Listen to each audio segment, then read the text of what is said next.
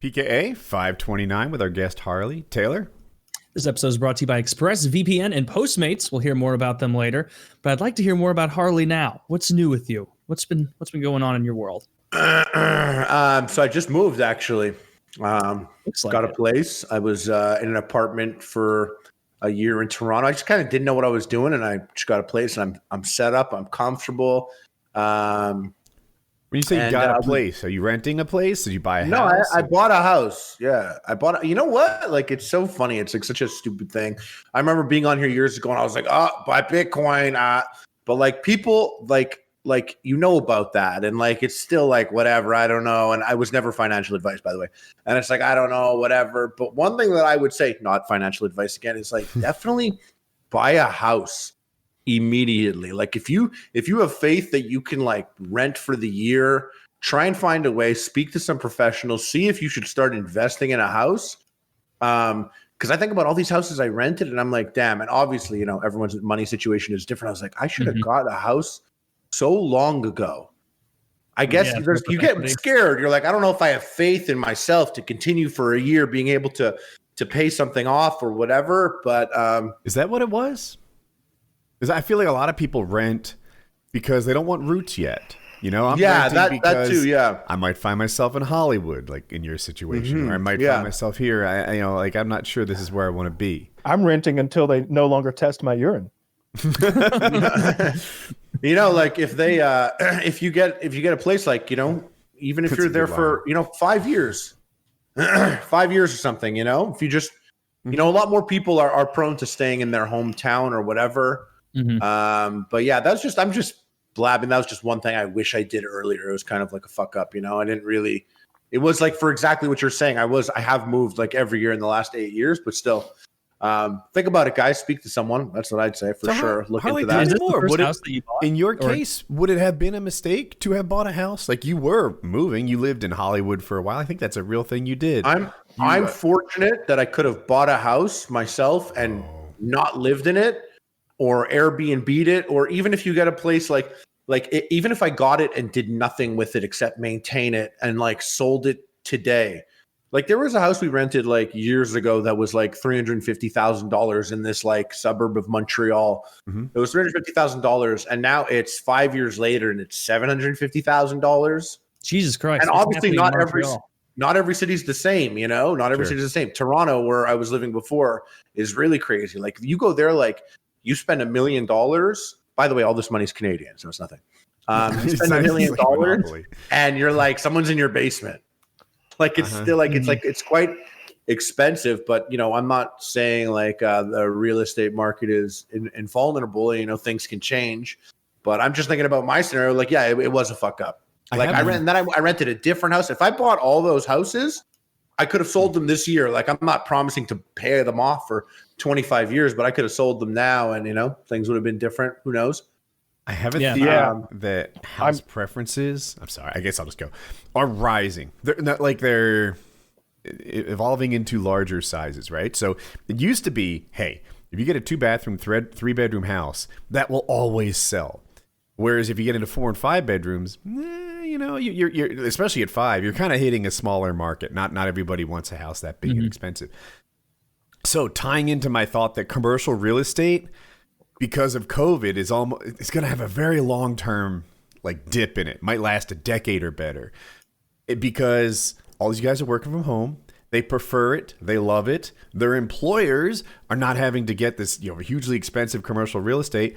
So that space requirement has shifted onto normal people, and they like it.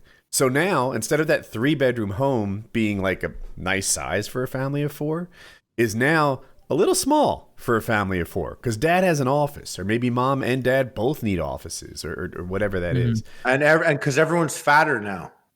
Yes. Everybody's fatter. Like you think about, I'm serious. Think about like those people, you know, your friends that you haven't seen in a while. Like, you know, you see them posting on Facebook or Instagram. They're fatter now.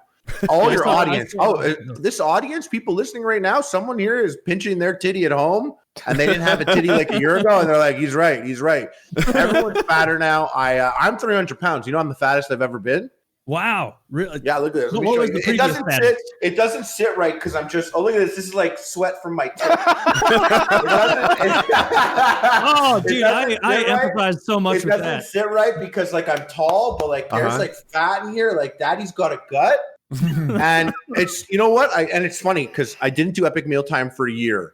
Mm-hmm. So we stopped doing Epic Mealtime, and then I got the fattest I've ever been. As crazy as that is, just stopping working out and just the pandemic, just this gigantic like pressure of staying home. And I was in a little apartment. Like now I have a house. Things are different now. Like now I built a gym in my garage. I've been working out for like the last 5 days. Nice. That's different. Things are gonna get better. But it's because I sat around like I just did nothing. Like you want to know what's so fat? Like, and I'm sure there's fatties listening to this podcast right now. Like my ankle hurts. Like I'll stand up and then I'll be like, I gotta sit. My ankle. Like that's how fat I am. Like my own bones are like, bro, don't be standing for 20 minutes straight, man. And then if I stand like and try and put the pressure on my knees are like, no, not here, bro. You're not gonna find me here. Sit your ass down. Because you're at that height where you're on the cusp where things can just go wrong. 100%. How many 81-year-old 6'7" guys do you know? Have you ever seen them? No. None. Because I don't all get fat during the pandemic and die early. Yeah. Well, like I got like that's what I'm saying is like the ankles hurt, like standing hurts. And I know like, you know, people like I said, people have tits now and those dudes didn't have tits before. But I'm changing now. I'm gonna switch that up. I got the gym, I'm going to it. But you know what? Like it didn't have to be like that. I should have got up and walked every day. Like I was stuck at home and it was easy to be on the bed, but like, just like get up and walk and do something. And like, also like I'll order like food and snack and shit. Like you should just be conscious that if you're going to like snack, just do a little something, just balance it out. Cause you know what? I realized I was able to do epic meals and maintain because I was existing and exercising here and there. When I stopped moving and stopped exercising, shit caught up, and now I'm a fat ass. It's like my ankle. I gotta sit because I was standing. Like standing has become an activity to my body. Like standing, like I do reps of standing now. That's where we're at. So it's all been a disaster. His gym is completely empty except for one stool. 3x12 standing reps. and that in some twisted form of everything, I brought Epic Mealtime back. I was like, well, maybe if Epic Mealtime comes back, then I'll be fit again. So we just uploaded the second episode. I didn't know that. It's brand new. We just we sold some ad spots, you know, for like ball shavers and stuff like that, whatever. And that's what we're doing. I'm like, you know what? I wasn't uploading. I was doing a lot of game streaming and stuff. Now I got the space. I was living in like a shoebox. Like I was living like in the middle of Toronto. I tried to find a place fast, and I think like your space could be hard on you, and I didn't go out enough. I should have went out more. For all the fatties listening right now, fat ass, get your ass up and go outside a little bit. And I know that's so cliche, but I'm not trying to humiliate you in front of your friends. This is probably like, you know, you're watching this solo. Don't be fat like me, bro. You don't want to get to where your ankle hurts. Go and do something first. There's no better, other than someone else fat shaming you at like an amusement park. Like I don't know if you should get on that ride. Like that would be the ultimate. I saw one dude at a Six Flags when I was like maybe 12 years old, and he was on the Batman, which is one where you sit on it and your feet are dangling and you have to pull that thing down. I mean, it's at every Six Flags, just different names. Yeah. And like he even sat in rows 4 and 5, which is for the disgusting. And he was moving it down towards him. And even with like a slight extender, they're like, you got to move, bro. And it was like, I felt such a visceral sadness where I'm like, this poor They kicked him off? Yeah, because they were like, you can't safely ride this, and he had to get off, and he lumbered away. And I remember like I didn't know who he was, and I never saw him again. But I was so sad in that moment because even at like 12, I was like, oh my god, dude, that guy has been so fucking stressed the entire line. That's all that's been on his mind, and he gets here and like his worst fears are realized, you know? And it's like, dude, that's fucking sad. And then he went. I saw the exact same shit. I was at Six Flags like 4 or 5 years ago. It's not uncommon. It's not uncommon. So first of all, you got to keep in mind, we're at Superman the Ride in Six Flags over Georgia. Badass ride, by the way. It's you get in it and it locks you in and then it tilts you forward. So you are in like the Superman flying position and then you go on like a crazy ride. And I've got like the special tickets or whatever that like get me to the very front of the line and get me in the front like car of the roller coaster. It's a little expensive, but it's worth it. And they're like right there behind us, and I can hear every word of this going down. And it's not the guy, it's his girlfriend. Oh, no. She doesn't fit. And he does? He's smaller than she is. Oh, she's Did she huge. make him get off? She's huge. So they're like, at first, this like young black guy who like is working the ride tries to like force it. Like take a deep breath in. Like he literally says that, and he's like, he's a SWAT officer kicking a door. I like this guy though. I like him. I feel like she hasn't taken a deep breath in a long time. He's trying to get her in there. He's like, take a deep breath in, and he's like really rocking it, trying to get it to lock down over her fupa, and it won't go. It won't. And I'm just like looking out of the corner of my eye. I'm not trying to be an asshole, but I gotta see what's going down behind me. And I'm looking at my girlfriend like, you know what's going on right here? And she's like, oh my God, what if she doesn't fit? And I'm like, she's not gonna fit. And sure enough, he's like, I'm sorry, ma'am. The ride won't lock. It wouldn't be. I think what he's thinking is like, what he's trying to say is like, it wouldn't be safe for you to ride the ride just hanging on real tight. like I don't know what he's thinking. Like it wouldn't be safe to let you continue. And she's like, oh, okay. And so they both, of course, because like what guy like is going to ride the ride? See you in 2 minutes. I'll meet you at the bottom. I like that black guy came. He's like, this wouldn't be safe. I like to imagine her like 5 minutes later buying like a crazy snack at the carnival, and he comes over. He's like, no, this wouldn't be safe. Yeah, no, that's corn dogs are for the thin. Like, she wouldn't fucking fit. And like, oh, I can't believe the guy got off too. He was, of course, he got off. If I were there with a fat friend, girlfriend, well, I wouldn't be with someone that couldn't fit on a roller coaster. That's absurd. Can we go in a canoe, Kyle? Though, Kyle, can we go in a canoe? There's no way. There's no way. Like, all right, let's just say your girlfriend's too petite. How about that? This you can probably make work in your mind. Your girlfriend is too little for the ride. I'm not leaving. I waited in line. You're seriously gonna? She can stand where the shoes are near the cubbies. She will be gone, and so will your shoes when you get back from Superman the Ride. So I'll go to the water park. you know who's with her? You're gonna get blisters. It's that dude. It's that dude that told her. The dude that told her it wasn't safe. And you take off on the ride, and he's like, "Now that we're alone, it was safe the whole time." You know what I noticed? There was a lot more slack in that harness. I just didn't feel like letting her ride. Let's go, guys. Have fun. You know what I noticed about fat people now that I'm fat? Me too, man. Fat people make a lot of like excuses. I did. I'm going to project everything I do onto fat people right now. Okay. I'll do it. So, and I'm going to get my licks in right now on fat people while I'm fat. Because if I ever do get like fitter, people will be like, hey, don't say that. I'll be like, bro, I was saying that when I was fat. But like fat people, like you make excuses. Like, you walk and you're like, I gotta sit, like me, now it's the ankle. But before I'd be like, I'm like really tired. It's like, yeah, you're tired. You're fat. That's why you're tired. You got to walk more. I'd be tired too if I had a 100-pound backpack on. Yeah, you're lifting basically. Exactly. Yeah, you have like me. For me, it's like a 100-pound belt. I got like a 100-pound belt on, and I'm like walking around with like this like spare tire, and I'm like, I gotta sit, and it's like, no, you gotta keep walking. You actually have to do things. And I feel like that I did sleep on a lot of shit, like everything day to day during the pandemic. I was like, this is great, bro. I'm lying here. Uber Eats is coming, the food, snacking. Everyone's gaming and watching TV, so I don't need to feel guilty. But really, it's like at some point I had to, and I shouldn't have waited so long. Like now my ankle hurts, my baby ankle. Before I compromised my ankle, I should have been like, you know what, Harley, get your fat ass doing anything, bro. Walk around your kitchen table. Just be less of a fat. Like when you're being a fat slob, ass. That ties into what I did. Were you able to lie to yourself that you weren't as fat as you were? Because I have a talent for that. I have a gift. I will tell myself like I've been fatter.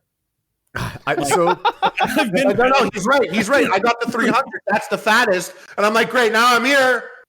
I knew that. I said that at 285 the whole time. I'm like, I've been fatter. I've been 287, and then I look at I'm 300. I'm like, well, now what do we do? And you don't know that you're at 300 because there's that period of scale fear where you're like, I don't even want to see the damage that I've done. All right. And so you start off trying to diet half-assed, and then when you feel like you got a little bit of progress, you weigh yourself. That's how I've been. This is how I gain weight. All right. So first of all, background. There is subcutaneous fat and visceral fat. Subcutaneous fat is right there under the cover. It's what gives you the rolls. It's what turns your arms from like that deltoid bicep tri bump to just sort of a hot dog, a straight thing.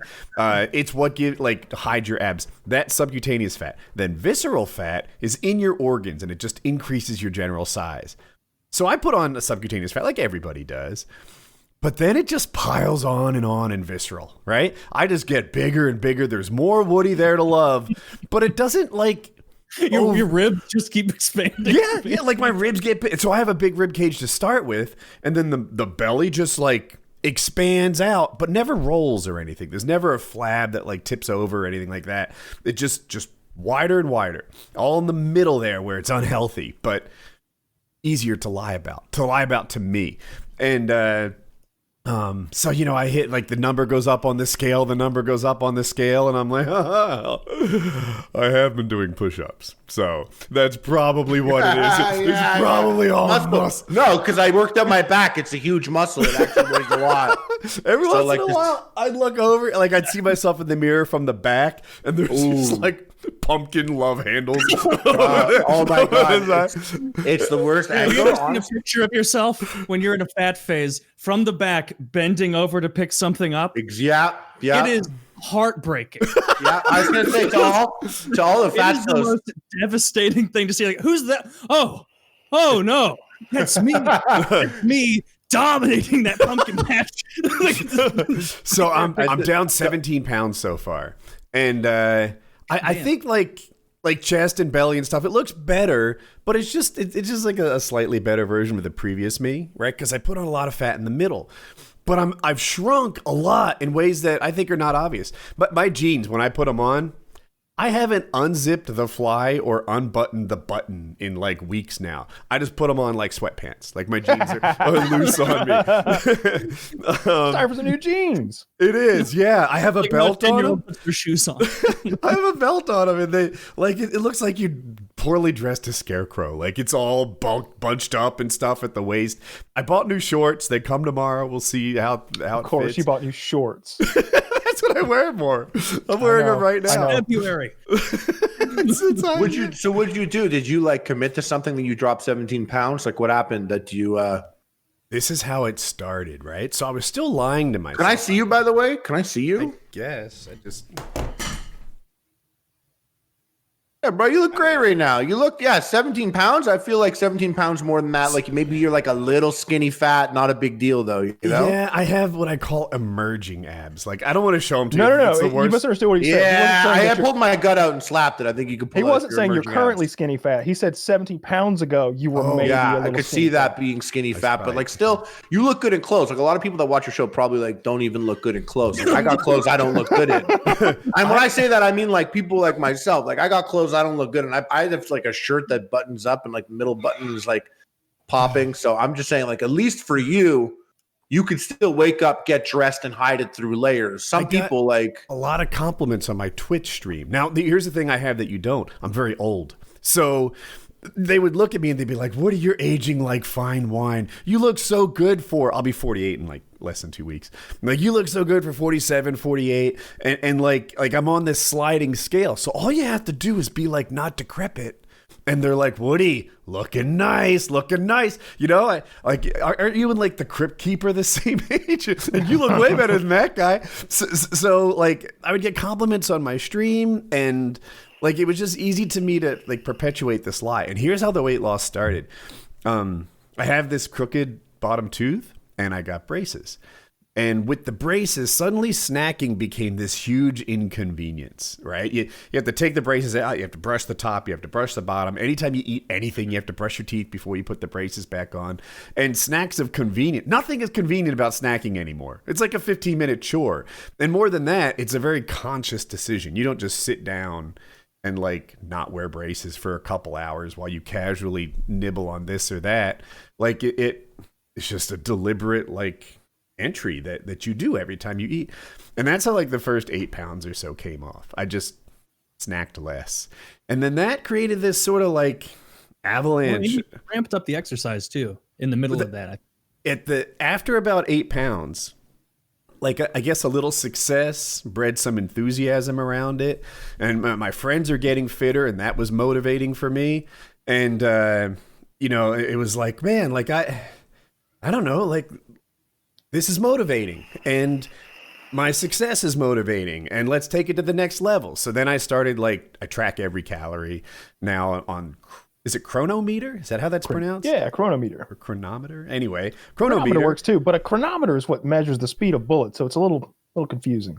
Chronometer it is. So I track all my calories on chronometer, and I started lifting more and more. I lift 5 or 6 days a week now, and I'm like head over heels into it now. But yeah, it all started with the braces and just snowballed from there. So you have braces on right now? No. So I have InvisAlign braces. I take them out for the show.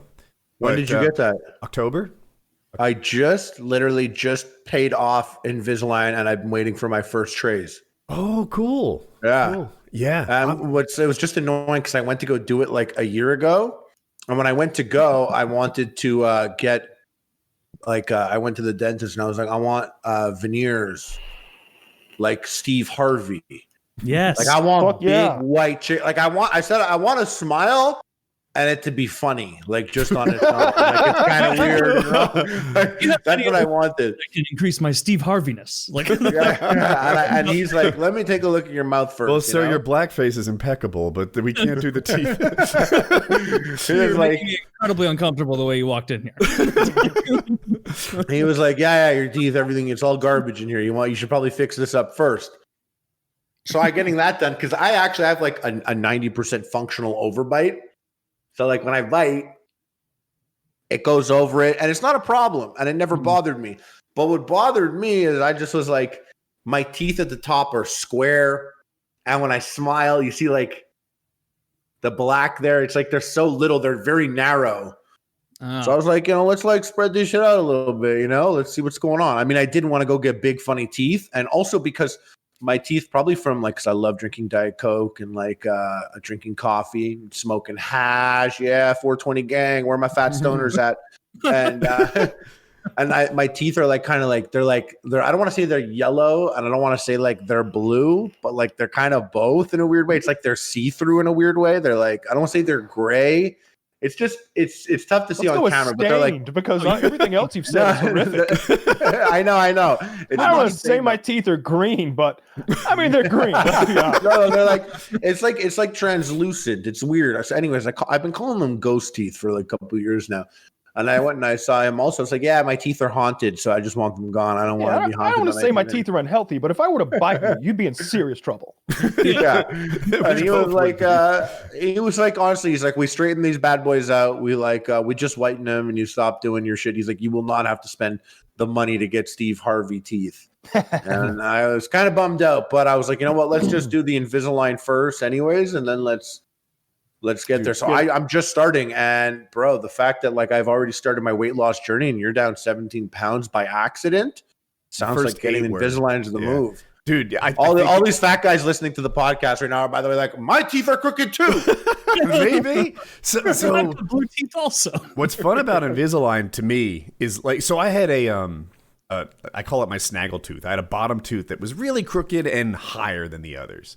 It just stuck up like one fence post that wasn't broken. Mm-hmm. And you can look at your trays. They give you like 8 weeks or like 12 weeks worth of trays. And you're like, these are my March teeth. These are my April teeth. These are, you know what? My May teeth, not half bad. Not perfect, but this is where we're going to be. And I can do that. I can look at my tray and just be like, look at the progress we've made. My tooth is like 60% better now. You're ever tempted to skip a tray and be like, yes, this. Dude, boom. but they fuck you because they give you new trays as soon as you need them. I got trays the day after I needed it, like 1 day late. So you can't just speed up the schedule because you're motivated and you wear them 23 hours a day or something. Like it doesn't work. Mine are gonna have elastics. Faster than anticipated. Send new ones. Just say that. I can't come in because of the virus. Did you think about getting braces though instead of Invisalign? No, because I don't want to get roasted by the internet that hard. I actually thought about getting it just because it'll be funny. Yeah, I'm like, bro, 36 years old, and I get braces. Like, of course, but like, it's just funny hosting Epic Mealtime with like full on braces. Like, I always thought a grown man with braces is like the ugliest, funniest thing to me. And I've come you get the like gold and black rubber bands for the yeah. And I need rubber bands in mine. I actually have to I'm getting elastics in the Invisalign anyways. Mine come with elastics. So I had braces when I was I was homeschooled for a couple years, and so we knocked that out when I was homeschooled. So I didn't even have to go to school with braces, and I wore them for a year and got my front teeth all like straight. And then, bro, you can't play with all the guns you've played with and have fucked up teeth. You just look way too much. It's crazy looking. The braces are not very noticeable. I'll have them in, and my wife doesn't know if they're in or out. She asks me like, "Are you wearing them right now?" So it's not that noticeable. But don't you have to wear it all the time? Don't you have to wear it like 22 hours a day or something? Something like that. We'll circle back to that, but yes-ish. So where was it going? Wearing it 15 doesn't... but I thought it would be nice to get them during the pandemic. Like before I had them and I didn't know how visible they were. Like if you're going to wear a surgical mask anyway, this is a great time to have braces. On the how often you wear them, the orthodontist says 22 hours a day. And... we talked to the dentist, and he's like, that's one of those shoot for the stars, at least you hit the moon kind of scenarios. You really need to be wearing them 15 hours a day. And if you don't... Bro, don't tell me this shit. Yeah. I'll take shortcuts. Don't tell me this shit. This whole pandemic thing couldn't have happened at a better point ever in my life. Because it's like, I'm loving it. Because like I'm locked down with the probation anyway. And like I can't do shit. And it's like, it's almost like the federal government's putting everyone else on probation. And so I'm just sitting here like, it's not so fun, is it? Oh, you can't travel to another state? Fuck you. Yeah, I can't. I have to get piss tested every 3 months. All right. I can't travel outside this district without permission. I can't see my family without permission. So it's perfect timing. Perfect timing. I just want to tell Harley one more tip. When you first put them on, like at the beginning of the week, you can feel it like just bullying your teeth, and you'll know that like you're done for the week when that's not the case anymore. Like you put them on, it's basically no pressure. So the beginning of every week is going to be hurting a little bit. Hurting is strong. It did hurt the day I got them. Like maybe the first mold wasn't as perfect, but by week 2, my teeth had moved to match that mold, and now every sequential one is right on plan.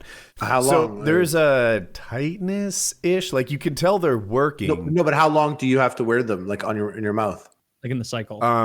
So it's funny when they first like sold them to me, they're like 12 to 15 months. Yeah. And then when they next talked about it, they said 15 to 18 months, and now they say 18. I'm like, what? Like, is 12 just off the recipe, off the menu? I mean to say, like, is it gone? So we're talking about 1.5 years on the long. Yeah, I'm 2 years, so my mouth is clearly fucked. And why are you trying to straighten out your teeth? You trying to fuck young bitches or what? What's going on? There were 2 issues. One, don't lie to me. Why are you straightening your teeth? I'm telling you the truth. I was a little self-conscious about the snaggle tooth. Like every so often, when. Like, let's say 10 years after YouTube, 10 years after being on YouTube, now you're like, this tooth bothers me. So listen, if you had a big pimple on your eyebrow and you knew it, and every so often when we talked, you caught me like snapping my eyes onto your pimple. Sometimes conversations can go like that. And I'm like, he just looked at my tooth. I just saw it. I know what it's like. He just fucking, you're so... He hard scoped on that tooth. I never noticed your tooth until you pointed. Well, so I've noticed me in this little camera. I've hung out with Woody many times. I only know about his tooth because, like, when you're hanging out with me, he's like, I got a lot of things going for me. I do have this tooth. I do have this tooth thing. It's always don't look at it. Are you looking at my tooth? I highlighted it. Stop looking at it. So there's that. There was how self-conscious I was. Stop looking at my tooth. And it gets a little worse every year. And with the front teeth getting more crowded, the back teeth got spaced, and I get food in between my teeth literally every time I ate. So our viewers have heard this too many times, but that's why I got it. Also, it's something that I think you were really self-conscious about, but I always thought was like you compared to a pimple on your forehead, it's like nowhere near that. Like you're a great looking guy. Like when you're rocking the beard, like I think that you think that me and Taylor are like making fun of you somehow, or it's like an inside joke where we're like nudging each other, like when we're complimenting on your beard. You look great with the beard, with the salt and pepper and everything. And that tooth, It's just a little bit of character. It's like a beauty mark. Too bad though. Say goodbye. That but it's say goodbye to out that. of here, man. That tooth is packing his bags. Yeah, the beard, the salt and pepper beard is nice. Jackie is being silly by not embracing that.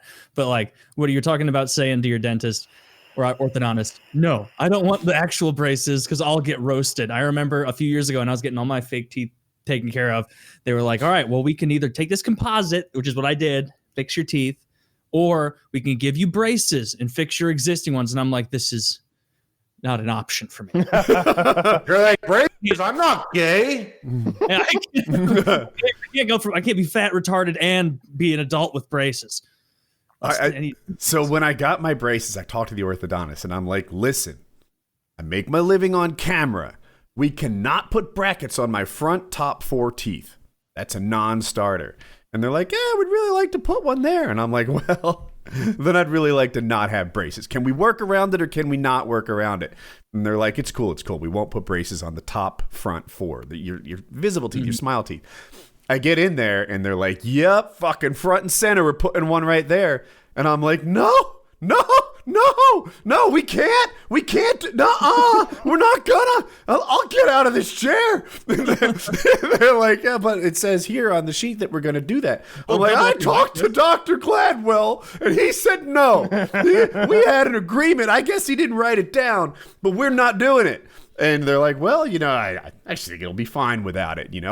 It's just there to stop tracking or keep tracking, whatever the fuck it was. It's something to do with tracking. They don't think we need it. And now I have trays with a hole, like where it would grab onto the bracket and no bracket behind it because fucking not the top center 4. Yeah, we had to do a PKN. I think we had to do a PKN the night that I got my teeth remolded and everything, and I was laying there. It took like 6 hours or something ridiculous of continuous laying there while first they build out all the teeth in like big blocks. It's like, and then they have to shave it down. But like you're laying there, if like the tiniest bit of your tooth, one random spot chips all day, you're like, oh, there it is. Oh, there it is. There it is. Yes, I found it. There it is. This they made. If you were to stack 4 quarters, that's how thick my teeth were. That is so thick. There was no room in my mouth. I'm like, my tongue doesn't even move around. And I was like, how am I going to do any of my job? I only was talking. I don't know. I don't have anything else going for me. And then they came, and I was like, I got up because like the doctor, whoever's taking a break, because it was such a long thing. And I like looked in the mirror there, and I looked like a Family Guy or Simpsons character where it's just one solid white, no lines in between brick of cartoon teeth. And I was so stressed. I didn't have the TV on. I was just laying there stressing my ass off for the next like 3 hours as he shaved things down. And in my head, I'm like, there is no way this motherfucker can make anything even resembling teeth in my mouth from this mass. So your teeth look individual to me. Did they eventually go independent on all of them, or are they connected? They basically, like you would do a cracker, scored the teeth. So there's the illusion that there's gaps between all these front ones, but it's just one solid piece. That's how they do brickwork sometimes. Yeah. Like cheap brickwork on a state building where it's concrete, but they roll that panel over it to make it look like it's fancy and old timey. Yeah, but like you were talking about veneers, Harley. Mm-hmm. That's what I'm going to move to in the next few years. They are expensive as shit. You got to go to Brazil, bro.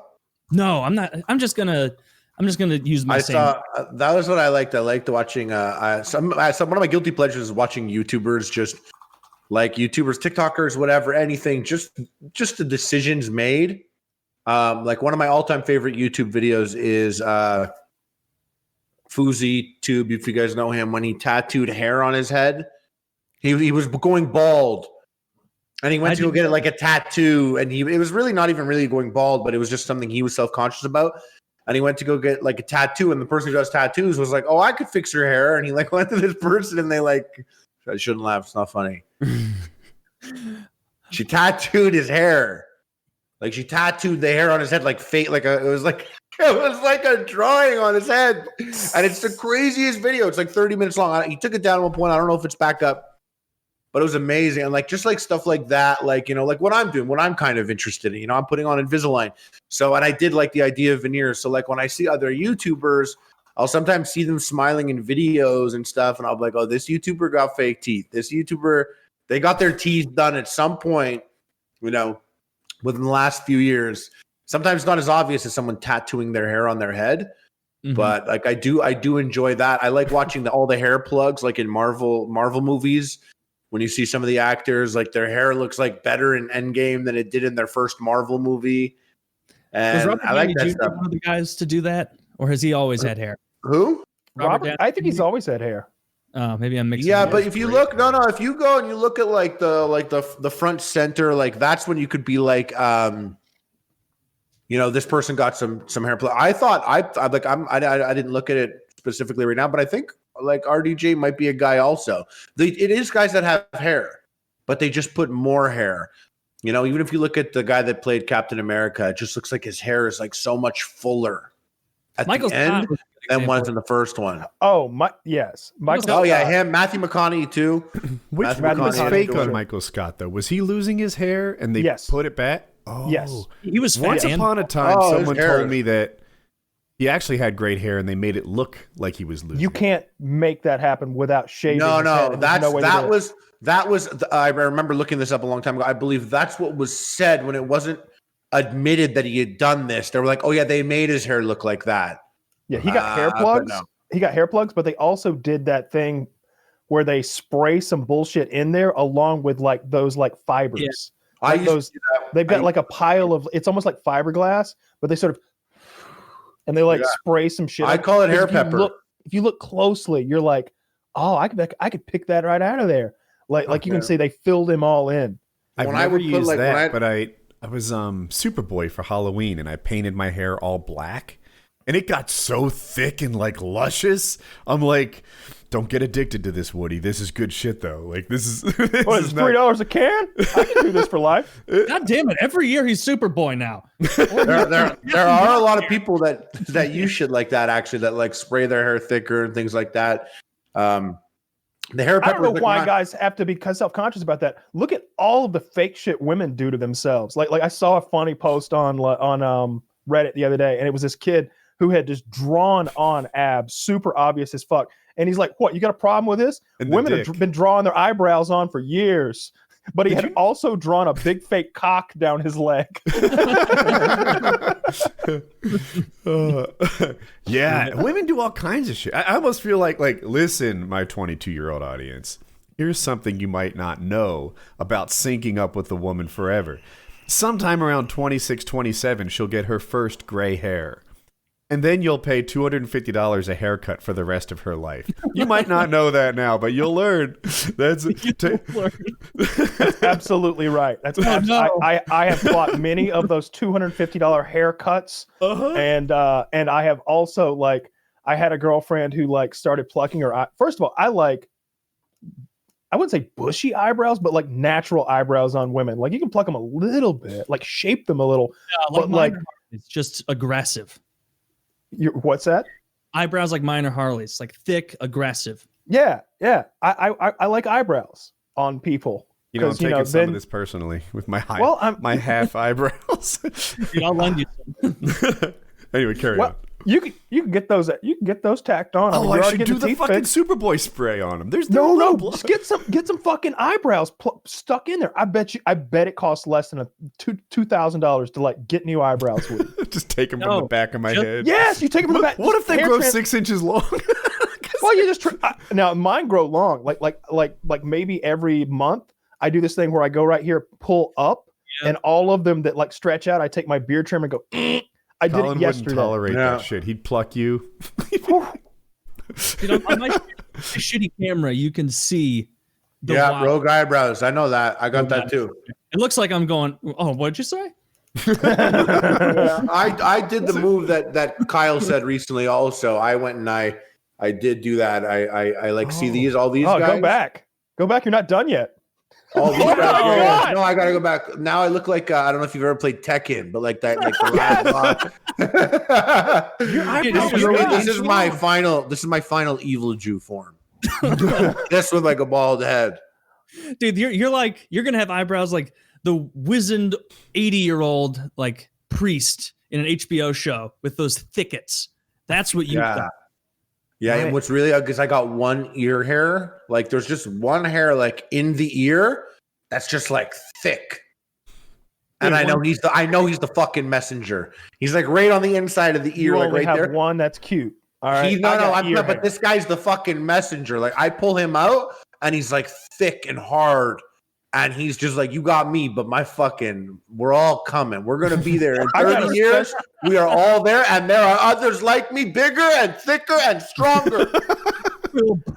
I got a tool to pluck my ear hair. It's like this little thing. It's like a spring. And when you squeeze it, the spring compresses. And so all the coils of that spring like pluck any hair that's around it. And you can like in one fell swoop, like pluck your whole ear. I don't know. Like most of them are like little thin hairs, but like maybe there might be 10 like real hairs in each ear if I just let them go. Here's the thing. I only have the very thinnest hairs growing out of my ear, but I'm not sure that's better because with my nearly 48-year-old eyes, they're invisible, right? When I was like 27, if I had a thin, fine ear growing, that shit would get plucked. That wouldn't last. Or maybe I'm just shaving and I fucking zip the ear with it real quick and cut it down to size. Now, they can get almost a centimeter long before they catch my attention. I got old man, like, wings growing. I lucked out. I've never had an ear hair. It's the only place on my body I don't have I'm hair. sure that will come. Like I've lucked out ass hair. I don't have ass hair. Back hair. I'm starting to see some shoulder, but no back hair. And very little nose and ear hair. I have nose hair that I pluck. I have ear hair that I pluck. I have no shoulder hair. The only hair on my back is like right in the small of my back. But I get some Nair back there. That's all gone. I Nair that like once a month. I would argue that small of back hair and center chest hair are my favorite like body hair places. Yeah, that's what I've got. I've got a strip. You've been gifted with that, with the hair placement. I am getting it's not a lot. You probably wouldn't even see it, but I can see it. I've been lifting, so I look at my lats and say I'm like a teenage boy shirtless in the mirror now and then. And I'm looking, and there's a little bit of hair like on the back of my lat. I'm like, and my father has much more hair than me, so that's my future. All right, so here's what you got to do, and this goes for anybody who's got unwanted body hair. Get Nair from men, and you before you get in the shower, you rub it on, and then while you're brushing your teeth, you let it sit. You set a timer on your phone so you don't forget. 5 minutes tops. All right, you go past 5 minutes, things can get crazy. You can burn yourself, but like every bit of that hair will wash off of you completely, and it's just gone. Does it grow back with stubble or like stubble? Yeah, it'll grow back. It's not gone forever. But like, it's the easiest way to like, because if you're back there with a razor, you might miss it or might half-ass get it. But if you just take like a handful of Nair and just rub it on your like lats or your shoulders or your back, or like in my case, my ass, you know, wherever you want hair gone from, your balls. I put it on my balls before. It's a little scary. I don't want to get chemical burns on my balls, so I would be afraid to do. You don't want to get chemical burns on your balls. So what I would do is I went 3 minutes. You're not supposed to though. No. Yeah. I get the one that says sensitive skin. We put whatever we want on our balls. I'll put battery acid down there. Let some fucking Nair box tell me what goes on my balls. That shit's got to go on labias all the time. That's what the sensitive skin one's for. It's for pussies. So I put that right on my balls, right all around my asshole, everywhere. That's hair free down there. All right, hair free. It makes more sensitive, or is it just like in a pink bottle, in the same thing? I think it's a pink bottle. It's the same thing. I just get Nair from men. That's what I use. It's in like a gray bottle with a blue pump handle. It's very masculine. I used it once and I got too scared, and I rinsed it off beforehand because I was like I put some like not even on the balls, just on like the above the dick pubic area, and like I don't know. I just got nervous and I was like, this isn't for me. It's got to smell. With the bald guy with a beard look down there. Yeah, exactly. That's what I'm going. I reason I put rubber gloves on when I apply it, because like you're getting so much on your hands that it melts off a layer of your skin. I feel like, and my hands feel fucked up like for 24 hours if I don't. So I'm in there like a fucking surgeon with like rubber gloves on applying this shit. Dude, this is literally like one of those products that, you know how we look back and they're like, look at those idiots. They had heroin and cough drops. In like 30 years, and like, do you know the people used to chemical burn their hair off of their genitals with fly-by-night scheme? If you don't use Nair and you have any length to it, like I do now, right? It's really not. You probably wouldn't even see it, but I can. you can do electrolysis or laser. And I'm like, maybe I should do that, like a permanent solution. How bad is it? How big a deal is it? I know someone who's getting laser treatments on their vagina and their butthole right now, and it's weeks. Like it's been like they get a treatment like every 3 weeks or every month for like 6 months or something like that. How much is it's just funny? It's just funny to me. It ain't cheap. Like making this like super high tech laser and like it actually can like, cut a specific thing. And then we just have like bitches on their tummy, like on my ass. Get it in my ass. The inventor is just like, well, I made this to do mining work robotically on Mars, but it turns out it's great at taking hair off of women's assholes. So here I am. But like pubic hair has to be like literally 100 times more than the little lat stuff you can barely see. Like because like it must be a much easier task. I think it's so easy. Like I'm telling you, like it's like magic when you get in the shower. I have this like loofah thing in the shower, and like when I go to like wash the Naired up area off, the hair just is just like gone. It's like wax on, wax off, and like completely naked, no hair left. Like occasionally there's like 1 or 2 hairs that were like fucking pumping iron down there or something, and they could take the acid, but you just either Nair again the next day or just hit them with a razor. That's the other thing. Like if anything survives the Nair, a razor, like they're all brittle and sickly. So like you can literally like tear them off. Like they're so weak, or you can just like a razor will like make super short work of them. They really do come off like that. Like even if I left it on there for like 1 minute and like grabbed a tuft of hair, and it's like when Charlie starts pulling out his teeth and It's Always Sunny, where he's just, another one. Like you just grab it and you're like, there was no resistance there. There was no pull of the skin. It's just clearly disintegrated. Yeah. But you got to set that 5-minute timer. I think the bottle might even recommend 6 or 7 minutes. I don't remember, but like I found that 5 minutes is a real safe zone because I got sensitive skin and I'm like putting it on my asshole. So like I don't want a burnt asshole. So like no, nobody wants that. So like 5 minutes seems like the safe zone, and then I can go back and do it again the next day if we miss anything. But it's like it's amazing. But if you go too far, you will burn the fuck out of yourself, because I have done that. What's the name of that disease or condition, whatever, where you don't have any hair? Alopecia. I bet that has some upsides. Oh yeah. If you're like an 11-year-old girl down there. Primo. You know what? The baldness, even on chicks, I don't like. It's not eye grabbing to me, but the lack of eyebrows always is. Have you ever seen that video? You know how they'll have those like cartoons where it's like they're 500 years old, and like people will rationalize like, oh no, she looks like she's 9, but she's 500, so I'm not a pedophile. I'm surprised like a genre of like Benjamin Button porn hasn't occurred where it's like, oh, she's 81, idiot. In this universe, people age backwards. Looks like she's a toddler. Have you ever seen that video where like the couple's on a blind date and she tells the guy, she's like, I actually have alopecia. She's like, this is a wig. He's like, show me. And she takes it off, and she's very beautiful to begin with. And like her eyebrows are clearly drawn on. She takes it off, and like, she's not my cup of tea, but she's still beautiful. And he's just like smiling. Like he's into it. He's just like, oh, you're beautiful. He's like, she goes to put it back on. He's like, leave it off.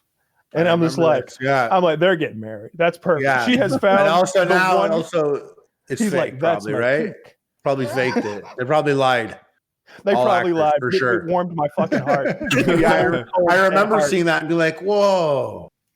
The internet is a beautiful place. Then you scroll down. It was the before times. Before we knew.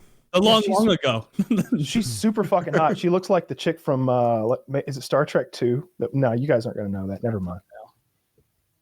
Oh, yeah, Star Trek 2. Star Trek 2. Nah, I'm not going to bring Star Trek reference. Sure. Nobody's going to fucking get that. Wrath of Khan's a great movie, all right? Overrated. I like the second one more.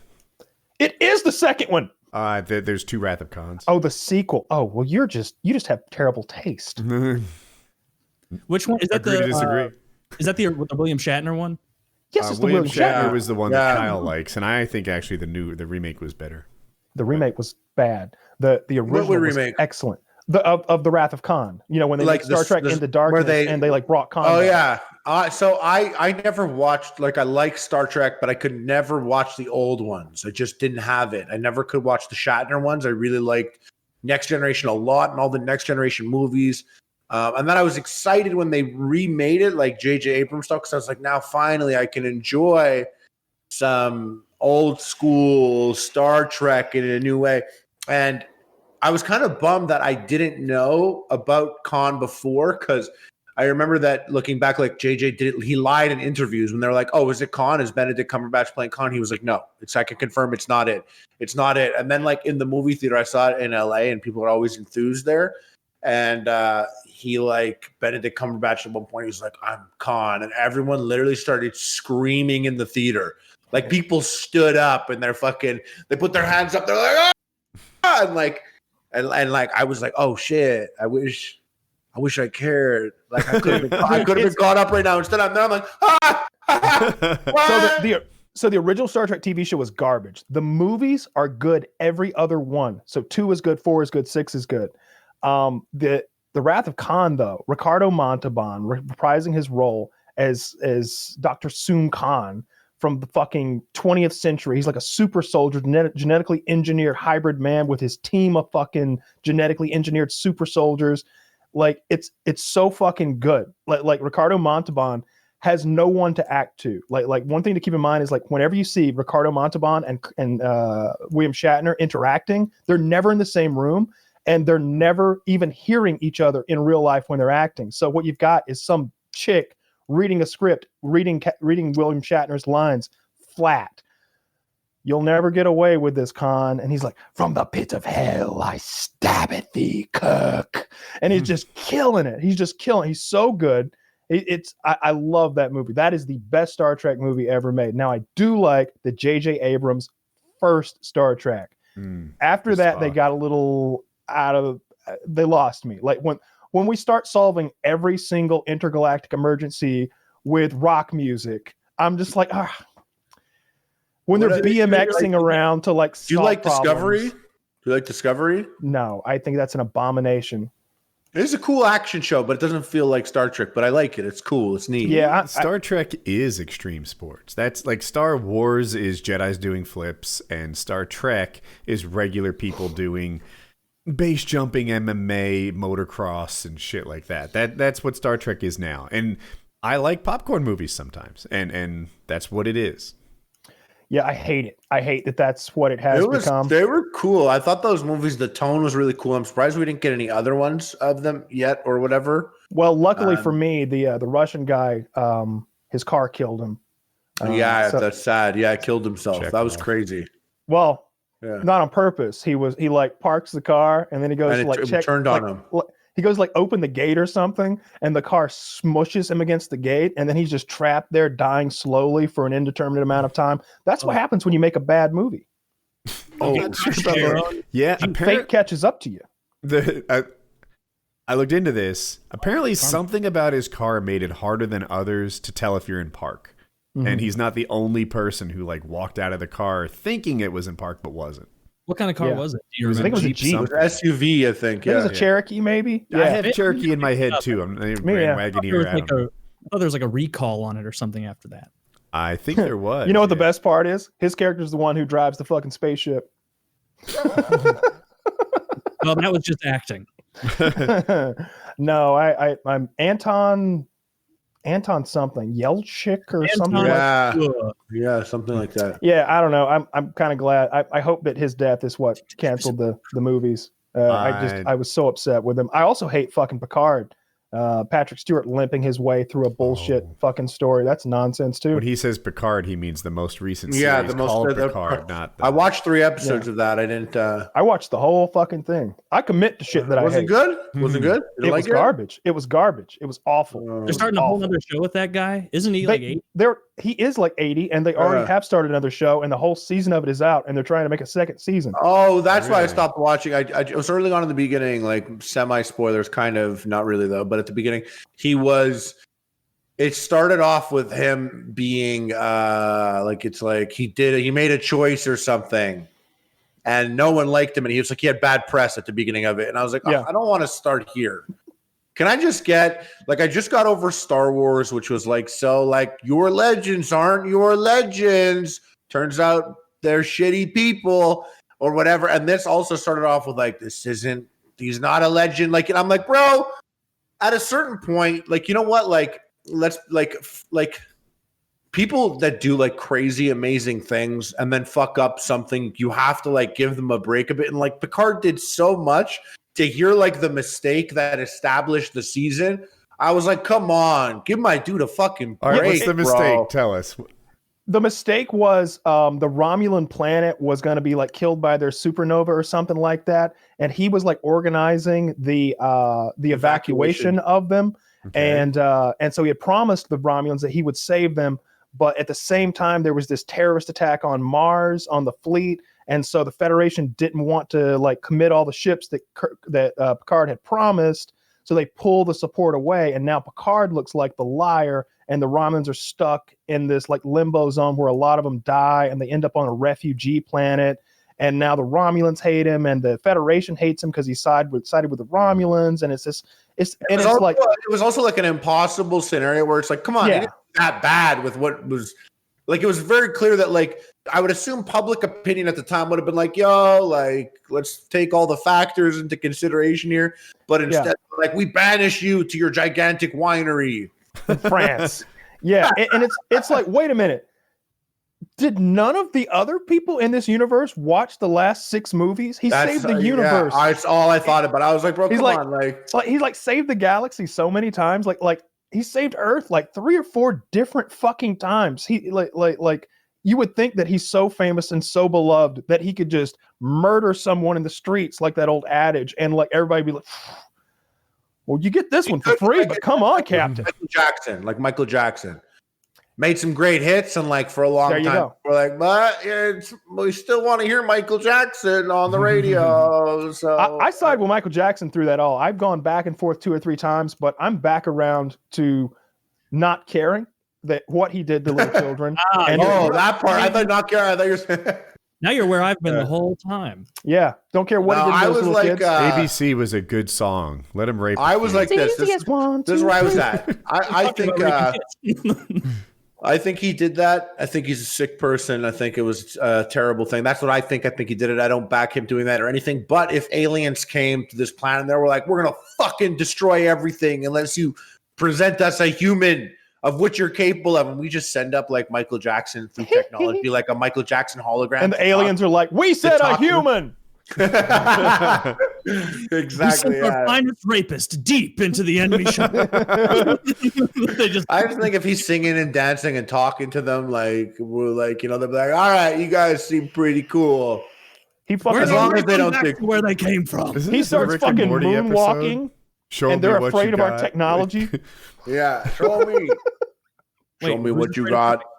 There's a Rick and Morty episode where they're gonna like destroy the Earth unless we show them what we have, and it's a singing and dancing competition. Yeah. Michael Jackson, exactly there. I say, "Show me what you got" to my dog, like literally all the time. Like, every time my dog's happy and I come to them, I'm like, "Show me what you got." Dude, doing silly shit like that with dogs is some of the most fun stuff to do. I know Kyle does that. Where you'll like respond to yourself in that like, oh, this is a dog voice or something. I've got a few doggy voices. I like a couple of doggy voices. This is Woody's least favorite. What's the name of that dog that's sad from the cartoons? What is that, guys? That's from before my time, that guy. What's the sad dog? Dopey dog. Well, the bees just bellow out of his mouth. I gotta find his name. I just found his picture. It's Droopy. Droopy dog. Droopy dog. I'm sure about that. It seems like a ripoff of what's the Winnie the Pooh character? Eeyore. Like yeah. Eeyore, the manic depressive donkey. No, he was just depressive. Yeah, he never had great ideas. Like he was on a coke binge. Unfortunately, like when I was younger and Eeyore came on, I was like, bro, get this fucking guy. I didn't respect it enough. I didn't understand or relate enough. But as a kid, I'm like, bro, we're trying to yell and scream and be happy about shit. Fucking this guy, why is he always here if he doesn't want to be here? I didn't realize it goes deeper than that. Don't visit Eeyore, Piglet. He hanged himself on that hill he's hanging out at. Oh God. Yeah, that would have been a great episode. Yeah, where Winnie the Pooh tangles with suicide and has to like walk kids through it. Honey's not gonna fix this one. What does Piglet sound like? It's like really high pitched and like I can't do it. Yeah, it's awful. Man, I liked Winnie the Pooh enough to watch like one episode when I was a little kid. Like Sesame Street, I was all about Sesame Street. I could chain watch all Reading Rainbow. Did you watch Reading Rainbow with LeVar Burton? Yeah, Reading Rainbow was good. Wishbone, that I only caught that occasionally. Wishbone was all right, depending on his adventure. What other after school shows? Some of these cartoons are like the sugar daddies of cartoons, where it's like, ooh, this is candy. I like candy, therefore I'll enjoy this. And then like that fucking Rocky and Bullwinkle, Winnie the Pooh. There are a few more. These just suck. These suck. It is a cartoon, so you'd think that Little Woody would like it, but no. What about Yogi and Boo Boo? Yeah, moderate. Yeah, I enjoyed that from time to time. There's a picnic basket. But yeah, like Winnie the Pooh is a terrible one. You're just saying like these cartoons that people were hyped about that really, when you stop and think about it, you. I'm even as a young guy, I should appeal to me, and then a lot of them didn't. No, I thought a lot of cartoons were shit growing up. I kept it on because it was a cartoon, and that was like way better than looking at fucking people. Yeah, but like Saturday morning cartoons used to be like a murderer's row of fucking great shit. I can remember like thinking like, God, I hope mom lets me watch cartoons till noon, because that's like X-Men comes on at 11 and 11:30 a.m. I want to get the X-Men knocked out, but it's 7 a.m. right now. It's fucking Rugrats time. Hey Arnold's coming on later. Like Power Rangers got a new episode. Fucking Beetleborgs are going to show their. Remember that show Cops, where it was like cops? No, remember Street Sharks? It was Cops. Street Sharks. Okay, wait, that's the next generation. Like Street Sharks and Biker Mice from Mars. That's like the next gen. The generation before that, like I had an older sibling, so it was this show like Cops, and it was like this guy with like a dog, and he had like the little siren on his head, and that guy that like shot out the robotic arm, and he like caught people, and it was like this black dude who was like the chief. This isn't ringing a bell. I just like this. I'm watching it right now. This is outrageous. It was the sickest show. I thought for sure, like I thought everyone was gonna be like, "Oh my god, Cops!" I know there's fatsos listening to the podcast right now. They're like, "Fucking Cops, bro." This looks nuts. This is like X-Men, but with like Cops. It was sick. It was like right before that, but it was like a sick ass show, and like the bad guys were cool too. This is before Black Lives Matter. This wouldn't work now. It was crazy. The black guy's the chief. He's the boss. And he's sick. He didn't really even have anything. People like that, though. Dude, it was only on for 5 months. No wonder we don't remember. What? How did the show come out for 5 months? That's all we had. That's all we had. It did 65 episodes between October 88 and February 89. Holy that shit played, and everyone had toys. Like I had toys. It was like one like 3 a week for 5 months or something. Holy shit! No, this was like a Saturday thing. This was like we get like, you guys were like, yeah, in the US we're like, we're done with this shit show. Our kids don't like it, and we're like, give them to us. Wow, Saturday morning. I like Digimon, Digital Monsters. Fucking Pokemon. I liked it. Pokemon came on. Wait, how old are you? Wait, how old are you guys? 29. I'm 34. 47. Oh, see that 2 years that's so funny. That's a big 2 years, because like for me it was Ghostbusters and Ninja the real Turtles. Ghostbusters. Right, like you're thinking about the one with the 2 guys, right? It was like two weird dudes. Cartoon was called The Real Ghostbusters. There was a Ghostbusters also though, but that was bullshit. But no, wait, the real Ghostbusters I thought were the 2 guys. Wasn't that the fake one? No, I think you're talking about the one where like one of the characters is like the Ghostbuster ghost from the logo, right? Yeah. Yeah, not that one. But no, like the white dude, that white guy that's like, that's like on Ghostbusters 2. He's like, no. Oh yeah, the Stay Puft Marshmallow Man. I never watched that. No, it's like in the actual logo. Oh, it was weird. There's white ghost. Yeah, like, that white ghost was like in it. That was a weird show, but like I like Ninja Turtles, not like Digimon, Pokemon. Like I wasn't like, that's when I was like, I don't watch cartoons. And like I'd go home and watch it maybe, but I couldn't like you couldn't be about it with your friends. So like I was just at that age. Like I think I was just in high school as soon as Pokemon was a thing, you know. So I'm like, well, I can't watch Pokemon now. I got to get my first hand job soon. So like I didn't get to enjoy Pokemon thinking necessarily. Ahead. But there was that show Cops. I guess I'm 7 years younger than you, Harley, and so I lined up directly with Pokemon, and so like that was what I woke up every single Saturday because it came on at either 7 or 7:30, and I think it was Pokemon, and then I never watched Digimon, which I guess Digimon didn't come out until years after Pokemon, so it wasn't even in the lineup. And then like a couple after that on a different station, they had like Rocko's Modern Life. That show is amazing to me as a kid. Like that's like what I watched, but Rocko's Modern Life came on at night time. It wasn't a Saturday morning show. That was like a bit later, and I realized now watching some episodes years ago, it could appeal. It's one of those Nickelodeon double-sided shows where it could appeal to an older demographic. Also, SpongeBob is like that, even though Kyle will disagree. SpongeBob is a great show. I've told you why I don't like SpongeBob. It has no SpongeBob. Also, I missed out on SpongeBob. Like I was at the age where SpongeBob just didn't happen for me.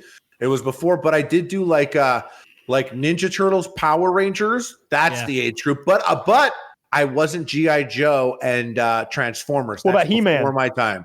He-Man also before my time. Those three are right before me. I was all about He-Man. I had the sword. I was super into Teenage Mutant Ninja Turtles. I had the van that shot the pizzas. Were you watching it in reruns? The pizza thrower. I was about He-Man. I'm older. Yeah, you were older. For some reason, He-Man was one of those movies that like stuck in my household. It was one of the VHSs we had. Like my dad was all about like entertainment centers like in the 80s and like early 90s. Like he bought a TV in like 86 that was like by today's standards was nothing, but it was like a 65-inch like box TV in like 86. So it was like $12,000 or something. No one had those. No one had those back then. That was like nobody had them, but we had one. His TV's like a movie theater. Yeah, exactly. And like it's literally huge, but like And then what would happen? It was like because we had homeowners insurance, and there was this weird like thing that would happen every 4 to 5 years where lightning would strike the television and destroy it.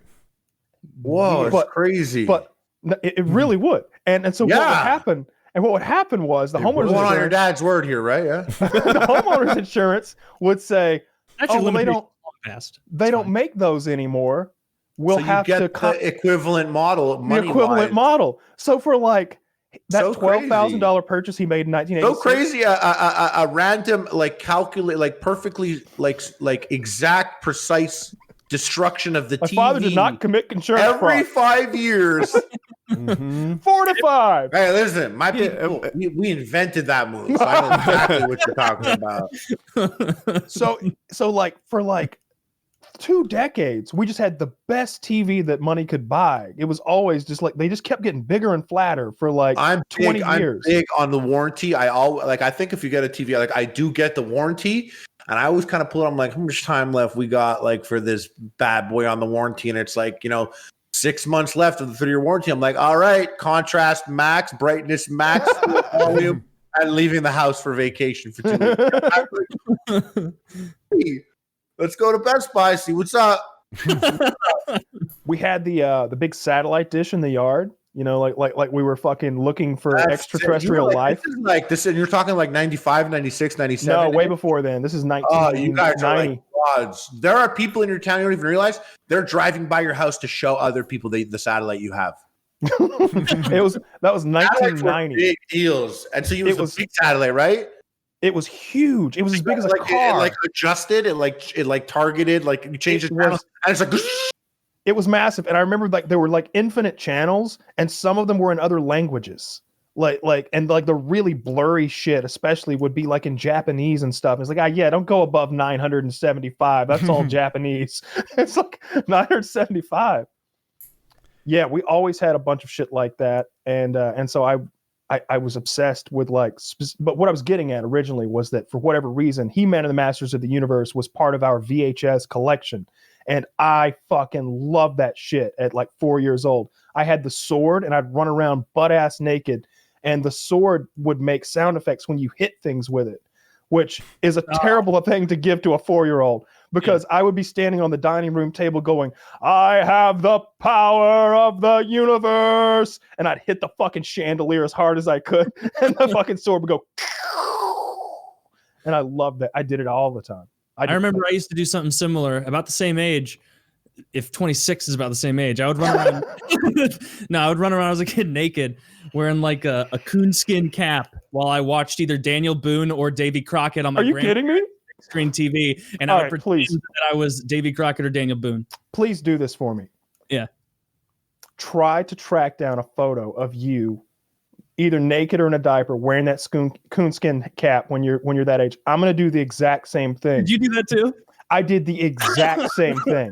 I ran around naked wearing the coonskin cap. I swear to God, I will get that picture by next week. Did you watch the Alamo or whatever Davy Crockett movie?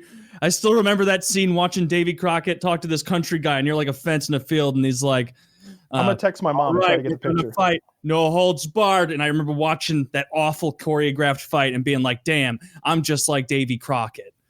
I would beat that person up too." I'm texting my mom right now to try to get that photo. Yeah, I need to check. I would probably. Well, I guess I have a bunch of my family old photos. Hey, do you have those old photos of me naked with the coonskin cap? You guys never saw? Did you ever see King Arthur and the Knights of Justice? No. Is that a cartoon? That was also a show that I like waited for on Saturdays. That was like the sickest. Now I'm going to find out there's 4 episodes. It was like a football team in high school gets like transported back to time, and they're like, "You are King Arthur and the Knights of Justice," and these like football players get the swords and get this like cool ass armor, and then they like do battle against the forces of evil as King Arthur and the Knights of Justice. But like King Arthur's like the quarterback, and they like run plays and shit. And I'm like, anyways, that and Cops are the type of shit that Netflix should be licensing, like original series live action. Because like that was the show that like if you weren't up at 7 to watch it at 7:30, you fucked up. And I was okay if I missed Conan. Do you guys ever watch Conan the Barbarian? He had he had like a phoenix with him. That would play at 7, and then a Knights of King Arthur and Knights of Justice at 7:30. And like I had to be up, and like if I woke up like at like 8:20, I'd be like, like, you know, when you're a kid and you get like really mad, you like choke yourself. Look, I'm gonna fucking kill myself. Well, anyways, that's how I was. I was a problem child. Anyway, the Knights of Justice. I know there's some fatties out there that are like, "Hey, bro, I love that show too." You ever watch Captain Power and the Soldiers of the Future, and you had those 3D glasses to watch the episodes? This is crazy. I'm like discovering right now that all 4 of us are in different categories of like the growing up stages of the 90s. Like we were in different places, each of us. Because I'm saying shit that was like low key iconic to me, and you're like, "Nah, bro, Yu-Gi-Oh." I think the Canadian system had some different shit. I think that's what that's about. You guys were watching these cartoons. I was playing Vanilla Ice Baby loudly on the radio. I was driving. So we were both doing embarrassing things. Yeah, I watched all those. My mom says she has the picture, but she's not home right now. She'll get it to me tomorrow, so I'll have that next week. Please try to get the picture too, because I want to compare. This is great. If I have one, I'll text my grandma and see. I want to hear Harley's take on the whole GameStop thing. Harley laid out Bitcoin in a way that I have tried to repeat for other people. The whole, first you want bartering, then you want gold, then you want pieces of paper printed in a special way. No. Hashes and strings of like math solutions are what you really want. That's the thing that you want now to work for. How are you feeling about this GameStop attempt to stick it to the man, Redditor's expertise? Well, you know what happened when I told people, I was always like, it's not financial advice. Yeah, buy Bitcoin. And I bought Bitcoin and I bought other things too. And I did put my Bitcoin on a wallet, but other things that I bought on a website, one that like my brother had on the website and like a friend of mine had on the website, like that website got robbed and that money's gone. And it wasn't that crazy. It was a couple thousand, which would have been a couple thousand more now. Mm-hmm. But I was just like, damn, like, I'm not, and I always tell people it's not financial advice. I mean, you'd have to be dumb to listen to the sauce boss on what to do with your money. But that GameStop stuff is like, I think about it, man. If I wasn't doing YouTube, I would sit down and I would fucking play this shit. I would just put my time to it. Cause when you see stuff like when things go up like 3,000%, and I think GameStop at its lowest to its highest with 3,000%, like if you had $1,000 in there, that's $3 million. Like how crazy is that? And I think if I was a guy, like if I didn't have anything else going on, I don't think I would deal drugs. But I would probably like sit down. I'm sorry that I'm comparing this to a drug dealer. I don't know why. But I would sit down and like I would play that shit. Like you don't get odds like this at a casino. And yeah, it is gambling and dangerous. But if you're taking like small money and doing it, like I feel like there's a whole job that can be done there. And all I see when I look at these graphs and shit and GameStop or, like AMC and like, the crypto Dogecoin, I'm just like, there's opportunity here. I think that here's an interesting thing to me. So normally when you have the experts, right, the people who work at Goldman Sachs or JP Morgan or whoever the fuck they are, and then like me, I feel like a sheep dealing with wolves, right? They're the experts. They do this all day, every day. That's where the expertise is. But anytime you have even a pro against the internet, the collective knowledge of the internet, I mean, there is knowledge to be tapped in there that is every bit as good as the pros, right? There are weaponized autists who are finding, some guy who did a short play, who did a short play on GameStop incorrectly and caught them with their pants down. And they'll do it again, and they'll do it again. And this pump and dump, I mean, the pros have been doing that on a attempt to be subtle level for ages. But the internet will collectively do it on a non-subtle level and just pump and dump shit all the time. Are they doing it with, is it pronounced Dogecoin? Dogecoin.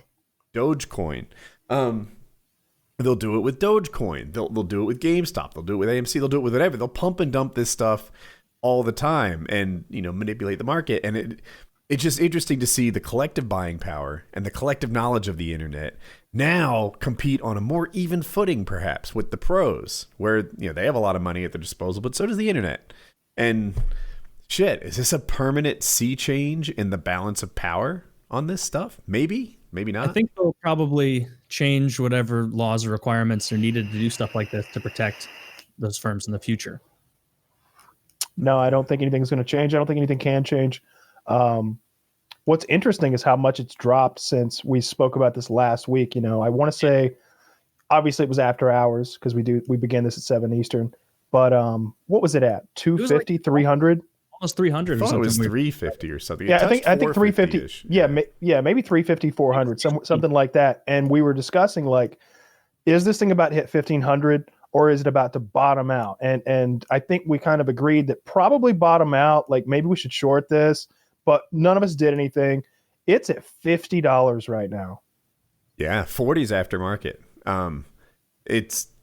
It looks like it's over. And I don't want to be people get mad if you say anything but hold, but it's like, I think the move was to sell a week ago.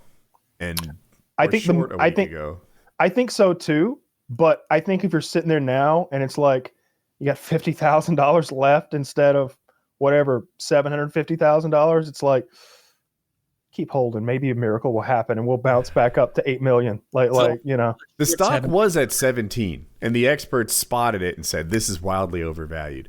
I think this thing's going to 10. I just don't know when, but I think it's going to 10 in the next 2 months. Is it public how much those firms have covered yet of their shorts? Or no? I don't think they've covered yet. Someone said that they were continuing to short, and just trying to wait out the internet. So I think it's public quarterly because they made a mistake. I'm not sure about this, but I know that the internet is trying to get you to hold by telling you they're still short, they're still in a squeeze, hold, diamond hands, and that's good for me. I'm pumping up the stock. I don't want supply out there. I want you to hold, I want him to hold, and then I'll do whatever the fuck I want. But I want everybody to hold so I can watch what happens. Yeah, I want no part of this. I'm glad that I wasn't able to buy. I'm glad Robinhood was a complete piece of shit because I was going to buy 3 shares at $3.40 the other day just to be part of this, just kind of be fun to watch. You lose $1,000, it's not the end of the world. But same time, I was going to jump in just like I was like, yeah, it's crazy. Let me get in there too. Like that same day where they stopped it. I think it was just in the USA. But I was going to download like a Canadian app when that happened, and then I just stopped and I was like, let's just see life play out right now. I was on the other side. I was like, this stock is not worth this much money. And eventually water will find its level. Let's short it. But I wasn't so confident that I wanted to actually put my money on it. That was just my guess. Yeah. I wasn't confident in anything. I just wanted to be like, like you put money on a ball game. Now you're kind of you're more part of the discussion. It was kind of that thought process. I was like, I'll just buy 3 shares at $3.40 or whatever. And I go to log into Robinhood, and it's asking for my banking information. I'm like, oh, that's right, I don't know it. I was like, Kitty handles my finances, and I'm like messaging Kitty, and she's fucking asleep. And it's like this trail of messages like, I need my banking information. I don't know my login. I don't know my logins. I need my money. And like by the time she gets it to me, I'm like, it's too late. I missed it. It's lower now. I know. I didn't tell her that though. I didn't want her to be like, well, it's a good thing I was asleep, huh? Saved you $1,000. Certainly not. I was like, I missed it. Well, let's double down. Let's all put thousands into Dogecoin. It's already been pumped. Has it? I don't know. What is Dogecoin worth? Like 4 cents last time I looked. So now is the time to buy. Oh, it's 5 cents. Okay, 5 cents. 5.2 cents. Time to buy. Yeah. Or maybe no. If you go back to January 27th, it was worth less than 1 cent. It was 0.7, but almost 0.8 cents. And now it's 5. So someone could have made a ton of money. Yeah. But Dogecoin was started as literally a joke. What was happening is all these people were like firing up the next Bitcoin. Mm-hmm. I think, did Facebook make a Bitcoin? A lot of people just made their own cryptocurrency. So the weaponized autists on Reddit were like, I'm going to join in. Our motto is a cute dog, and it's the doggy coin and whatever. And it was never like, there's no technical basis on which it's better. I don't know that any of this stuff is based on anything. That's why I'm not in crypto. There'll be experts on this technology who are like, man, you don't understand. This is really the best one because of some sort of secure contracts, and this one is more anonymous, and this one's more decentralized, and this and that. And I don't know that any of these prices are based on how good the tech is. I haven't seen that relationship yet. But it's like all that expertise is wasted.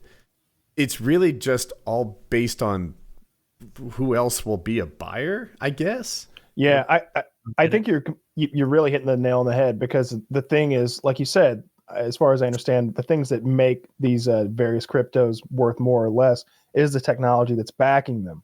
And, the decentralization or the anonymization or the security protocols in general. I think if Bitcoin Elon has Musk, the worst tech, right? Dogecoin? Bitcoin has like the worst tech, and it's the most expensive. That's something I have no idea about. Okay. I would imagine Dogecoin has the worst tech because it's literally a cartoon dog that Reddit made a crypto for. So I would imagine it literally has the worst.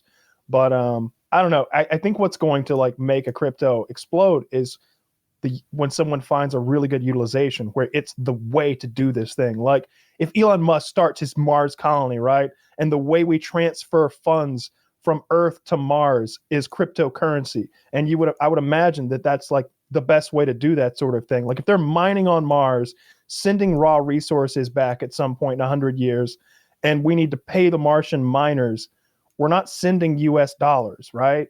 We're probably going to send Mars coin or some shit. I mean, why? When there's a purpose. What do you mean why? So the miners can get paid. Because we're I don't know, beaming money through space might want some sort of secure. I feel like Elon Musk. The aliens could get it, Taylor. I feel like Elon Musk mobilizes people so much. Like I saw he was like Dogecoin to the moon, and everyone's like, oh, now let's do it. And I find that such a it's so it's. I mean, maybe it's good. I have no idea. It's hard for me to comment because I'm just some fucking guy talking. So I'm never I don't want to feel like I'm up here and be like, well, this is what. I just think there's something weird about some dude who could be high and he's a billionaire, just saying a thing, and then people being like, now is when I put in my money into something, And I feel like he's very blasé. And it's not a knock at him. I think the guy's cool, interesting, but it's just he's so blasé and says things and. Words have weight, especially his, and people move when he says things, and I don't know if it's always going to be good, you know? So when your voice carries more weight, most people start to be a little more responsible with their voice, like they recognize it. Elon doesn't, and it makes him interesting and exciting and dangerous and interesting for sure. Yeah, exciting and he'll dangerous. Go and he'll say shit that gets him fined in a big way and penalized by the SEC. You know, he basically pumped up GameStop and Dogecoin, and he'll talk about selling Tesla and going private or issuing more, what kind of loans he has in market manipulating ways. And but as a regular person, I don't know if he's a mastermind, like pulling all these puppeteer strings, getting us to think it, or if he's just a little unplanned. You know? Well, his Twitter. One thing I do think is, I don't want to say manipulative, but it could be that. I'm just trying to like not commit to what I'm saying so much here. But it is kind of like, if you look at his Twitter, it's kind of like he's like Gen Z. Like it's almost like you're reading like a 22-year-old's Twitter, like the memes and stuff that he posts.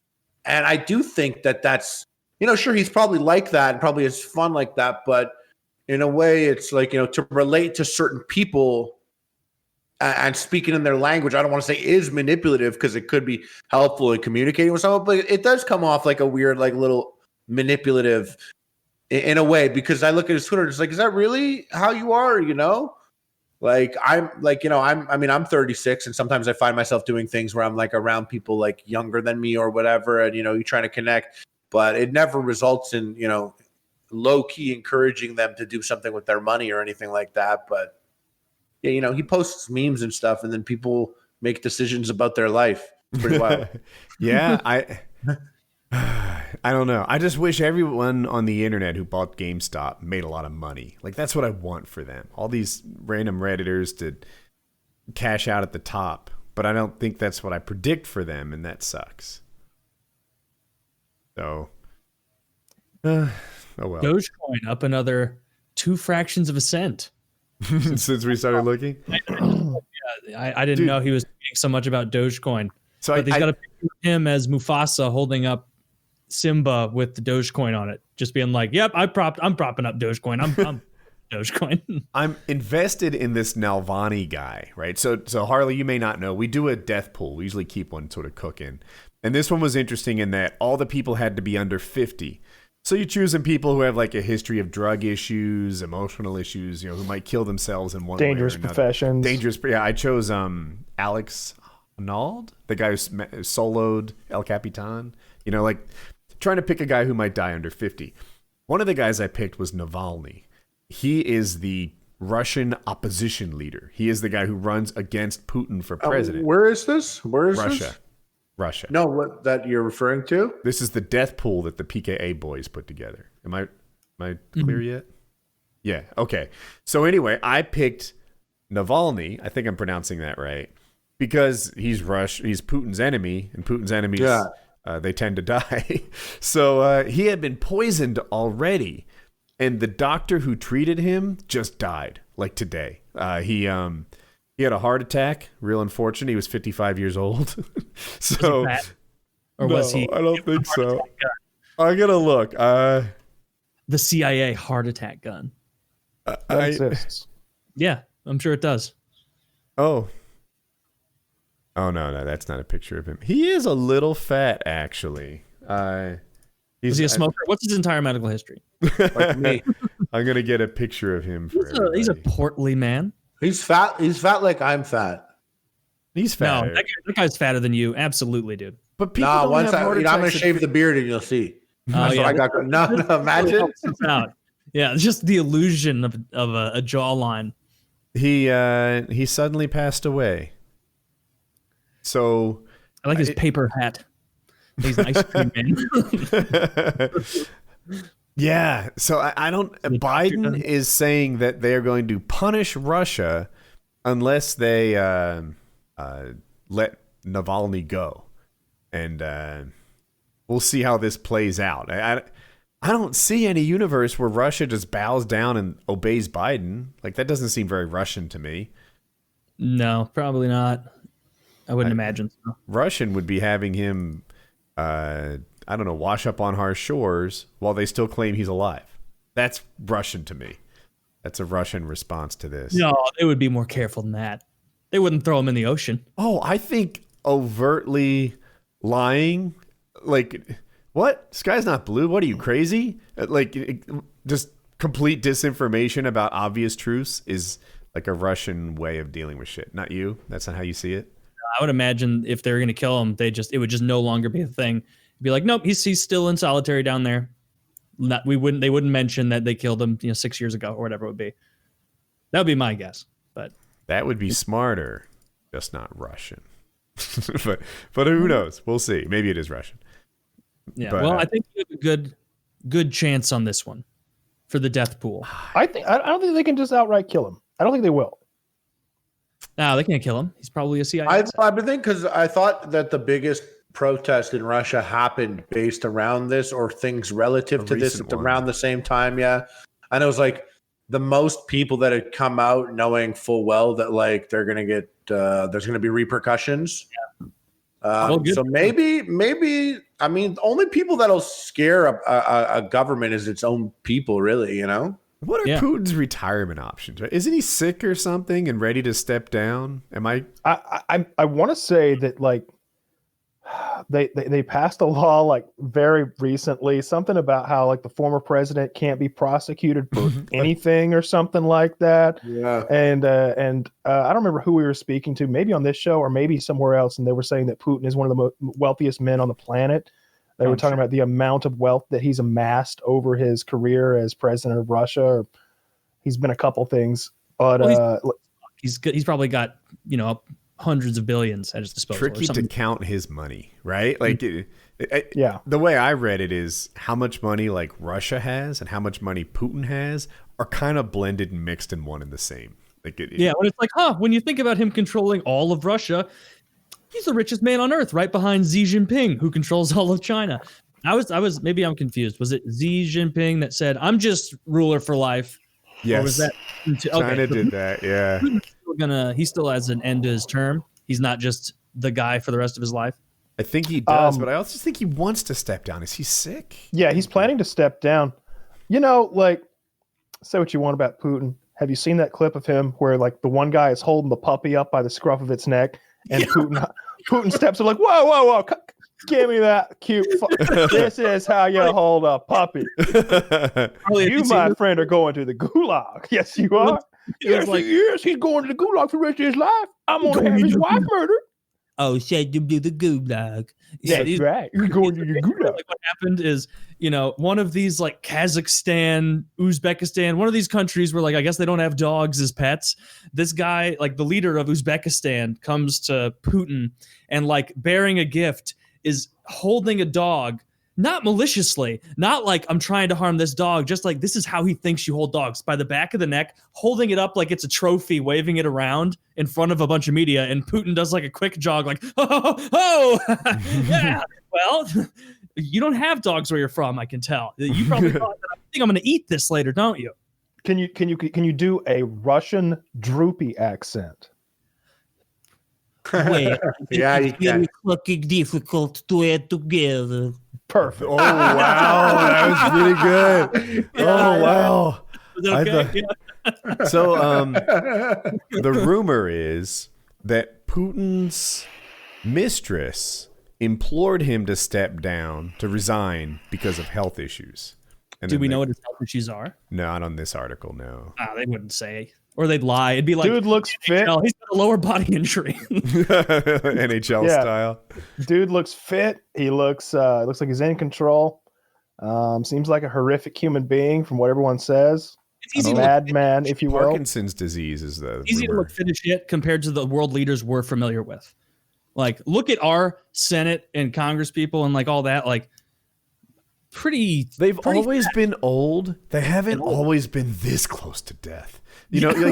Like you could go back not very long, and it's like, who are the leaders? Well, Mitch McConnell, right? Mm-hmm. But 2-3 years younger. Paul Ryan looks fit. That guy's got it together. He's young, yeah. Shit. Obama, right? He wasn't old. He wasn't, breaking down in office. Also very fit. He's probably about the same age as W was pretty fit. You know, he was always on his bike running. Clinton went in and out of weight issues, but this is Clinton was only 90, but he was running. Right now, I love the Saturday Night Live sketch of Clinton when he's like on his jog and he stops into a McDonald's. You ever seen this? I think I saw that on CNN. Oh, it's fucking great. I think it's Phil Hartman playing Bill Clinton, and he the Secret Service. He's like, boys, I think we're gonna stop in here at Mickey D's for a minute, but don't tell the wife, okay? And they're like, not again, sir. All right, yeah, we'll keep it quiet. And he's like, and everybody's like, Mr. President. And he like sits down with him, and they're talking about the economy. He's like, well, it's like this: the Republicans, well, your Egg McMuffin here, they want to distribute your Egg McMuffin a little this guy, a little that guy. And I'm saying, what about the hungry? They need an Egg McMuffin. Sometimes I need 3 Egg McMuffins. He's just like, he goes from table to table talking about fiscal policy while eating everyone's breakfasts. And isn't it funny that if you were to take fat Bill Clinton from the 90s and make him like president now, him being fat wouldn't even be a conversation topic because the goalposts for what is fat has moved so much in the last 20 Bill Clinton did what, if Bill Clinton had a Monica Lewinsky situation today, I think that they kick him out of office. I think he gets impeached and removed. I think they Me Too his ass. Oh, maybe. I was more talking about him being not as fat. Yeah, maybe. He was perceived back then. And I like Bill Clinton enough. I don't hate him. I think he was better than George Bush Sr. and obviously better than Jimmy Carter. But Jimmy Carter should have always just been building houses. He should have been building them houses from the start. Yeah. Wasn't he like a war hero or something? I probably made that. He's a peanut farmer. Peanut farmer? Okay. Well, he's from Georgia. I don't know if I looked up Fat Bill Clinton. Yeah, he's really not bad. Not nearly as especially when you 90s fat. You know what really makes him not look bad? The fact that he's out there moving. He's getting after it anyway. Like respect for that. Good That's for a him. gym thing I never understood. I've heard a lot of people say that they're self-conscious about going into the gym because they were currently not strong or currently not thin, and that they're afraid people will judge them. But that doesn't make any sense to me. Like they'll be happy for you. You know, you're doing something about it. They'll judge you when you're not at the gym.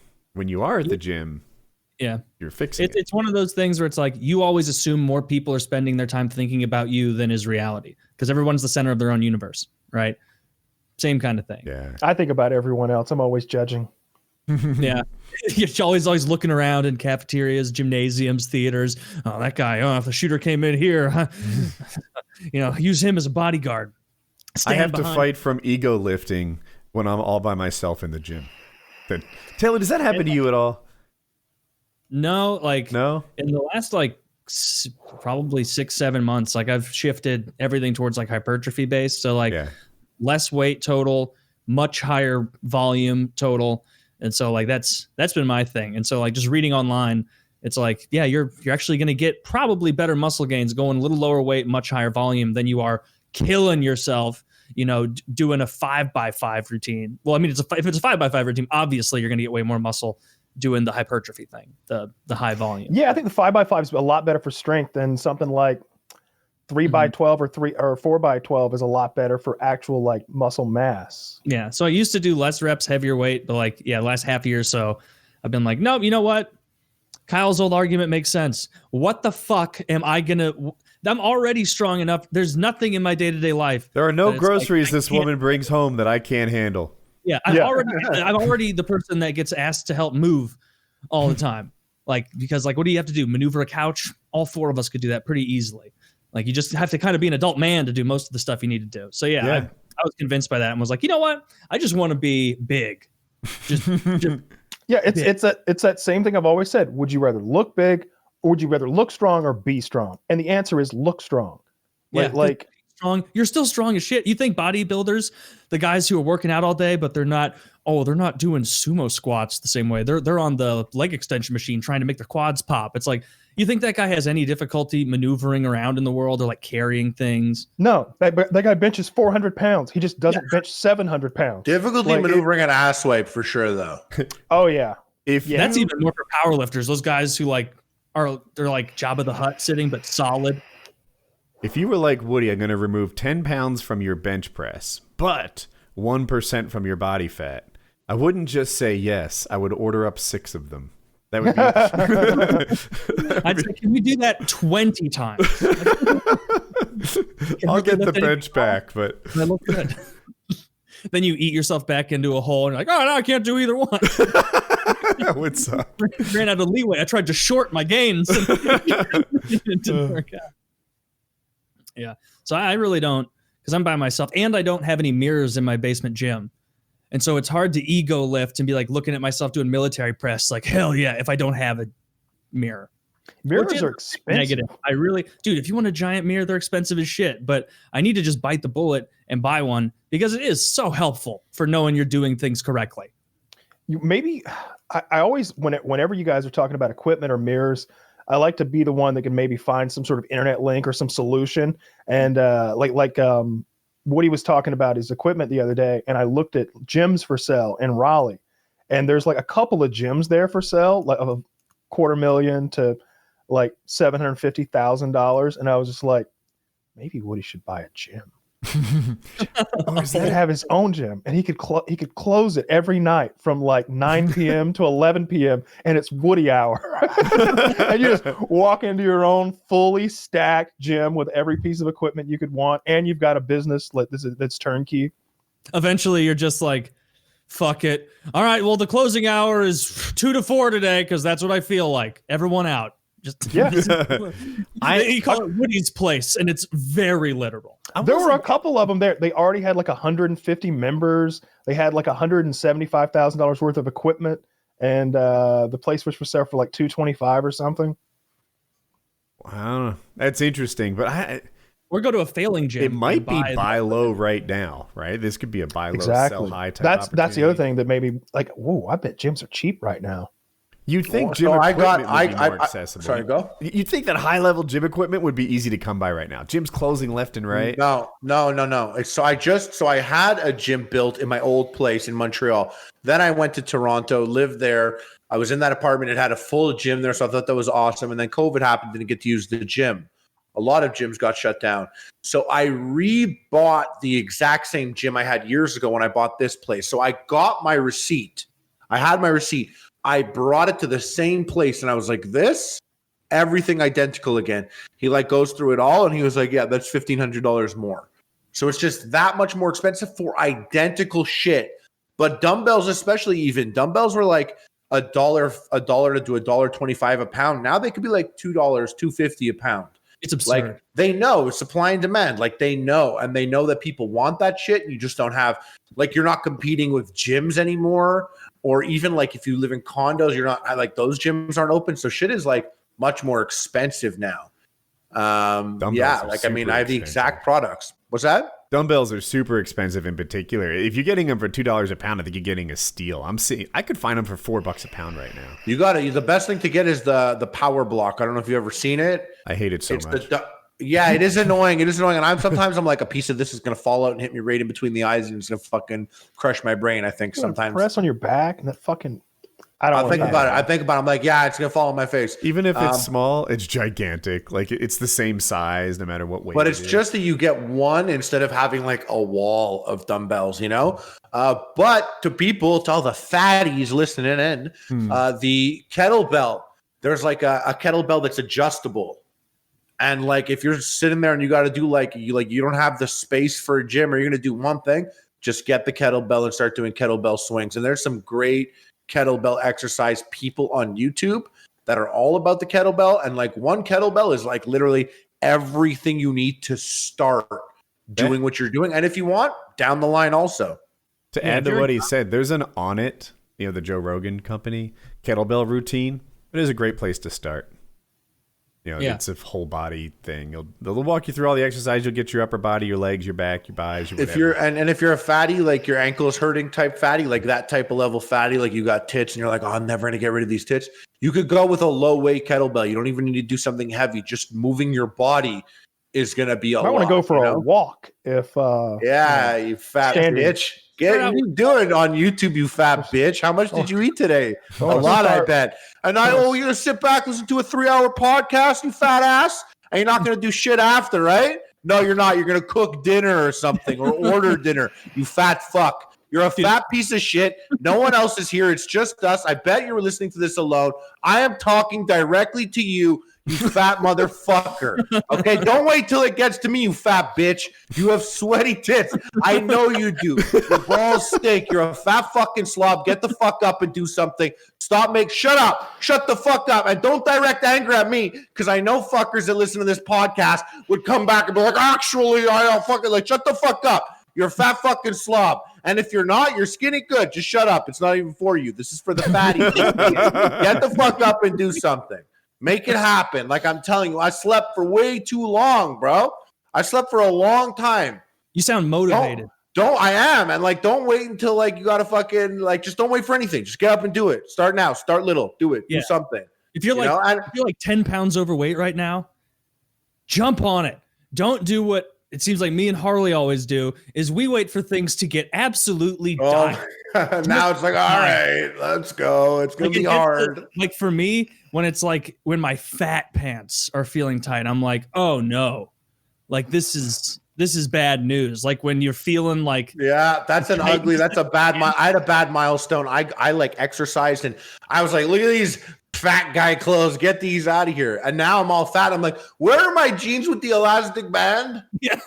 I gave them. I'm calling up like fat friends. I'm like, did I give you fat guy clothes? You're looking pretty slim on your Instagram now. If you're give them back to me. Getting your fat guy clothes back is a bad. That's a bad place. Clothes with like I know all big fat people. First of all, my family, everyone's fat. Everyone's fat. But you're ginormous. This is like a Sasquatch in your area, an abominable snowman. I do. Here's my pants. I do have like 20 friends that are over 6'3". It is weird. I have like a lot of long friends and tall friends and big friends. Okay. Like, yeah, I know. You know, I know some large people. Even if you like, you know, you met a lot of guys. Even when we were on Epic Mealtime, like, you know, like. There were some big guys around. They still like, you know, even Amir, a guy that's the chef on Epic Mealtime, like he's like, you know, this guy's like 6'3". He's slim now. He lost all his weight doing DDR. How fucking Dance Dance Revolution? How crackhead is that? Like he's like in a dark room on DDR, like on the pads, like get some, man. I had a friend that did that, and like this was when DDR was first getting big, and he got so fucking obsessed with it. He was very overweight at the time, and he was like, he kept telling his parents, like, if you buy me a DDR machine, I will get in shape, I promise. And they were like, no, we're not buying you a DDR machine. And this kid is also like a very smart individual, so he went to Home Depot and bought like touch pads and like all the stuff you need, and he like drilled and he built his own DDR pad, and it looked good. It was fucking thick. It had like bounce cushions and everything. It felt like you're at a arcade. And I remember I saw him, and we fooled around on the DDR, and it is so fucking funny seeing a fat guy do like that butterfly song on Expert, because it is just, and he built a bar behind him because he was dancing so furiously he had to keep himself in the spot. I'm good. I'm actually good at DDR. Did he get thin? He lost 50 pounds over the course of. But that, I mean, it was dangerously fast. How quick the game can track your. Did he get hot? Yeah, it tracks your calories. The game tracks your calories. You can put that mode on. I had it. Like you could really like. There's an endless mode where you can keep working out. He was obsessed with it. Like he didn't even treat it like a workout. He just like he wanted to be able to do the mastery mode on. That's like a mirror. That's a mirror right now. For like 6 hours at a time, not eating, and so it's like, dude, you shouldn't be losing 4 pounds a week. Yeah, you should see. He's also you should see the Dance Rush. It's like it's like the new DDR. There's no arrows. So you're like, you could interpret it in your own way. And you watch these people dance on this machine and you're just like, that's like, if I could like play this game in the privacy of my own home, like you could get pretty fit. And then you could head out one time and be like, oh, well, you don't know I know how to fucking dance now? And like, no one would know. Like, yo, where'd he get those moves? Yo, his ankle is so strong. Man.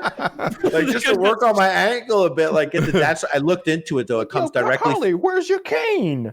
You're looking good. Oh my god! Thank God. Knock on wood. Thank God I didn't get to the cane level. I mean, you never know. Hey, there are some cool canes out there. For sure.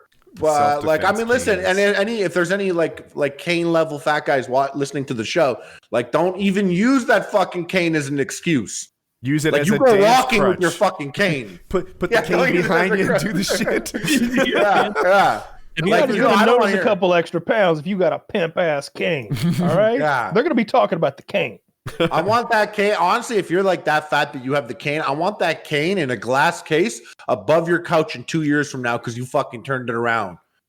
None of that bullshit, you know? Like, make it happen. I know it. I know it. Like that cane from Harry Potter that Lucius Malfoy had, like with the fucking snake on it.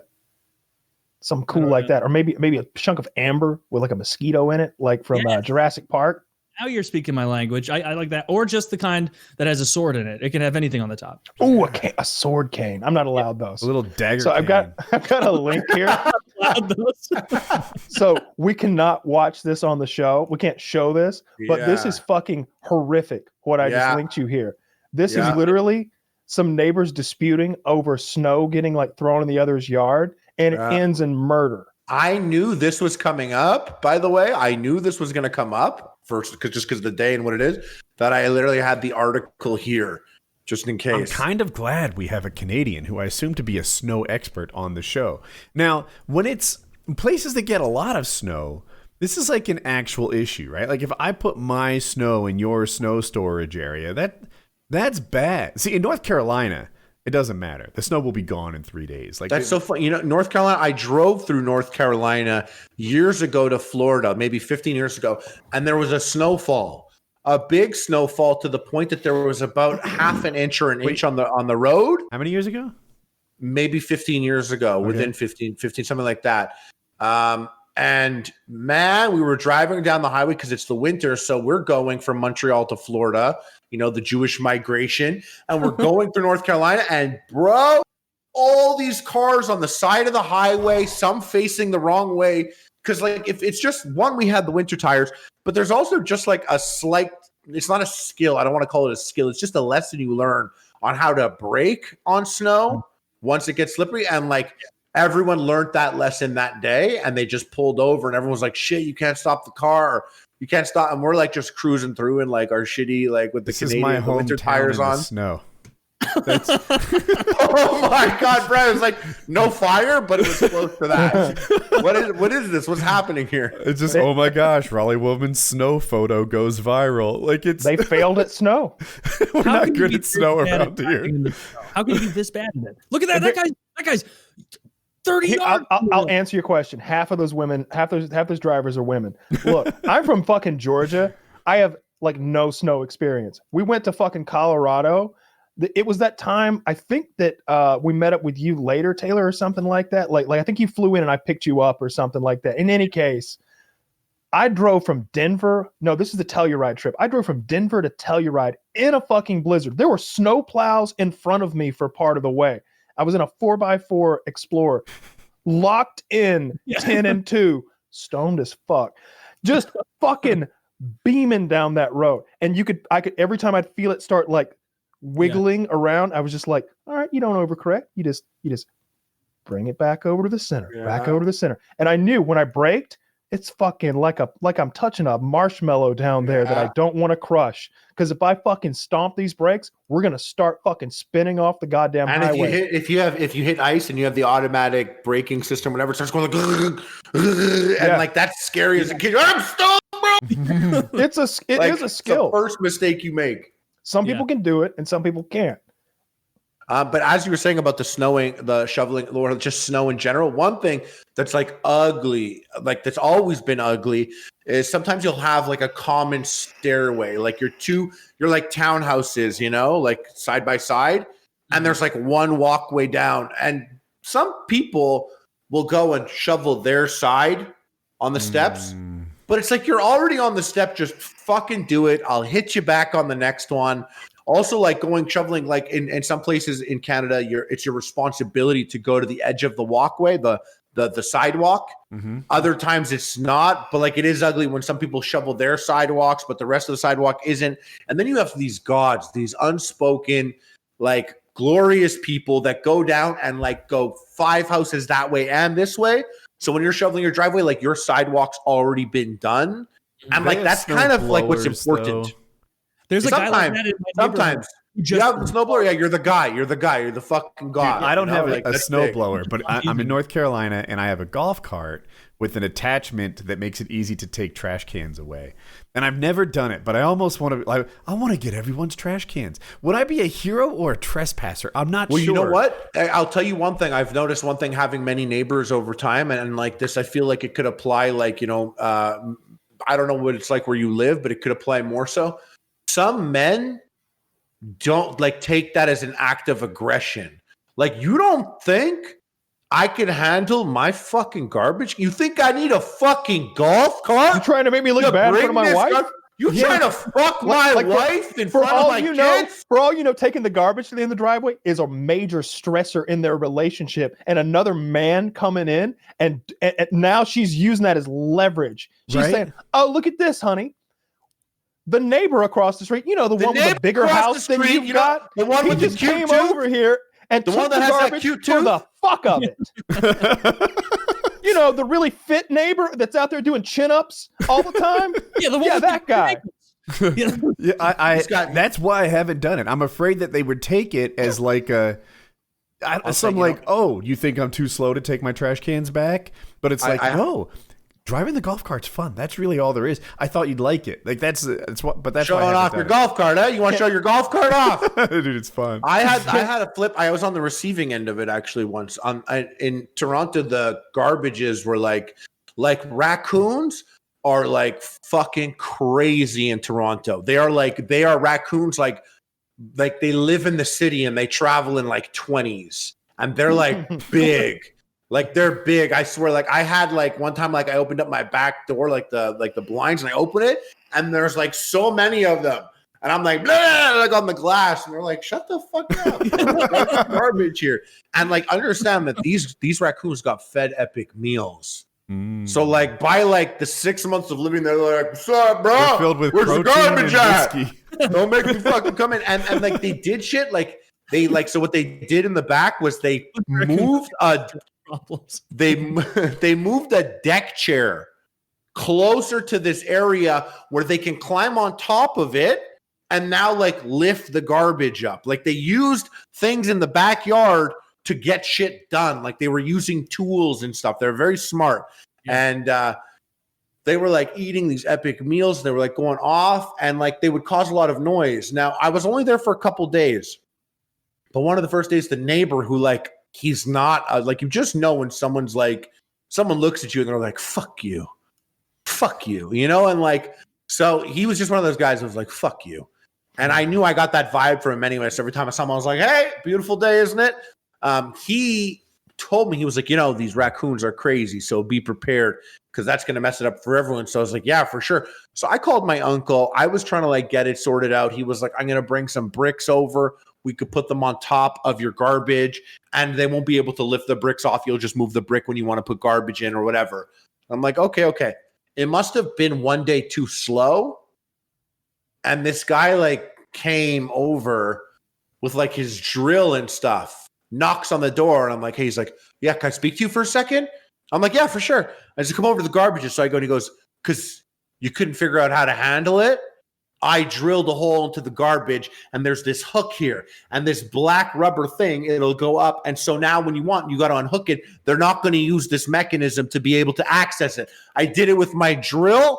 I did it with some metal I had in my garage because I'm a fucking man and I get shit drilled with my own fucking materials that I got myself because you couldn't get it done playing your games or some shit. And I was like, bro, do you smoke weed? And he was like, yeah. And I'm like, here's some weed. That was the nicest thing anyone's ever done for me. Thank you. That was actually awesome. I think this mechanism is great. I'm like, you should do this for like as a service or something like raccoon proof. And he's like, yeah, I should.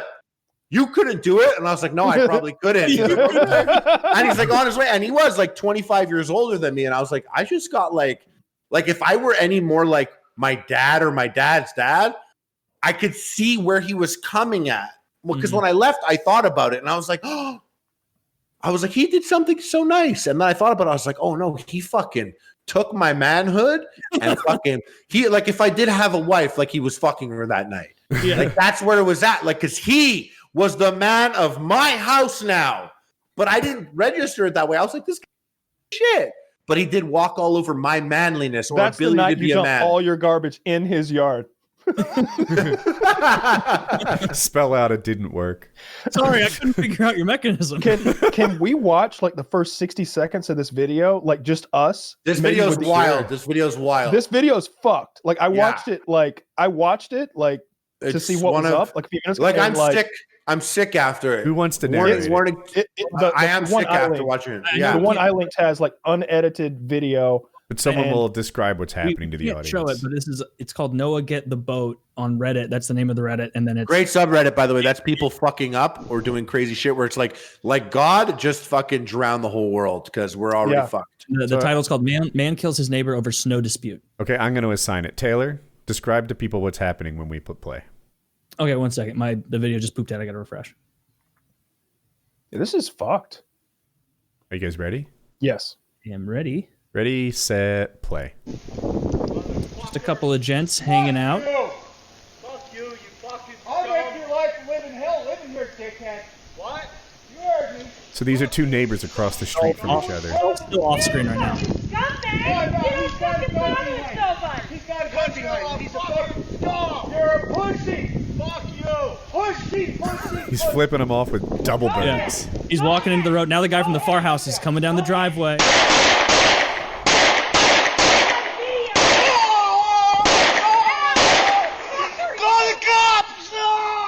Holy shit, he just just executed this woman in the middle of the road. He was 6 inches from her. I should not have had the audio on. I think this is the craziest part. What's coming up is crazy. Yeah. Okay, so there's a woman laying in the middle of the road. She was just been shot multiple times. The man who was getting shot retreated. You can't see him on screen. He's Are back. those his feet by the side of the mirror? I think they are. The guy who was doing the shooting just ran back into his garage. Now he's not visible. I assume he's going to come out. I think he went for more ammo.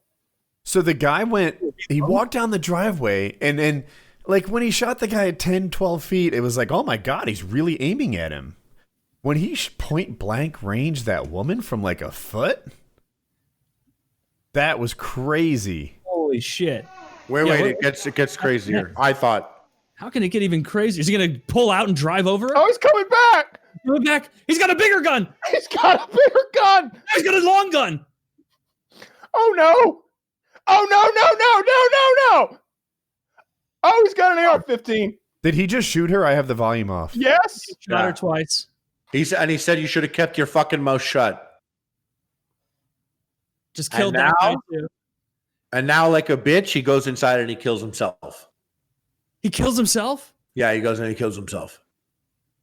Damn. Do not argue with neighbors you don't know, people. Literally, like, honestly, fuck, like, this is one of the most, like, I know there's so many things, but this was just, it's like this shit melts in a couple months. It's melting. What were they it's not arguing even about? staying here.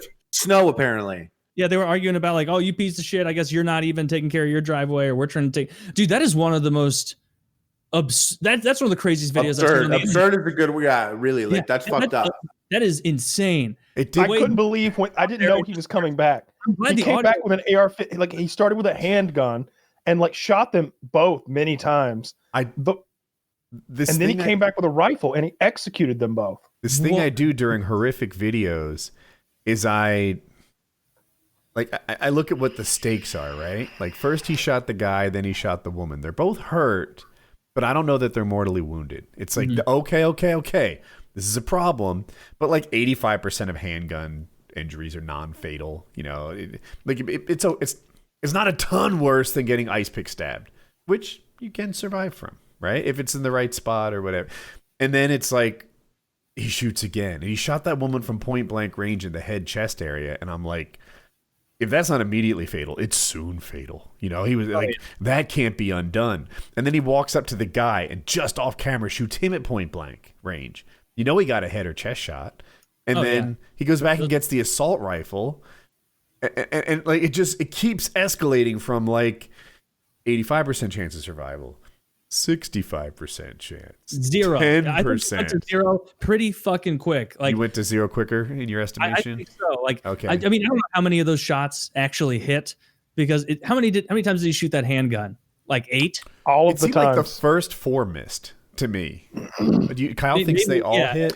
It was hard to tell what was happening. They each got shot 3 or 4 or 5 times. It's hard to say. I think there might.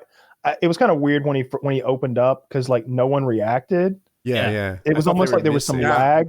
I don't know what was happening there, but yeah, that was fucked up. I've never seen anything quite like that either. It's like there were like 4 shots off where it was confusing because they were still statically just standing there in the middle of the road, and then the guy, as he's like turning, is like like shot in the back. Yeah. You know, I always like when I see stuff like this, like there's like a timestamp at the bottom, you know, so like it starts at 9:30 and 56 seconds. Like I always think like obviously these people had no idea that they were in their last like 2 minutes and 30 seconds of life. Do you think about stuff like in those terms? Yeah, I do. The day. The day was when they woke up and put those clothes on, like they had no idea. What was their plan that evening? Were they going to watch a Maple Leafs game? Were they going to go over? Were they going to have their son over for dinner? I always think about shit like that. This video, I obviously people joke about it, but when I saw that video, I was like, that's enough internet for the day. And that was a video that did that to me. I go looking for types of videos. But this one really did fuck with me, and it does actually do something that it hits on something that I thought of this past year. I want a gun. I want a gun in case someone doesn't trouble. Just in case of fucking people, and I'll tell you why. I think people now. I have like less faith in humanity than I ever did before. I got like threatened in the last year, like in a weird way. And I push shit up. People like can find out where I'm at.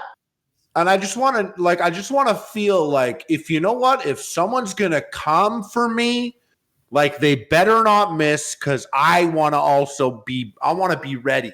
And I never had that feeling before. And sadly enough, like we should feel more together during the pandemic. And in some ways I do with certain circles or whatnot. But in other ways, I feel more distant from types of people out there. Some people's feelings and how they've expressed themselves and just being threatened.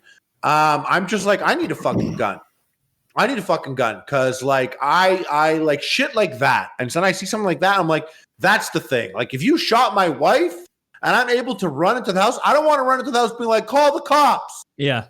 Like I want to come, I know it's bad to be like on vengeance or whatever, but like those are my thoughts. Like that, like people are fucking crazy, and I want to be protected in that way. And I don't know, in a weird, twisted way, like like who knows, even if like people were like, yeah, we decided we're killing all the Jews again. Yeah, we decided we're coming to get all the Jews.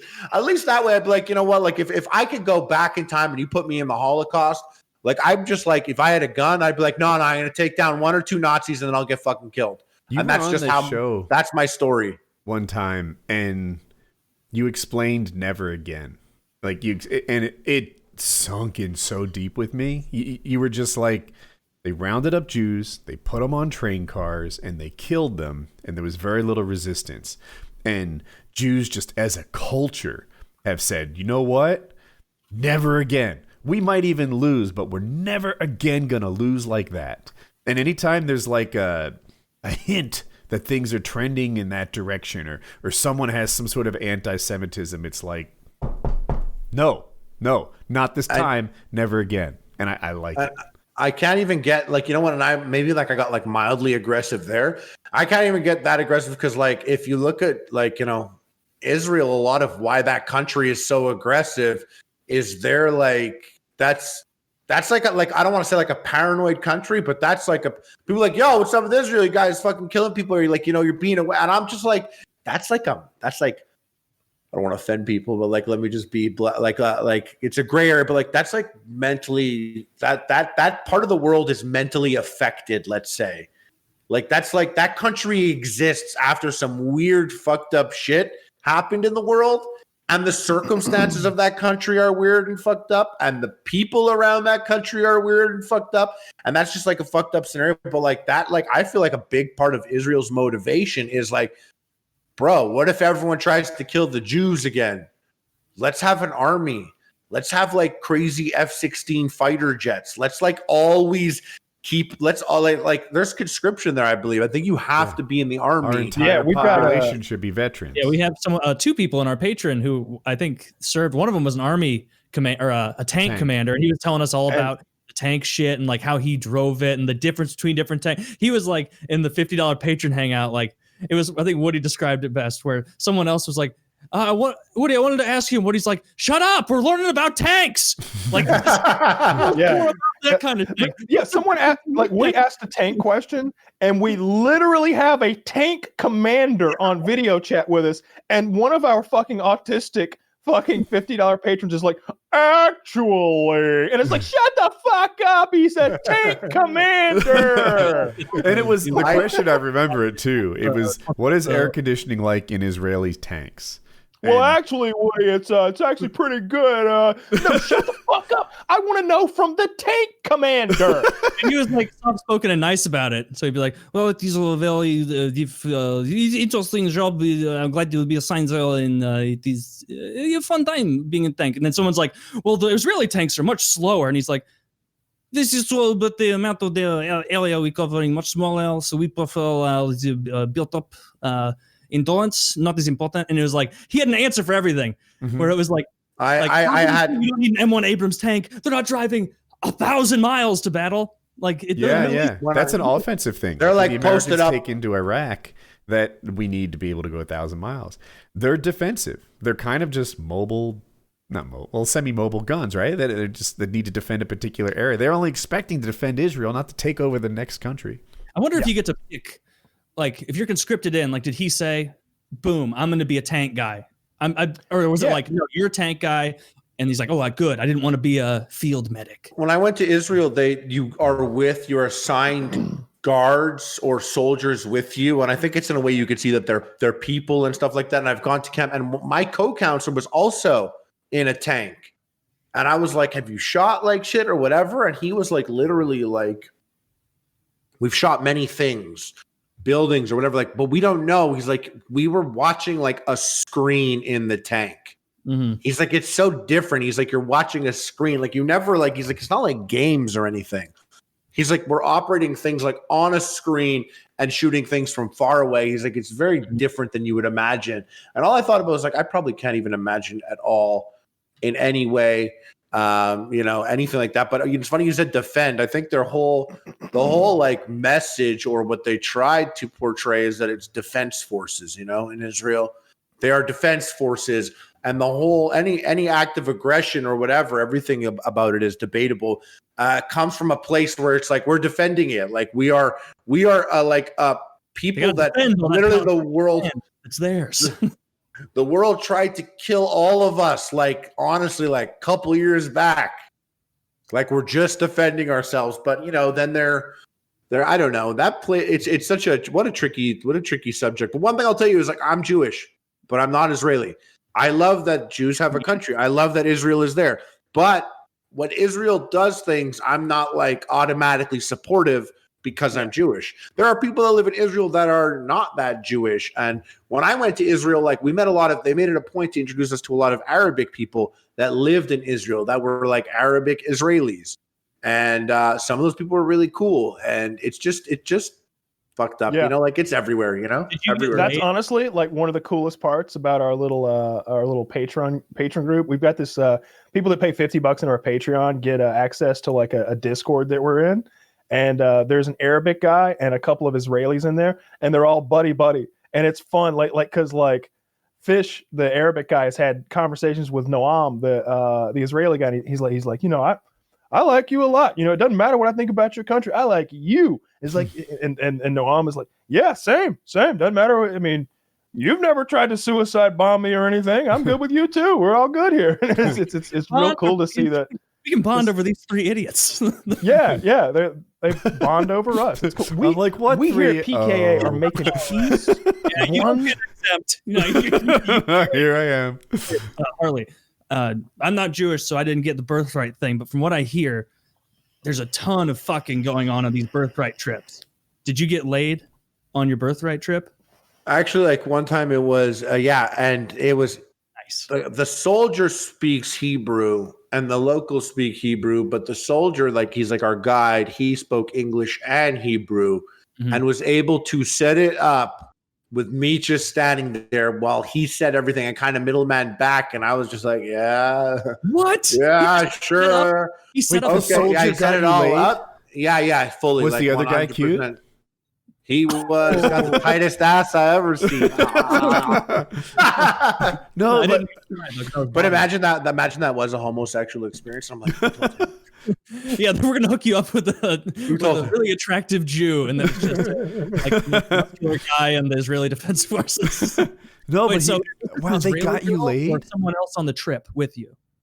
It was no, they're local. They were local. Oh, so you got to fuck an Israeli girl. And like this, like in this interesting, like kind of like stucco, like one room, like just standalone, like weird, like, you know, when you think of like episode 1 Phantom Menace, like the like it's like a sand, like it's like a clay fucking thing, like that with like a kitchen and a bed. And they fucking love electronics. If you thought Japanese people love electronics, like Israelis love, every Israeli has like drifting from the fucking a little bit. Why did she fuck you? Like you just met her the first time. Were you just so hot? These people, like they just live, like I think like where she was at, like it's an area that's like there's not a lot of, like, maybe it was just like never had one that looked like this before. You know, never there wasn't in my life did women just like strangely fuck. This guy did a lot. This guy did a lot. He said everything. I even said some stuff back, and I think he was just like, yeah, in his head, he's like, that's a shit joke. I'll make it better for this in Hebrew. So what was his motivation to middleman you into getting laid? He's like my boy. Like this guy's like, you're Jewish. I'm Jewish. You're Israel. This is my place. We've been to the Holocaust Museum, and we went to the fucking, we've been together, and like, you're there for like, you know, like 10 days together. And you're like, you are my brother. And then he has a new brother every 10 days. Does he get them all laid? Did he hook anybody else up other than you? I think no. I think he just goes on one trip. Also, I think that was his trip. You know. Okay. Yeah. No, I pictured him as a tour guide who every week got another like 28 kids laid. just took your tour bus into a subdivision and got everybody laid. It was wild. Like, Israel wants, you know, Jews to have more kids there and like increase their population and everything. And so it makes sense that like if they're doing a bunch of these, like a bunch of young Jews are doing pilgrimages there, they'd want to be like, Israel rocks. You're gonna remember Israel as getting laid and having fun and child support. You know, yeah, and you're gonna make a Jewish baby, an Israeli baby. I mean, how old were you? 20, 19 or 20. Okay. It's like that's what they do. The same thing with, I don't know if I brought this up before, but it's like that's what they do with Jew camps. The new ones, I don't know if I brought this up. Like, so old concentration camps, like was like they just took Jews and systematically killed them. Now Jews go to summer camp. If you have any Jewish friends, right. But if you do, you speak to them, you'll see that they go to like probably or did as a kid, or they knew Jews that went to summer camps.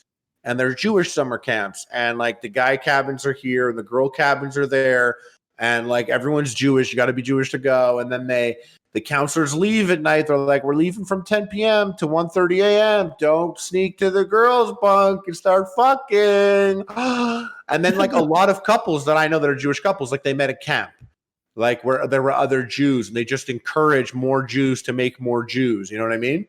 Yeah. I went to a Christian camp and it was the opposite experience. No fucking. They're like, hey, I noticed a lot of guys wearing blue, a lot of girls wearing red, no purple. And then like we get there and everyone plans to like sneak out. And the counselors are like, oh, I'm so tired. Not tonight. Don't sneak it. Tomorrow we barely watch you guys. But tonight, don't try to sneak out. And all of us were like, oh, tomorrow. We're going to sneak out tomorrow.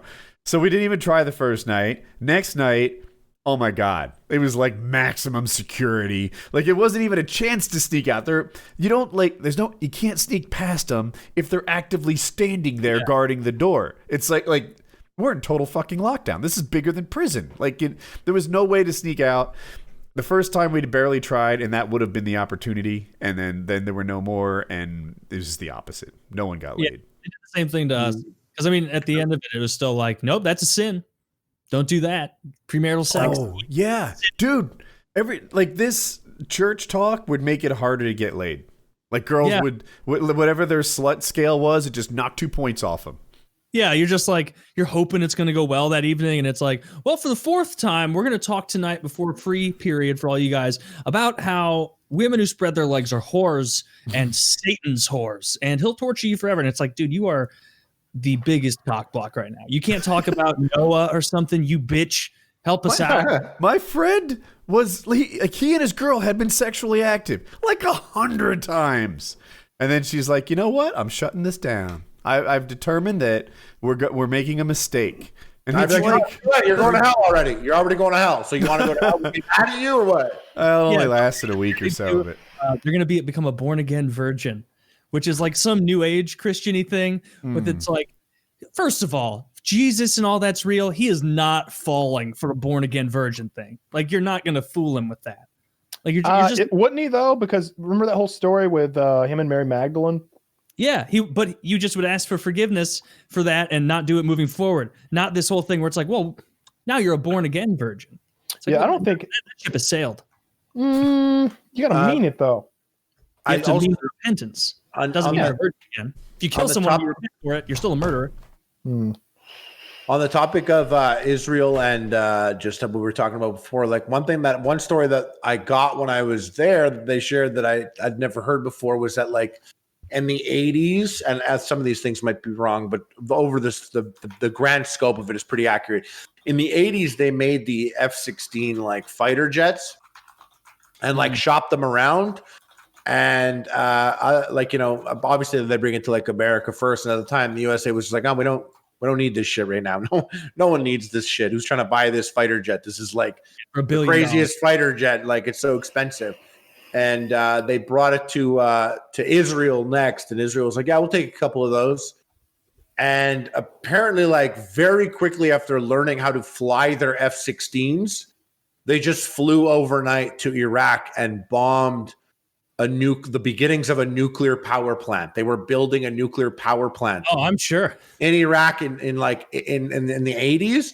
And Israel just like bought F-16s. They're like, oh, it's cool. And they got in like F-16s with like F-15A escorts, like flew to Iraq, bombed this nuclear reactor, and went back. And like the next day, like woke up, like the world woke up and was like, are you fucking crazy?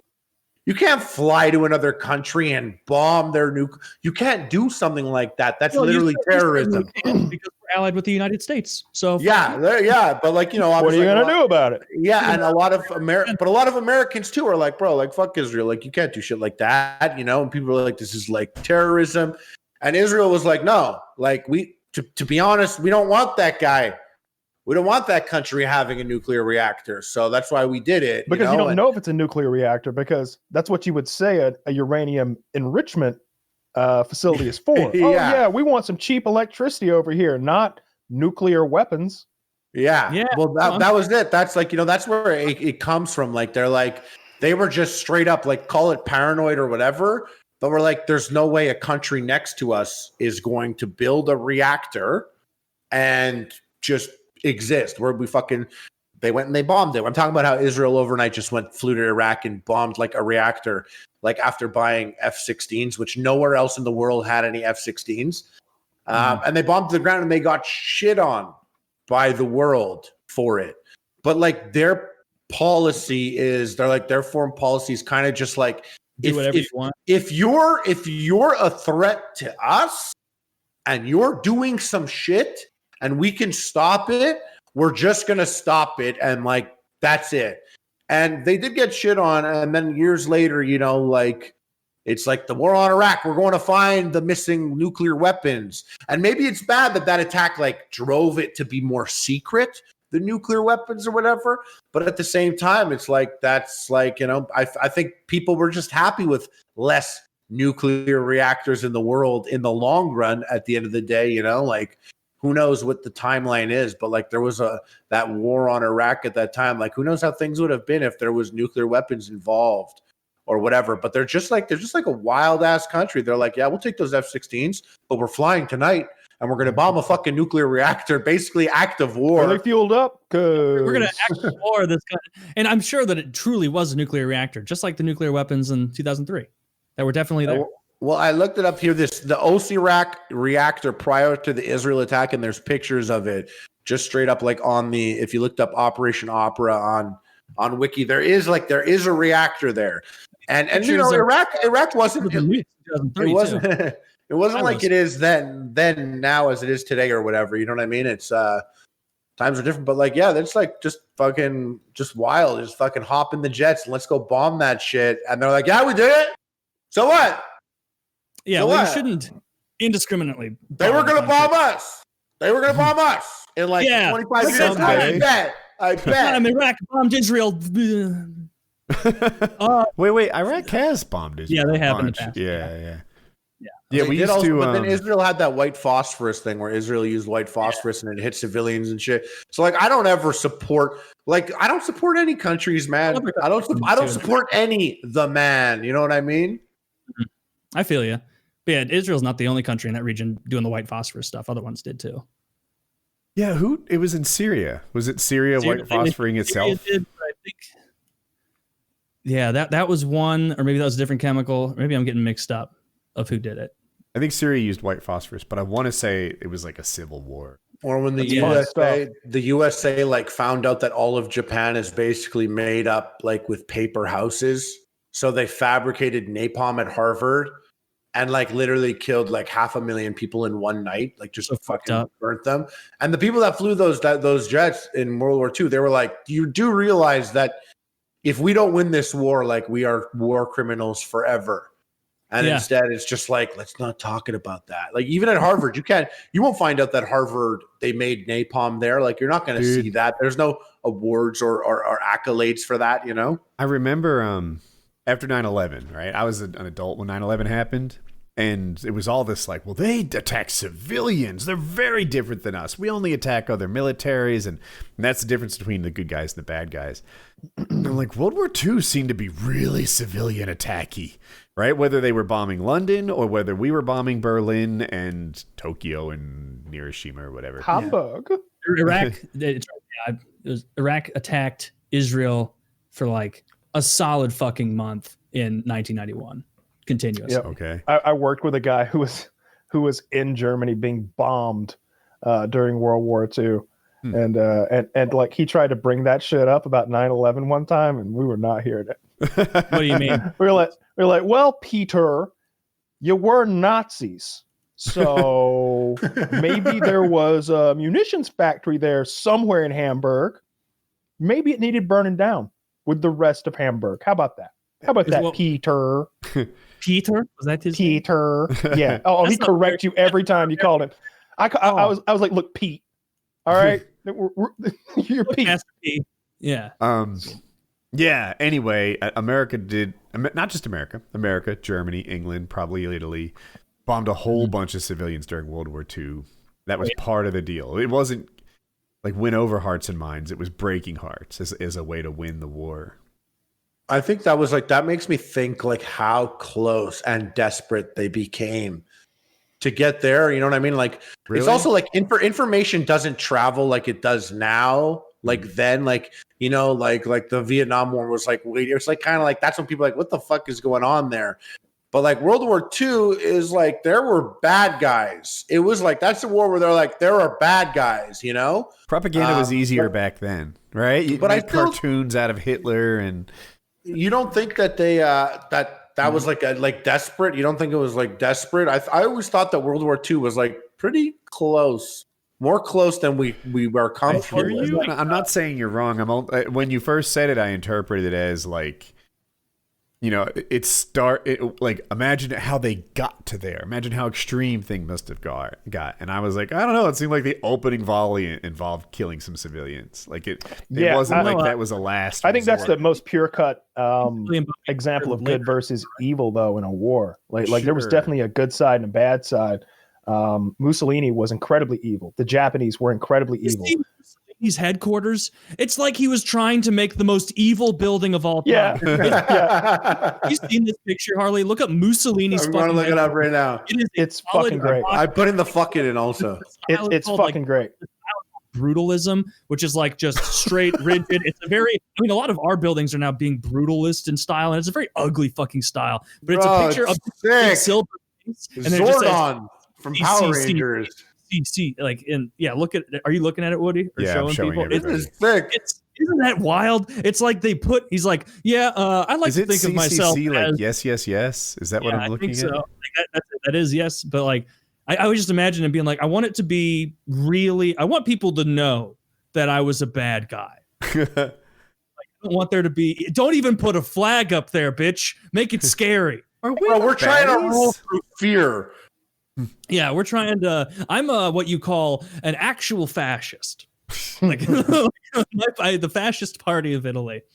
And like, to think that it's funny to see the building now, like what it looks like now. They should have left the face. And it's like I'm a regular building. Is it the one with all the arches and the statues at the bottom? Is that what it is now? Oh, I haven't seen. You ever see what they did to Mussolini? Yeah, they beat the shit out of him. They killed him. They beat his face in and pissed on him and threw garbage all over him, like shot him in the head many, many times. I don't mean that's how they killed him.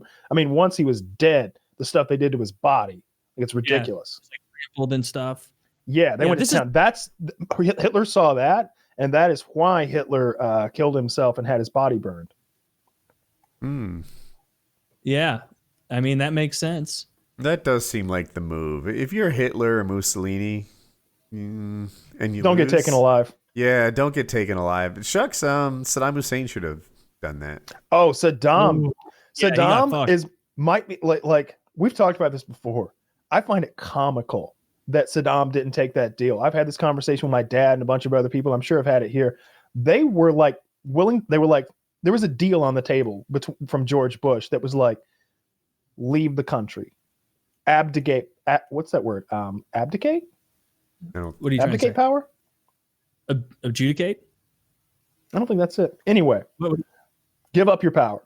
And I want to say it was like, at least $1 billion that he could take with him. Abdicate. All right, I got it. Oh, $1 billion? You could have had $1 billion? It was at least that much. It was like, you can take this much like of your wealth with you, take your family, and leave. And you know that like he could have gone to name a place. Anywhere. He's a fucking Yemen or something. He could have gone somewhere. He could have gone to South America and lived out his days in luxury. And he was just like, fuck you. Bring it on, United States of America. I fucking dare you. And it's like, what did you think was going to happen? Like there was no way. I remember watching that thing, and I was a teenager, but I remember watching it being like, our president can't back down from this guy. Like, it doesn't matter who's right or who's wrong. It's like an argument between two men. It's gone too far. Like, right and wrong doesn't matter anymore. Someone's going to back down, or there's going to be a fight, and there's no way anybody can back down without losing a ton of face right now. And everybody, the cheerleaders are watching, the teachers are watching. They're just going to see how it turns out. They don't care anymore. Like, it's going to be a fight. So it's either leave or fight. And he thought he could win. He thought that he could defend that country to the point where the United States would like take enough casualties that we'd be like, well, maybe we renegotiate with Saddam. Maybe he gets to stay in power, and maybe some more sanctions. That's what he thought was going to happen. But like, as a teenager, even then I was like, they're going to smoke this guy. Like he needs to fucking take that deal and run. And sure enough, like the next day, Bush has the ultimatum, right? Where he's at the Oval Office and he's like, this is your last chance. Fucking like give up, or this is it. And then like he comes back on TV 3 hours later and he's like, well, they didn't give up. So tonight I'm announcing that we went into Iraq with like 800 Tomahawk missiles, and we flew the 51st Airborne over from here, and the 32nd Airborne came from here, and we've moved 7 aircraft carriers in from here, and here, and like the Marines have landed. We've taken the oil fields, and it's like, wait, how long has this war been going on? 37 minutes. That's how long. The lights have been out. There was criticism of Bush at the time because they felt like he didn't offer Hussein a way to get out of it and save face. They're like, he doesn't understand Middle East culture. Hussein would sooner die than just leave with his tail between his legs. That he had, if he wanted them to take the deal, he could have structured it or presented it in a different way. So he really either wanted a war. He didn't take a deal. Either, like Taylor's saying, either he didn't want him to take a deal, or he just doesn't understand Middle East culture, like they were saying. Well, we all know why he did that shit to begin with. Saddam Hussein was plotting to kill his father. And when you plot to kill, there was definitely a plot. And maybe it was one of those things where we're like, oh, if we go here, they're going to try to kill George. We won't fly into this country now. And it was like, yeah, reroute everything. And who knows what happened behind the scenes. It's probably like, you could probably make a Call of Duty game about the failed assassination of George Walker Bush. But what was his name? George Walker, right? Yeah. Herbert Walker. Yeah. So like, I don't know. He tried to kill the guy's dad. You might want to be careful how you negotiate with him. Take the money and run. I think so differently now, but I remember back then at the time when that was happening, like I was like in Canada, but like, I've always going to the USA. And like when that was happening, I was like, USA, bro, don't fuck around. I remember being like, Saddam Hussein like rapes people on the daily. Like he has like a team of rapists. Like this is a bad person. This is like, thank God the good guys have the power. And I'm like watching it on TV with like my dad, and it was like shock and awe. And it was like, and like things are blowing up. And I'm like, yeah, like fuck them. Like that's the good guys, man. And I remember at the time thinking that it was like, at a time. And even just in Canada, I felt that way. But if you want to read about people that make Saddam Hussein look like an absolute angel, read about Uday and Usay, his sons. Yeah, Uday and Usay. But I felt that way about them too. They like, if they happened upon Ramsey Bolton, he would be like, "You guys are fucked up. What is wrong with you? I've got a slave with his dick and fingers cut off behind me, but I don't have 10 of them." What do you do with 10 of them? Where do you find the time? Have you guys seen that movie Mosul on Netflix? No. It's really good. Big recommendation. It's like kind of like it's shit. Is it in I'm so dumb. It's in Afghanistan. I'm not sure. There's not a single American in it, and it's based on a true story, and they're like this Middle Eastern like military force, like like ragtag bunch comes together, like based on like actual events, and they go around, and everywhere they go, like the sergeant, like the guy, he's like the leader, he's like he starts kind of picking shit up, like he's picking things up, and like that connects so much more with me now than when I was like way younger, when I was like 18, and I was like, oh shit, don't fuck with the USA, baby. And at one point they have to get something from this base nearby, and they're like, let's call in the Americans to airstrike it. And the guy's like, no, we're done with the Americans. Like, they're not going to be here to clean up after. So we can't have them bomb it. It's going to make a fucking mess. And as like small as a mess is, you look at the country and like, it's like all a mess, but you're like, that's like a mess that is due to get picked up. It will get picked up. Like people will handle it, or should. In the best case scenario, all this shit gets picked up. There's no point in airstriking this. Like, it's already obliterated, but he's still like, yo, I don't want to pick this shit up after. Don't call the Americans. And it's interesting. No one speaks English, and it's all from that perspective. And it's just, I thought it was a very fresh take on like a war movie or a modern war movie. Most cool. Check it out on Netflix. Do you have to read the whole thing? Read it? You said no one speaks English. Do I have to read? Oh shit! My brain is so weird. I don't remember if I listened to it or I read it. I put on subtitles for everything, by the way. So I do as well. Yeah. Oh, so if you're a parent, I've heard it makes your kids better readers. Just turn the subtitles. It absolutely on. would. I believe that. It makes me a better reader. Fuck yeah. Before we jump into subtitles, we are overdue. We're going to hear from. Oh yeah, I thought you'd hit it when I was away. Sorry. Sponsors. This episode of PKA is brought to you by Postmates.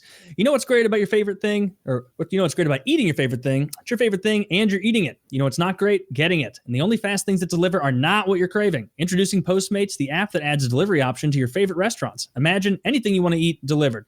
You don't have to drive, park, or even talk on the phone to order. Just download the app and order 24 hours a day, 365 days a year. Postmates will bring you what you want within the hour. You can even see where your food is and track your driver. Forgot the eggs and milk? No problem. Craving a tasty burger? Check. Looking for the perfect bottle of red wine or a summer beer? Order up. Postmates is your new long-term Munchies booty call for a limited time. Postmates is giving you $100 of free delivery credit for your first 7 days. To start your free deliveries, download the app today and use code PKA. That's code PKA for $100 of free delivery credit in your first 7 days. Save the hassle. Get the food you love fast at Postmates with code PKA for $100 of free delivery credit for your first 7 days. Wow, that's a hell of a deal. Yeah, sometimes we have discounts, but we rarely have $100 free dollars. It's a wonderful deal. Get yourself some Postmates. Enjoy some wonderful food. Admit it. You think that cybercrime is something that happens to other people. You may think that nobody wants your data or that hackers can't grab your passwords or credit card details, but you'd be wrong. Stealing data from unsuspecting people on public Wi-Fi is one of the simplest and cheapest ways for hackers to make money. When you leave your internet connection unencrypted, you might as well be writing your passwords and credit card numbers on a huge billboard for the rest of the world to see. That's why we decided to take action, which is why we're recommending you to get ExpressVPN to protect yourself from cyber criminals. ExpressVPN secures and anonymizes your internet browsing by encrypting your data and hiding your public IP address. ExpressVPN has easy-to-use apps that run seamlessly in the background of your computer, phone, and tablet. Turning on ExpressVPN takes one click. Using ExpressVPN, I can safely surf on public Wi-Fi without being snooped on or worrying about having my personal data stolen. For less than $7 a month, you can get the same ExpressVPN protection that I have. ExpressVPN is rated the #1 VPN service by TechRadar and comes with a 30-day money-back guarantee. Protect your online activity today and find out how you too can get 3 months free at expressvpn.com/PKA. That's expressvpn.com/PKA for 3 months free with a 1-year package. Visit expressvpn.com/PKA to learn more. Protect yourself online. Be smart. Hey, on that snow shooting, the backstory is the 2 victims were shoveling their snow into the shooter's yard. Apparently, that's a big deal. So I saw. Weird. You think? Yeah, apparently it's life or death. I saw, the public freakout subreddit. Yeah. 2 people arguing, and you would think that the argument was really over the top. Fuck you, you suck, etc., etc. And I went to the comments on it, and they were like, actually, snow storage is a big deal. It gets to be that you just can't. There's nowhere else to put it. You shoveled your sidewalk enough times. This is where I put my snow. That's where you put your snow. You can't put your snow in my area because I only have so much room. And I have a question about that. As someone who lives in a non-snow area, is there no way to melt the snow to dispose of it, or is that just way too big of an ask? Like energy wise, would some sort of a hot air blower or a campfire just the reason why you shovel a lot, or why you wouldn't want snow around, is that when snow stays, and the reason why you'll shovel constantly is when it stays, it gets colder and harder, and then it becomes hard ice, and I then understand you that. can't move it. And so if you melt it, now you're gonna just get slippery ice everywhere. I wouldn't melt it as a way of having better storage, right? But there are snow melting devices out there. In New Jersey, every so often the intersection would just be like a frozen lake, right? And it doesn't matter how good a driver you are, if it's literally just smooth ice like that. Yeah, you can't do anything on that. Well, they have these jet engines they point at the ground. I've seen those. And it just melts it. And, you couldn't do a stretch of road that way, but you could do an intersection. I've also seen them at a shopping mall or something. Sometimes those piles of snow can take a lot of space, and I've seen them cut down to size with that. I'm looking forward to being in a snow climate. I was looking at houses, and I'm not sure how I'm going to make the initial move. I'm thinking about that a lot. What's the challenge? Because why is that hard? All right, so I want to go as soon as possible, right? But stuff needs to be parts need to be moving before I move. So for one thing, I do want to buy a house there, and I plan to buy a house there. But part of me thinks Colorado. I'm moving to Denver as soon as I'm off federal probation, which is I'm appealing to get out of it early. You can do that after you've done 50% of your time, which happened last October. But the court system's jammed up because of COVID. So I can't get a hearing. But October 8th, I think it is, I'm done no matter what. So what my thought is, I do want to buy a house there, probably not in Denver because that housing market is crazy. $500,000 barely buys you a decent place. I would be stepping like the house I'm in now would cost like $800,000 in Denver. I don't want to spend $800,000 on a house. I'm looking more like 4, something like that. Describe your neighborhood. My current neighborhood, my potential neighborhood, the neighborhood I would like to have. Neighborhood. I'm not picky about that at all. I could be in a subdivision. I could be sort of like in the country. Obviously, I have to have fast internet, and that is really my only concern. Now, obviously, it would be nice to have like grocery stores, restaurants, like community stuff where like there's women and shit around. I don't want to be in the middle of nowhere where like I got to drive down a mountain 30 minutes and then 30 more minutes into town to get laid, right? I'd like to be in a city-ish area. Just maybe not downtown Denver, because that's crazy expensive. But like I've looked at Aurora and like dozens of other suburbs that are within 45 minutes of Denver. And that's the general perimeter that I'm looking at. Okay.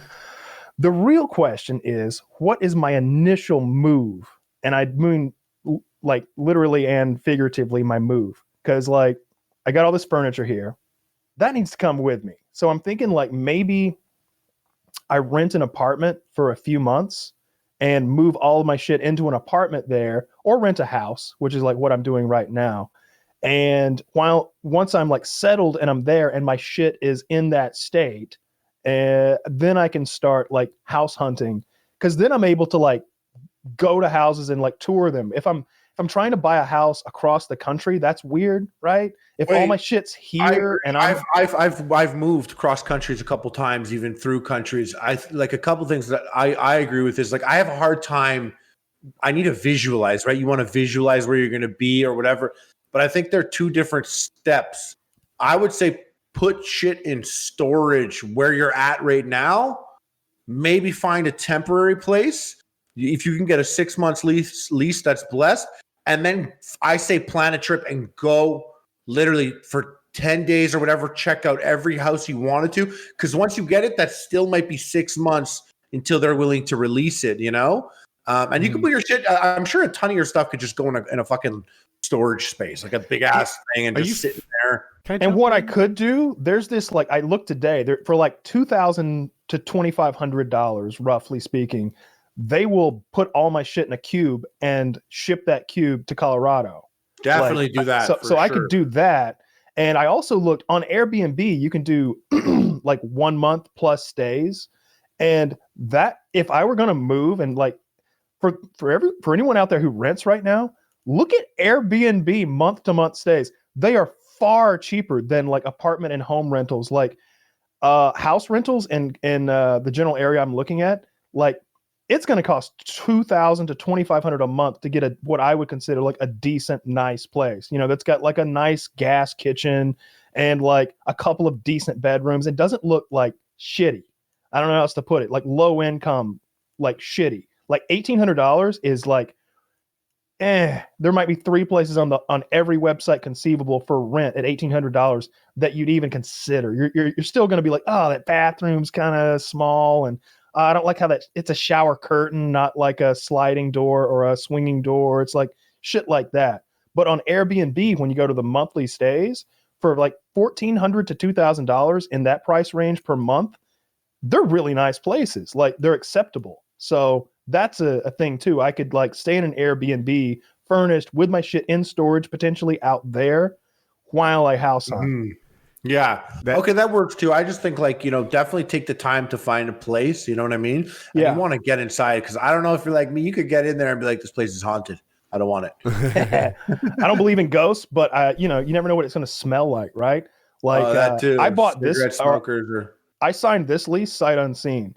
I showed up to this house and there was like the guy from the agency here, and he's like, well, you know what the place looks like, so no need to do a tour or anything. But I'm like, I've never been here before in my life. He's like, well, you saw it online, right? I'm like, I saw the price and the square footage and I signed. I was like, you have no idea how hard it's been to find like a house in a decent area for like less than $2,000 a month. This place is like $1,500 a month. Like, I just signed. Like, and I love this house. Like, this is like a 4-bedroom house with like a nice-ish kitchen and really nice bathrooms. And like, this is like, I'm in my bed. I've been through it several times. I've got an office on the other end, but I'm in my bedroom because I had that whole air conditioning snafu, and I've been too lazy to move this huge setup. But in any case, it's like big bedrooms. It's everything. I love this house. I would buy this house if this was an area that allowed me to smoke dope, but it's not. So we're making a move. Yeah, you kind of went the direction I was going to suggest. Are you familiar with pods? PODS? Yes, very much so. Yeah, so they kind of do what you need. You pack up a container. I think they store it. So like, if you wanted to stay in an Airbnb for 2 months, all your shit's in that box, and then when you buy a house, they bring the box to your house and you unpack it, and it seems like the mechanics of what you're looking for.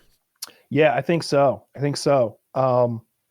You know, I've looked at the real estate market there a good bit. Like I said, the suburbs of Denver, you know, within 45 minutes in a perimeter.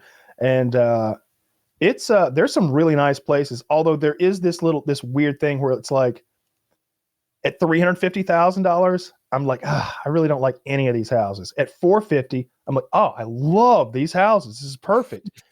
At $600,000, it's like, oh my fucking God, this is 3 times as much house.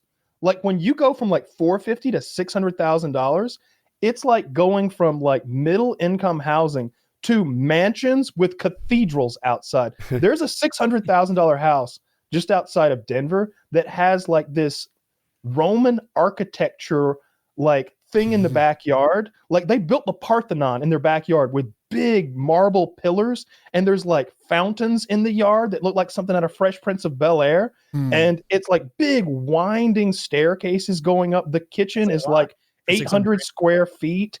Like the bathrooms all have big jacuzzi tubs and marble heated floors. And it's like, oh my God, for like $150,000 more, you're getting 3 times the house. It's absurd. That route.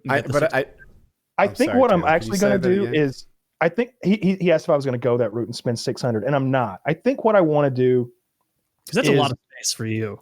Yes, it's way too much square footage for one thing. Yeah. Like I think what I'd like to do is, because I think the housing market is probably down because of COVID and everything. I think maybe get a place. Condos are down.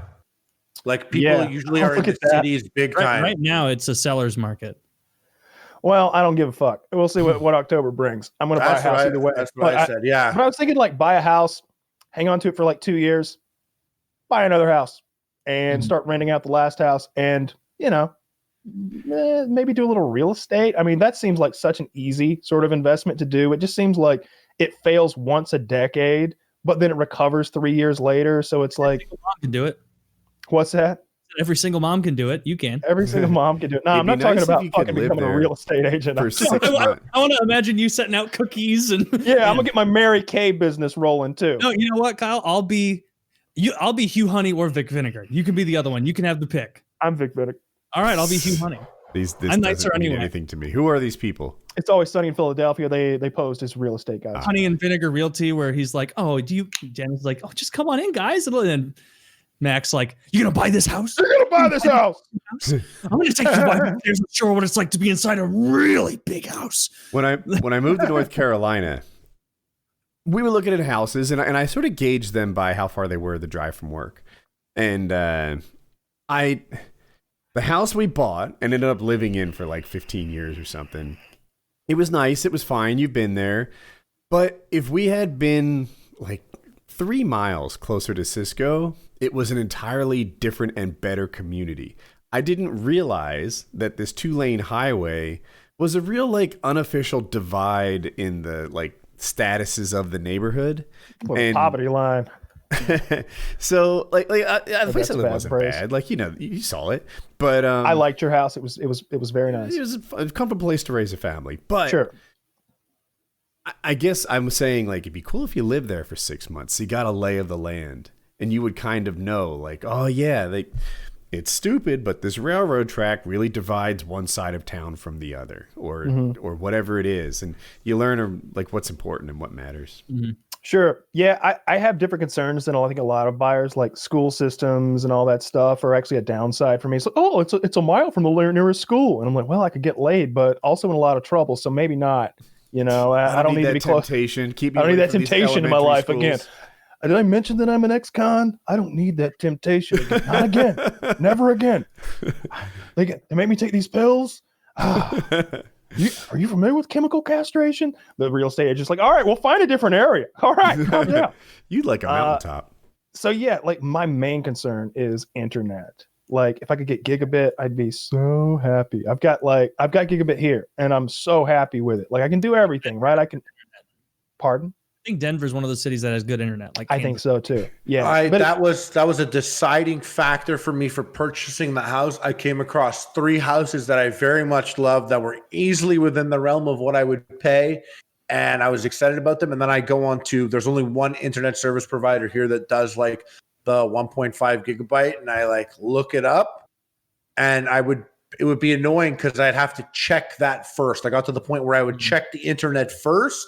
Mm-hmm. And that's why I ended up coming back to Montreal. I was near Toronto, and outside of Toronto, there's like nothing, like literally 10 megabytes, 20 megabytes. Jesus. And there's just no way. Like I gotta stream while jerking off and like uploading, and my buddy's on our Wi-Fi. Like it's all gotta happen. Yeah. And that literally internet decided where I lived. Yeah.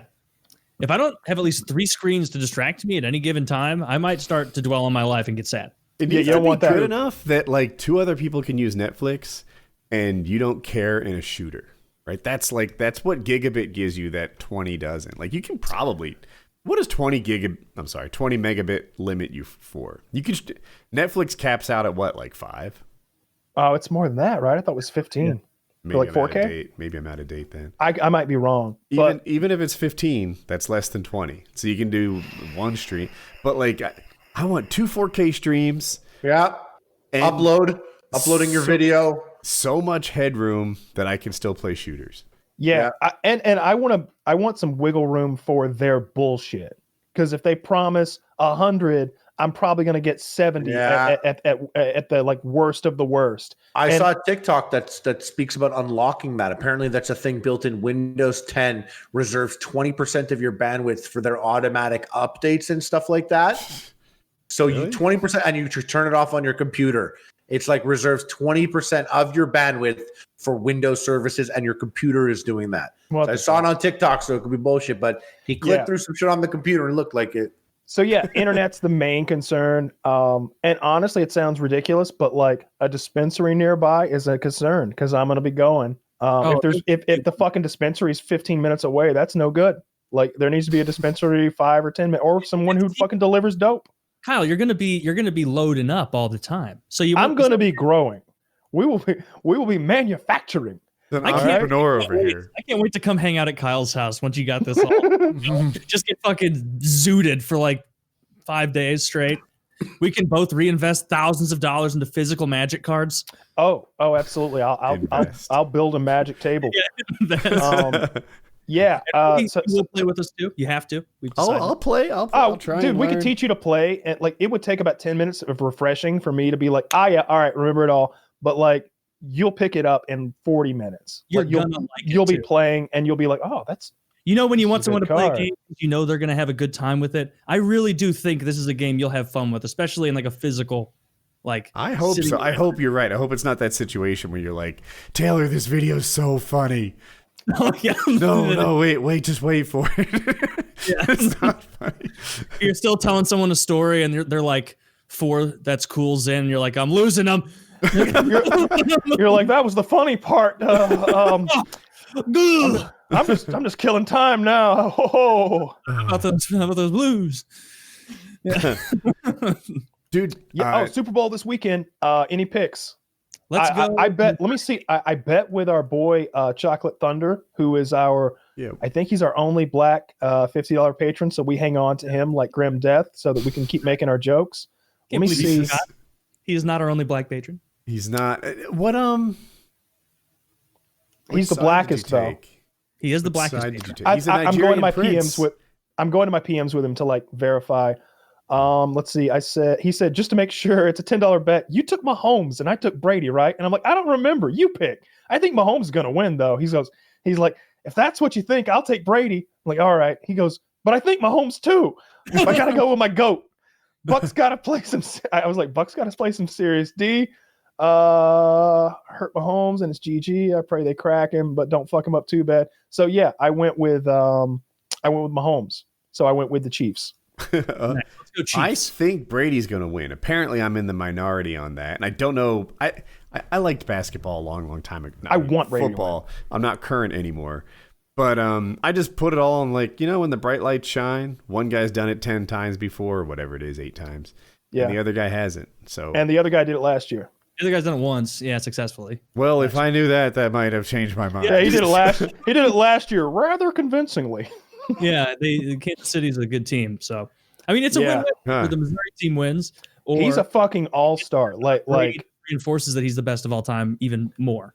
I want Brady to win because, like I said during our hangout, I love greatness in my time. I like seeing it. I like being adjacent to it.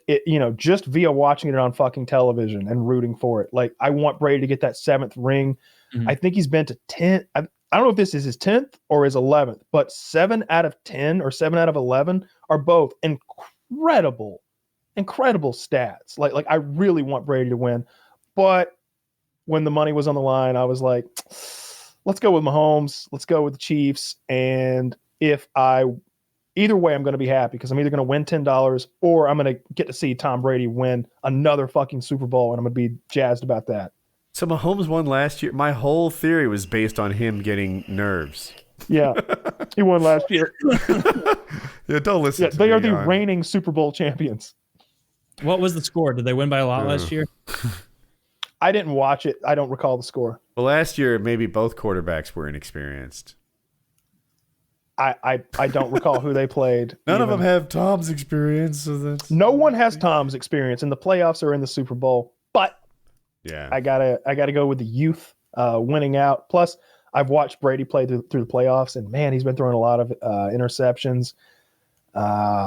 It hasn't looked good. The defense has been saving his ass almost every game. If the defense cracks Mahomes again, Mahomes had that bad foot like 2 games ago, had a concussion either 1 or 2 games ago where he was wobbled and taken off the field. If they crack him, then I would definitely think Brady's got a great chance. Who are you betting for again? I bet on the Chiefs. Okay, then I'll bet on the page or not whoever he's on. Oh, you want to bet with me? Sure. Yeah, $10. Okay. I'm on the line for 20 now. I'll take the Buccaneers then. Okay. Yep. Let's go Let's go Bucks. I say let's go Bucks too. I really want fucking Tom Brady to win this thing. I did that thing that I do now where I bet against what I want to happen so that I'm happy either way. I want the $10. Sad either way. I don't care about the results at all. A little sad either way. I'm either going to lose $20 or I'm going to get to see. If I lose 20, then it'll be worth it because I get to see Tom Brady win the fucking 7th ring. And I hope he doesn't retire. I hope he comes back and wins a fucking 8th ring. I want 4. I want it to be symmetrical, right? I want him to be able to do this, right? Because I don't know if you've seen that picture of him like this, and he's got like all 7 of his rings on, or 6 of his. What is it? 7? And he's going 6 for 8 or 6, and he's going. I think he's got 6, but he's got 4 on this hand, and then 2 on, and he's just like. And I'm just like, oh my god! And each one is different, right? Every Super Bowl sized for the appropriate finger, right? Like, is this my pinky finger ring, and this, or are they just big on his pinky finger? You guys all know this problem when you put your 2005 Super Bowl ring on your 2007 hand. And it's fun to see them because let me find the picture because each one is more gaudy and diamond encrusted than the last. Tom Brady wearing rings. Is if the Kansas City Chiefs win. And Colorado beats St. Louis in the NHL on Saturday and Sunday, I owe Kyle $20. But if the Blues can win both of those, then you're up 10. And I could be up 10. I could potentially be up 20. 5? Yeah, it's 5 per hockey game. And there's 2 this weekend, though. Look at those gaudy ass, gigantic fucking rings. Yeah, that's awesome. He could beat the shit out of someone. It would be worth it in hopes a few diamonds would get stuck in your head. That hurt. I feel like those hurt to wear. He's gotten so much more handsome than he was when he was younger. This guy his jaw, like he's literally more handsome. Oh, you got Invisalign. His jaw's chiseled, like he's thinner. You need to clone him. Yeah, if you pull up his rookie season picture, and he's a little. He's down 17 pounds and fixed his snaggle tooth. That's the future, Woody. You're just 6 Super Bowls away. You're close to this. You're actually close to this. Like soon you're gonna be cruising down looking like this with your golf cart, picking up other guys' garbages and fucking their wives. That's your final form. Oh man, God, I'm still thinking about that video. That murder snow video. That's one of the most wild videos. That was messed up. That's so messed up. I haven't seen a true blue murder video on the internet in I know as long as I would have preferred. I used to watch that. There used to be a website, like websites that I'd go to when friends came, and I was always like, I don't want to go to this website, but we should go. Motherless. Yeah. What was it called? Like rotten.com and watch people die. And oh my God, all this stuff. I think E-Bomb's World is still around, but like now it's probably just like cartoon comedy videos. There used to be some weird shit on there in like 2004, 2005. YouTube was a big deal. I guess YouTube didn't start till 2005, right? Yeah, 2005, 2006, I think. Something like that. Yeah. Isn't that crazy how many years of your life, I'm younger than you guys, but like that you didn't have YouTube, where it's like, oh, I just have to turn on the TV and hope that something's on. Bro, so many. Like, I want to watch something so fucking specific. Like a 25-minute wait somewhere now I'm like, oh, I got some shit to do. I have things to do, things to look at. Like 25 minutes back then, it's like, oh my God, I was on hold for 25 minutes. Yeah. I didn't even and it's like now. Taylor mentioned the specific part. I always thought about the on-demand part, but it's like, oh, I want to watch a science-based TV show about deltoid development. Yeah, there's a selection on YouTube to watch. On TV, it's nothing close to that. It's just, and not just that. I remember the days like where you turn on your a channel and actors are there, and you're like, oh, that's that guy. I like that guy. And so you watch this movie and you finish it, but you came in 8 minutes into it, so you have no fucking clue what that movie was. And you could like maybe speak to one guy, like, the guy in this movie. No, not that. Did you ever see a movie where he's like a doctor? It's not even like you could go on the internet. There's the amount of arguments that I had with my friends, like being like in high school, being like, a dentist gets paid this. My buddy's like, there's no way dentists get paid that. And so we'll argue for like a whole day and like kind of like each other less for 2 days after, arguing over a thing that could have just been a search. You could ask Siri nowadays. Literally, so many things. So speaking of like not on-demand TV, in my family, my father, he was like the king, and we were all there to please the king, and life went well for you if the king liked you. That was kind of the dynamic in my house growing up. And that's not like my observation or whatever. That's how he would explain it to us. You are all my servants, and I am the king of this castle, and it's in your best interest to please me. Okay. So when he wanted to watch television, like there was no question. There was no like, oh, dad's entering the room. It's just a matter of time.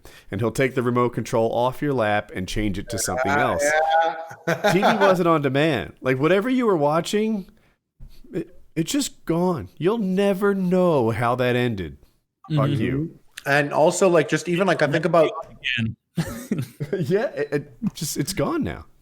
I think pandemic, obviously it's a terrible thing, and it sucks. But like I do think about, had this occurred at any other time in my life, oh my God. Like if this happened in like 96, I would be like, bro, I'm fucking tired of Mario Bros 3. I'm fucking tired of the one TV and the one VHS of Kindergarten Cop.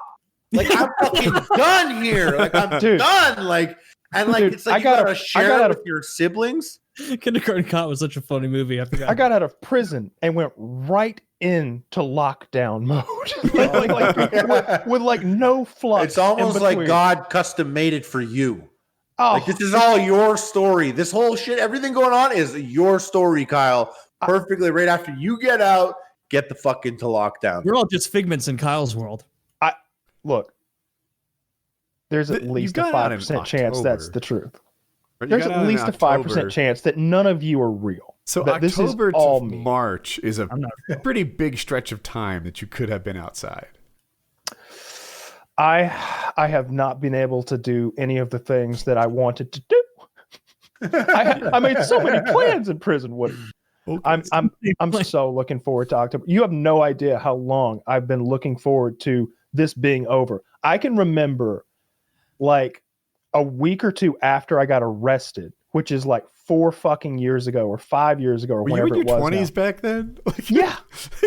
Yeah. When was the arrest? What year was that? I don't even know. I can probably find it. 2016, 2017? It's probably on the internet somewhere. Yeah, it might be. You never know. It says August 2017. So 3.5 years ago. I can remember being in my bathroom at my old house, taking a piss, and just saying to myself, this was going to pass. This will all be over eventually. There's a lot of hoops and hurdles, but no matter what happens, there is a future within the next 5 years where I'm high as fuck and it's coming. It's coming. And I have held on to that little thought that I had taken a piss in the bathroom 4 years ago or whatever it was for the last 4 years. Every hoop and hurdle that I've jumped through, from fucking surrendering to U.S. Marshals and getting DNA tested and appearing in federal courtrooms and state courtrooms and spending hundreds of thousands of dollars on legal defenses and like being in a prison in fucking Alabama and like taking prison showers and like getting out and getting piss tested every week and going to fucking court mandated therapy sessions. Like every step of the way, I've just been like, this sounds so awful. You're stressing me out talking. This is weed. This was weed, right? Yeah. Yes. It was weed. Like, bro, what a waste of fucking money. It was half an ounce of weed. What a waste of fucking money. All that shit for some, like, how dumb is that? Like, I'm actually getting mad hearing you talk about it. Like, weed, like, how fucking stupid. Yeah. It's dumb. Like, that's so dumb. Oh my God. Well, I'm glad it all happened because it's a hilarious story. Everything I've done in my life, I wanted it to be interesting. Like I don't like periods of my life that are just boring. Like there's some periods of my life where I'm like, shit, nothing happened. It's like, there's some TV shows where you're like, nothing really happened between seasons 2 and 3. That's kind of how my life was for a little while. I was like, I didn't really do anything between seasons 2 and 3. Season 2 Walking Dead. Bullshit. Yeah, like that was a boring season. We're in like season 7 or 8 right now, and crazy shit's been happening, right? Here. Oh yeah, that was the season he went to prison. Oh yeah, that was a crazy season, right? With Snow. Snow was in that season. Cool. Like the cruelest thing is you didn't get to get high for like the entire Trump presidency. Yes, that's the worst thing. Yes, worst thing. Yeah, obviously I'm joking. But have you thought about writing a book? Maybe. I got to do some more interesting stuff, though. I got to do another interesting thing. What if I ghostwrite an autobiography for you? And there's a lot of gaps in your life. I don't know. I can fill them in. Just fill them in. They'll be full of exciting things. There will be no bad seasons. Like, there's no way he was a Vietnam vet. There I was. Charlie was everywhere. I was minus 14 years old.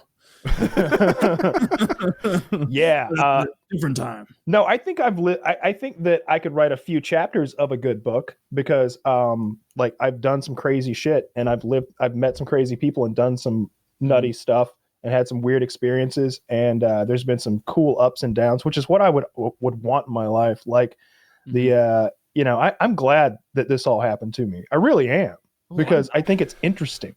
And I enjoy living an interesting life. Like when I tell people, I know so many people have these boring ass fucking lives where it's just 9 to 5, 9 to 5, 9 to 5, retire, die. And it's like, you didn't go to prison once, bro. Like you never got high on top of a skyscraper with like 3 incredibly wealthy, famous people. Like you've never fucked a celebrity. Like you haven't done anything fun. And I've done all those things. And I've done like, and more. I'm not gonna say her name in Pig Latin so no one will know. Absolutely not. I've done all sorts of crazy things, right? You know, and, Marvin Gaye, Electra Bay. Arletz Hansen J. Is that how you do Big Latin? I think It's close. I will not say. You know, to what you're saying, I wouldn't say like necessarily that everyone should like smoke on the skyscraper or go to prison, but like I do understand what you're saying. And one thing that I saw a video once, and it was just this guy asked this old dude, he was like, "Hey, you got a piece of advice for younger people?" And it stuck with me so much based on how this guy said it. He was like, "Yes." He's like, "Take the harder path. Always take the harder path." Just because like later on you'll look back and you'll have taken the easy path and it'll be done because it was easy, but it's the harder path that you really wanted and you didn't do. And I think like that leads to an interesting life. Like I think like what you're saying, hardships can definitely lead to an interesting life. Like some of my biggest character building moments were like kind of shitty things that happened. Yeah, I think it's definitely true. I've had fun. I like that experience of like, you know, the whole thing, the whole like getting in trouble thing and going to prison is, I think, equally interesting as like all of the crazy FPS Russia stuff I did. And it's like, yeah, it's kind of cool that there was another ridiculous chapter after it's like, oh yeah, chapter 4 is this ridiculous FPS Russia thing. Chapter 5 is probably going to be boring. Just wait. Just wait for chapter 5. You're not going to believe it. Having chapters 4 through 6 be FPS Russia would have been cool too. No, this was a whole nother thing. You can't get this. Don't you wish that you look? Obviously, you don't want to go to prison. Nobody wants to go to prison, of course.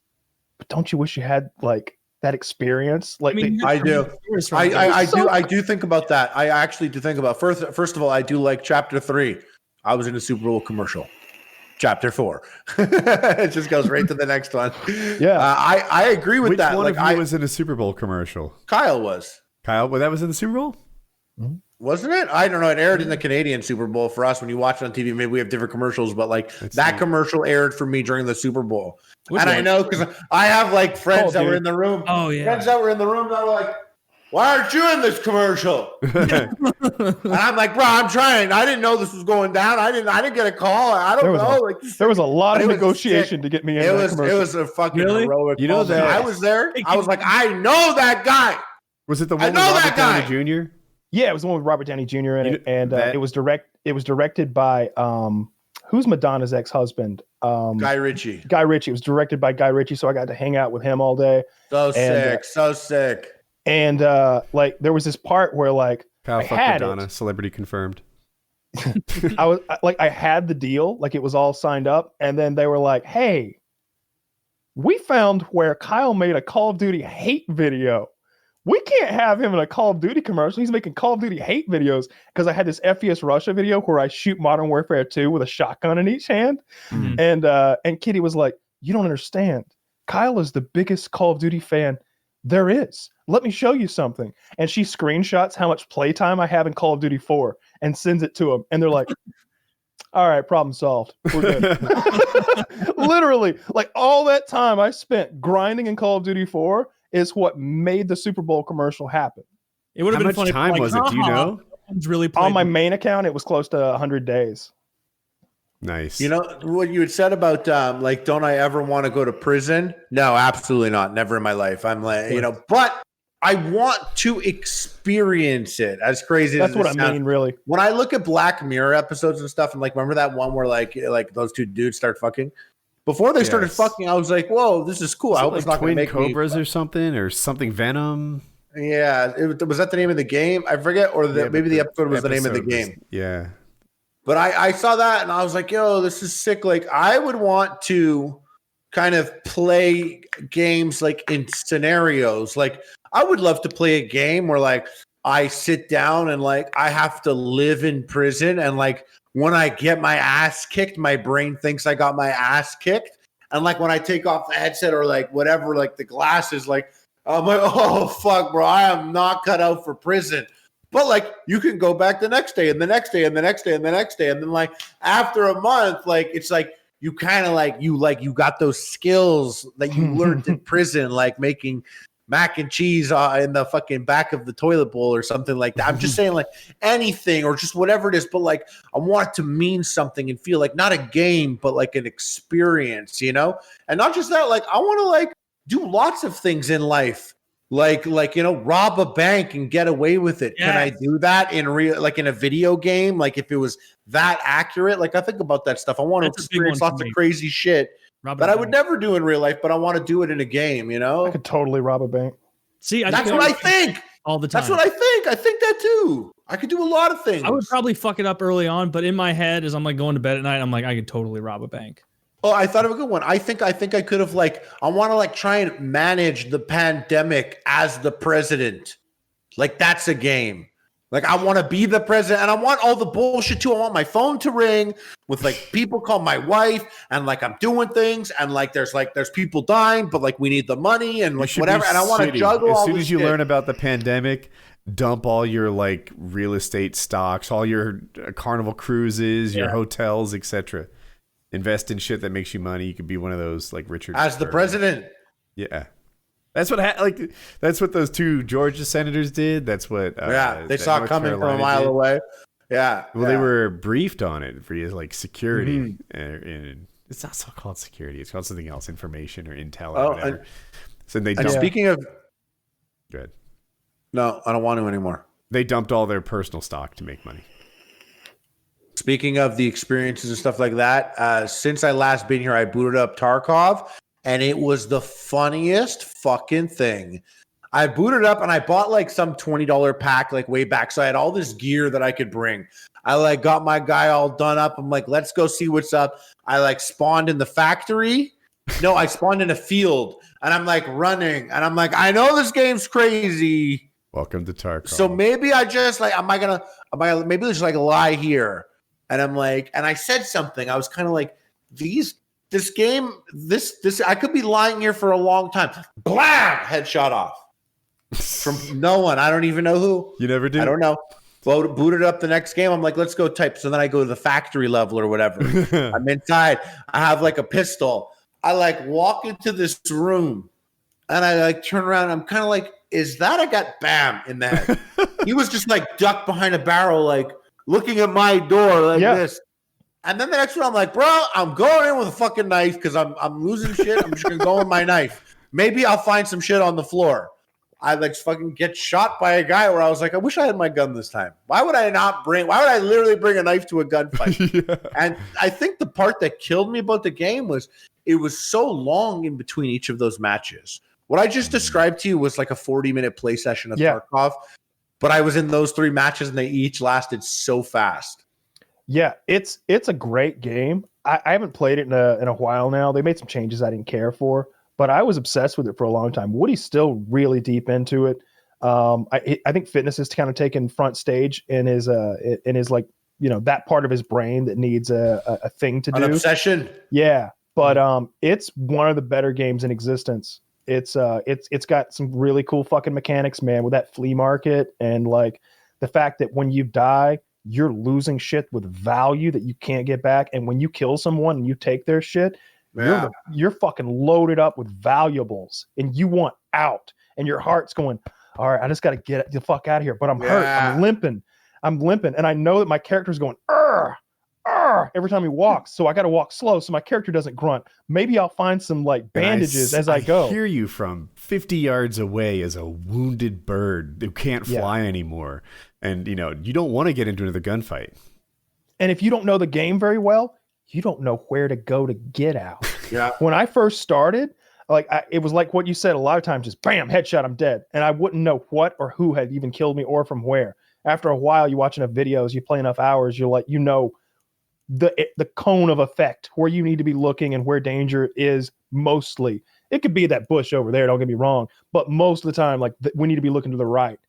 And it's just drama. Like I can remember like going in, getting a few kills and being like, all right, now let's get out. And I've got like Mitty, my friend, like I call him. I'm like, I can't get out of Tarkov. I'm sharing my screen with you. Guide me out. And he's like pulling up. He doesn't know either. He's got a map online. And he's like, well, what are your extracts? I'm like, I don't know. I don't know how to figure that out. You press O twice. I didn't know that though. So I'm just going to all of them, and none of them are working, and time's ticking down. And finally, I'm just like, all right, well, I'm just gonna like hide all my gear in a bush, and I'll get it back from insurance, I guess, and that's that. And he's like, no, you have to die for that to work. And I'm like, oh no, I gotta find someone to kill me now. And it's a nightmare. It was a nightmare. It's really stressful. Yeah, it's stressful, and the lows make the highs. It's a pretty good game. I haven't been playing much lately, but I've been keeping the lights on. Like, there's this hideout. I had like 10 GPUs in the Bitcoin generator, and you can manufacture GPUs. So now the number is like 17. I need to get to level 30 to get to the level 2 Bitcoin thing, and I did a bunch of gunsmiths things. So I'm just kind of like, my guy's got 12 million rubles or something, and if I ever want to play, I'll be able to play properly. But I just keep the lights on. If you guys, Taylor, Woody, if you want to do a little gaming, maybe later in the week, next week, something like that. Call of Duty just dropped the new Zombies map. I haven't played it yet, but it's brand new map, new mechanics, new bosses, new zombies, new weapons. There's something called a AK-47, which is like the new super weapon. It's a fully automatic ray gun. It looks like an AK with an underbarrel grenade launcher. You can pack punch it 3 times like everything else. Bad motherfucker, apparently. I haven't even seen any footage of it yet, but I think it's like a Vietnam fire base, like a mountain hilltop that's been turned into a fire base, like a defensive, maybe artillery position. Is MIDI good already? I don't know if MIDI's played. He and I were supposed to play tonight, but we're doing this obviously. Right. But I haven't played yet. I plan to play soon-ish. I'm down to play it. From the video, it looks cooler than the first map. Yeah, I was so sick. It is. The first map is great. I was just sick and tired of it. I felt like Call of Duty Zombies. Yeah. I try, man. I always get so bored. At some point, I'm just like, fuck this. These ones are good at staving off the boredom because there's so much stuff to do. But they make this mistake every time. Like, if they would have released just 3 maps in the beginning, like, there would have been enough play that now you wouldn't feel like you had drilled this one to death. And so instead of me having 3 options where it's like, oh, I'll bounce back to this one, that'll be fun, I haven't done that in a bit. With the variety, it's like, now that this second one has come out, I will never play that first one again because it has been drilled to death. I'm sick. I've played so many hours of it. And like the cool thing about this Zombies that you play. So like you can beat this Zombies. Like there's tons of Easter eggs to do, hurdles to jump through to unlock all sorts of crazy shit. But whenever you want to, you can trigger an extraction like every 5 to 10 rounds. I don't recall. And like there's like a showdown and like one part of the map where like a helicopter comes and you just have to kill all the zombies that are there, and then the helicopter will fly you off and you win. And that's kind of cool because like we all usually wait till late, like round 40 or so, around 50. When it's like a gamble? Yeah, when it's hard. Because like killing those last 80 zombies or whatever, there'll be like 2 bosses. Even when you're not playing Tarkov, you're playing Tarkov. I haven't played Tarkov in a long ass time. But when I did play, I was playing all fucking day, every day. I had people walk me through the zombies. Like I went through the things with it. And like I don't know. There's something that I don't know. When I got Black Ops, I didn't like it so much, but I thought zombies was its strongest feature at first. Yeah. And then I started playing it more, and then I got like tired of zombies quickly. And like I played the online a whole bunch, but I don't know. I don't know what it is, because like I should like it, but I don't like it doesn't. But I'm thinking of things, speaking of things I shouldn't like, I did not like, I downloaded Fortnite like when it first came out and like played it. I was like, I don't like this. And then a certain part of me, like when I was playing Cyberpunk, which I did love and I put 100 hours into and I thought it was awesome.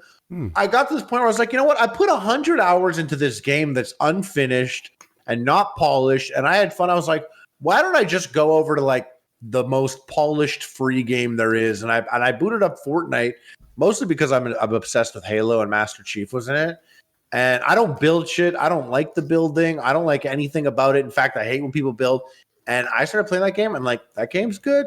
That game's fun. Unfortunately, it's just filled with so many fucking losers.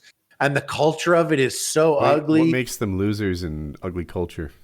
I just think, like, for example, like, you know, it is so, I kind of like it now, like it's funny, but like the culture of like, you get in there and you boot the game up and you're about to play, and a 10-year-old is like, oh, and like his character's dancing with like the newest 21 Savage song playing. and he's like Kratos and 21 Savage is playing, and he's like doing some dance, and you hear him screaming, and like you hear like the mom in the back like Tyler back, and he's like, one more game, you bitch. And I'm like, that like is like, you know, it's ugly, but I do think about like when me and my buddies go on, like I've convinced a couple of friends, I'm like, you'll come on Fortnite, trust me, like we're just gonna smack some of these kids up. Going on there and like beating them is actually fun when you think about it like that. It is like you're going out there and slapping these little dummies. It's like all the pros moved on. They're on Warzone now. They're off Fortnite. So you're just left with the kids that are left there playing on the iPad or whatever. Dude. And you just go in there and fuck them up. I tried to play PUBG the other day. Like me and a couple of my friends who we used to play PUBG all the time. I loved it. Me too. I've got like 1,500 hours. That's why I didn't play Fortnite. I was like, PUBG's superior. So I never touched it. I was pretty fucking good at PUBG. I just played it so much. Like I'd say we won like team like the quads or whatever squad. We'd win 20% of the time. Like 1/5, 1/4 of the matches we played, we'd win. And you know, there's 25 other teams. We were pretty fucking good. And I tried to get on the other day and play like some duos and stuff. The player base is so low now. They added bots. So like I was doing okay. I killed a couple guys and it's just me left. My teammate's dead. And this guy, I see an enemy and I'm just like, I'm going to get this guy. And I'm like behind a rock and I'm waiting on him to like, you know, play that peak game with you. I'm trying to get the head. I'm like, I'll get him in the head. I'll get him in the head. I've played enough Tarkov now. Like I'm going to be even better than I used to be. I'm going to headshot this guy. And he comes out from behind his rock and starts sprinting at me. And I'm like, what a dummy. And I kill him. And I notice his name is like JRJ 63,147. And I'm like, oh, that's one of those fucking bots. And like, I kept running into bots. And there's no satisfaction in killing a bot at all. If anything, they're a really annoying distraction. If there are bots mixed in with players, it's like you don't know who to focus on. And you feel really dumb if you're like dealing with a bot and like treating it like a player. So you're not just like jumping out and spraying it down. You're like trying to peek and like head bob and weave and stuff and try to be tactical. It's a bot. It's retarded. The bots are so bad. And so like you're playing like it's fucking Shroud over there, and the bot is like do, and a real player comes up from the side and kills you. We played like 10 games and I'll never play again. What a fall from grace that game had. Remember? Yeah, huge fall from grace. We did an epic mealtime with them actually, and there was like a sick brand deal. They actually paid like excellent money, and it was great. And I was a huge PUBG fan, and I was so hyped about it. And like you couldn't not tell me like that PUBG had such promise. It was great. And then when like those keys and shit started to come out, that's when I was like, no, bro, this is not it. You're like doing the wrong things. It was like even when they made the Xbox port to it, I was like, that's not where you're at right now. This is not important. And then people like were like, come play PUBG with me on Xbox. And I'm like, I've never been like a game snob. But I was like, have you seen how that fucking thing runs on Xbox? I don't understand why you would ever play that, like a game like that at that time. Now it could be great. I have no idea. But they just focused on the wrong shit. Yeah. And you know what? I gave Fortnite a lot of shit. And like, you know, like I said, for the shallow reasons that I do. But that is like a great game. And like, I'm like a brand whore. Like I love like certain brands. Like I just care about like, it used to be like caring about a brand is selling out or doing something is like you're a sellout. But here I am like 10 years later and I'm like, bro, you were in a fucking commercial. What? like I like things. Like I think Call of Duty is cool, or I think like something like I even think like, whoa, look at this thing. It's got a fucking little Coca-Cola on it. That's cool. I bought these things called mini brands. They're just literally little brands. Like you just open it up and it's like a little fucking bottle of A1 steak sauce. And I'm like, sick. And like, I like that shit.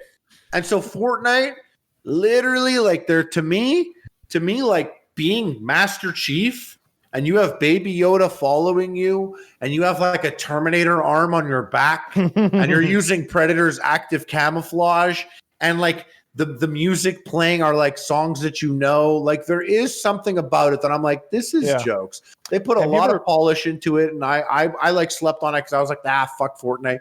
But it was fun. I also hate building. That's also why I was like, fuck Fortnite. If you really like brands and like propaganda, next time you're in Atlanta, try to go to the Coca-Cola Museum and go on the tour. If it's open again because of the pandemic or whatever, you literally like go through a propaganda tour for Coca-Cola. They have the vault where they have the secret recipe. The first thing you do is sit through like a Pixar style cartoon with the Coca-Cola bears. And it's so good that at the end, I'm like, why isn't this an actual full-length cartoon?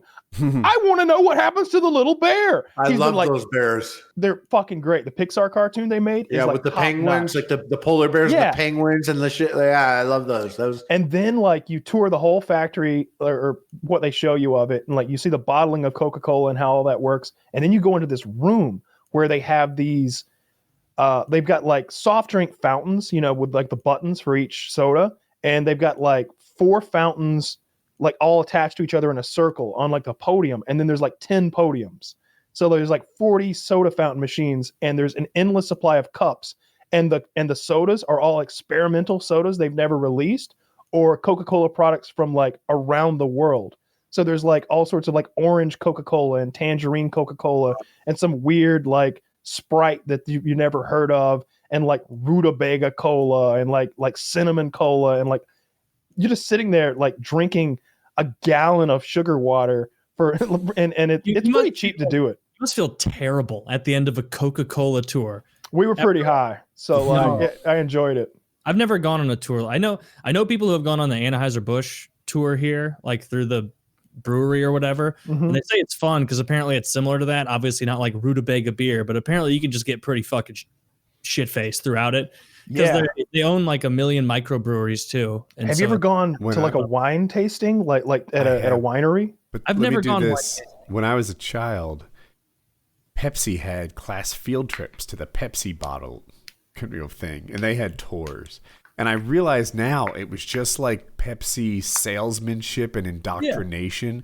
And they would shit on Coca-Cola, those other guys, that inferior brand who keeps losing the taste tests. And like during the cola wars of the 80s, they were taking school children into the different and just getting them to line up with one side or the other. You didn't even know you're being propagandized too. It still sits in a little bit. I'm a little bit pro Pepsi because of that thing I did 40 years ago. No, it's all about Coca-Cola. I went to a winery. And it was a little snooty. Everybody there was a little bit snooty, but it was like all the free wine you could drink essentially. And like it was like multiple you paid like cups. There was like a tiered thing you could pay. It's like, all right, for $20 you get to try 3 different wines. And it was like for $50 it's 5 different wines. And I was like, what do we get for $120? You're going to taste every wine that we make as much as you'd like. And I was like, I'll take 2. Yeah. And we're just in there like, we don't know anything about wine really, but we're drinking them. All you can drink. What are you going to do with twice as much as you can drink? Well, there's 2 of us. I know. So like we just got shit-faced and then we bought a few bottles of like our favorites. There were these red dessert wines that were just really sweet and delicious. And so we just got shit-faced, grabbed a couple bottles, walked through the winery, stumbling around, had some fun out there in the winery, like in the fields, in the grape fields. Then drove to a restaurant, had a huge fight, and it was an interesting day. It was highly recommend it. I've never gone wine tasting before, but people don't actually spit it out. That never made sense to me. Like you just take little sips.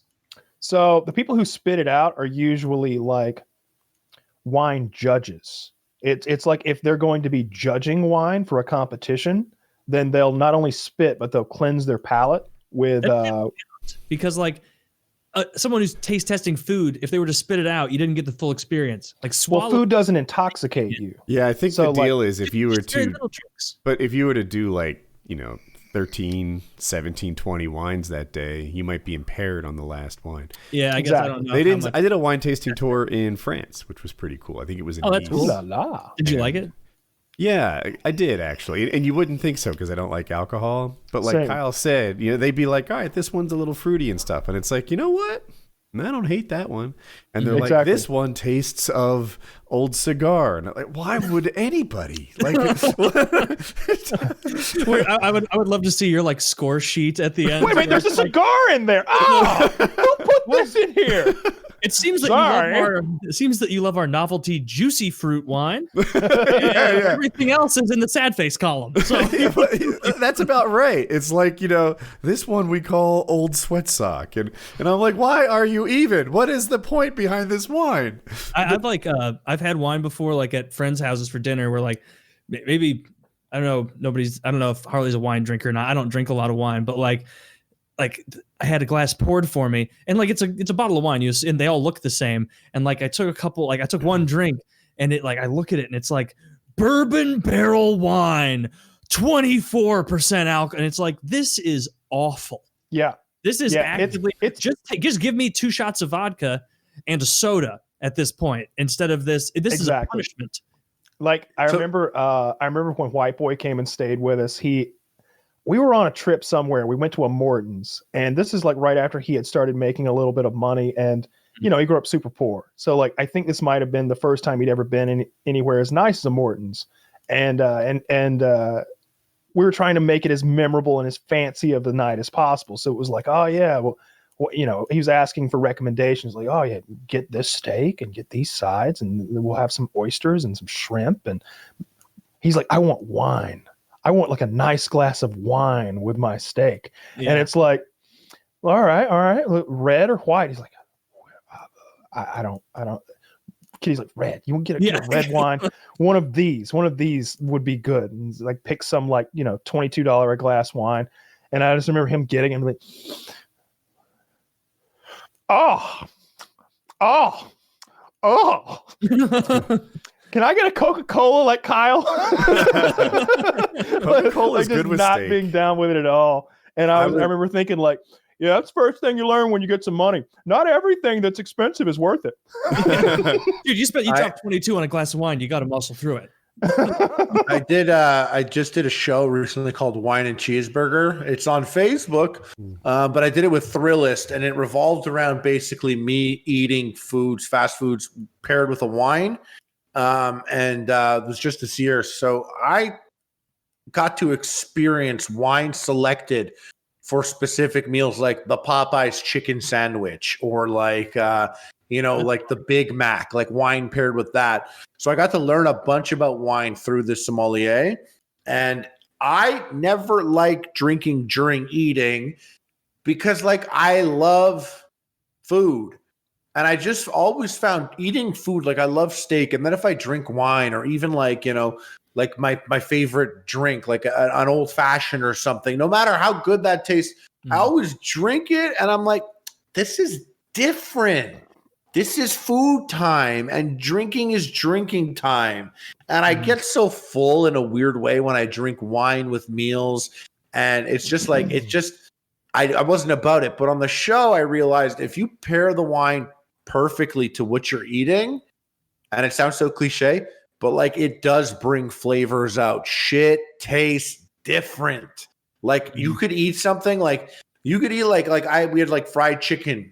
I'm like, I was like, yeah, fried chicken. And then I had this wine, and then I ate the fried chicken. I was like, oh, I'm tasting like the spices now, that like I know what they wanted the chicken to be, but like maybe my palate just for whatever I ate, it just wasn't there. But like wine accentuates things, and it could be used as a very valuable weapon to enhance your meals, But normally, for the most part, I'm just like, I'm trying to eat my steak. I don't want to drink some shit right now. I don't like where they'll tell you like, or I had someone who, like a friend of mine who was into wine. We were at a nice steakhouse, and he was like, you know what, after like every bite or two, take another sip of that red wine, and then you're going to taste more things. And it's like, I did that for 1 or 2 bites, and then before you know it, it's like the steak's gone, and it's like, oh, I forgot to do the wine thing. And so it's like, I agree with you. I want to focus on munching and eating when I'm So I don't know. I can't relate to what Harley just explained, but what I do like to do, or what I have done, I like to get fucked up before I eat. And usually that's weed. Like I would much rather be stoned as fuck before I eat a delicious meal and like have the munchies and like that empty feeling right where with like the center bottom of your chest is. Like you feel like you could go forever, you could eat forever. Yeah. Like just it feels like there's a bottomless pit in your stomach and you're just like, oh man, I'm gonna eat so much good food. But like if I have to drink alcohol, like when I was on state probation, I was allowed to drink alcohol. And it was like if I was gonna eat like some good Indian food, I would drink like 4 or 5 shots of like some really good liquor, like whatever it was, some Tito's or I was drinking, what's that sugary ass shit I was drinking, that orange cognac. Grand Gala. Grand Gala was when I was spending way too much money on Grand Marnier.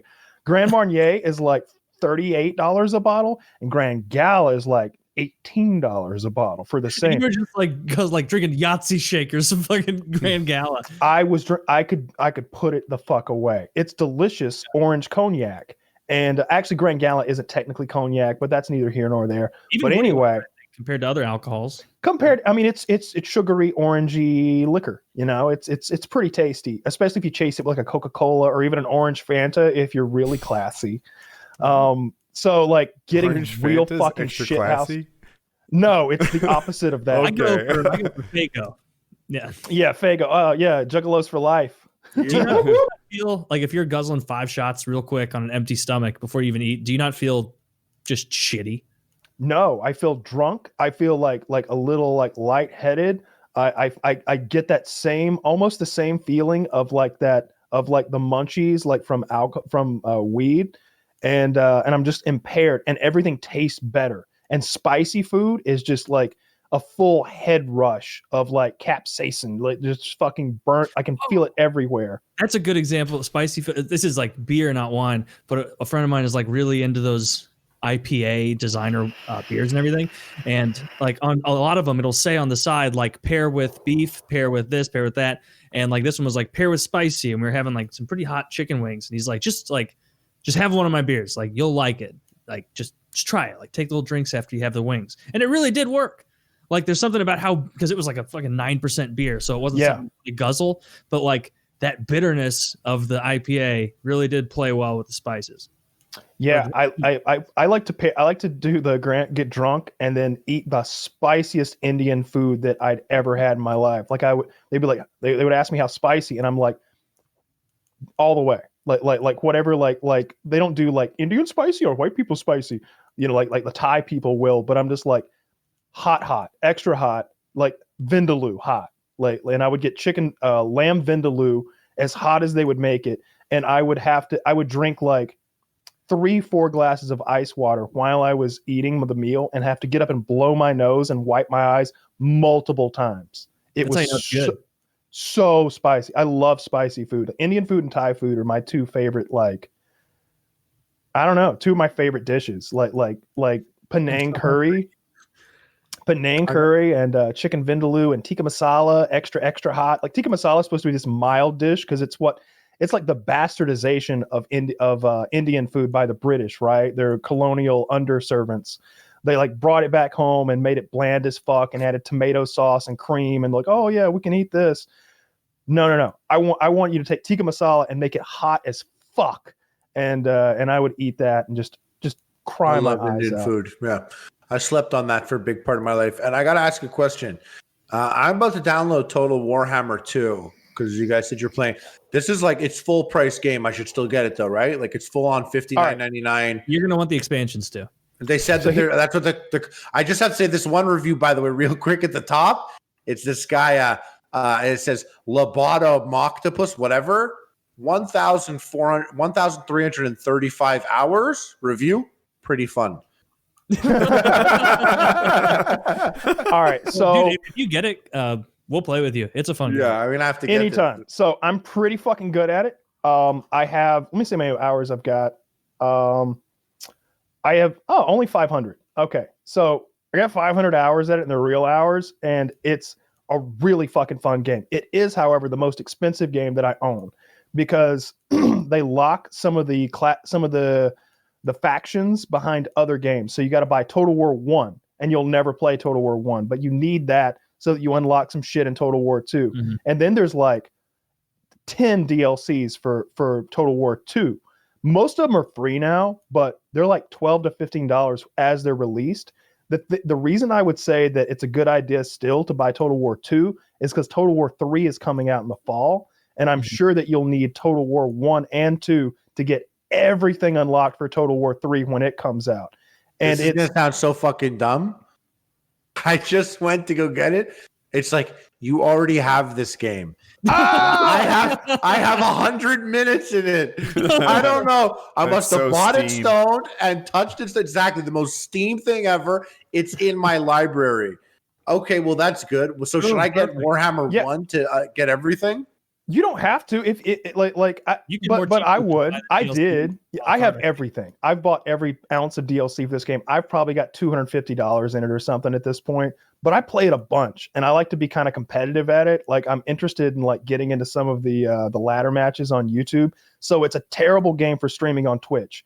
Taylor streamed it the other night with me, us playing against each other, and he was the #1 streamer on Twitch for the game, like instantly. On YouTube, though, there's a huge community of people who stream it on YouTube, and there's like a dozen guys who have like medium-sized YouTube channels, and they all like pool their subscribers, and they have these like weekly and bi-weekly tournaments, and they have like qualifier tournaments that last months, where like the 15 or 20 best players in the world all or in the like English-speaking world will all play to qualify for one slot in an ultimate tournament. They're doing that right now. And they'll fill 20 spots of that, where it's like champions of champions will eventually play in a big tournament. And there's cash prizes. Usually, the YouTubers' Patreons will like pay the cash prizes, and it'll be like a few $100s, nothing crazy.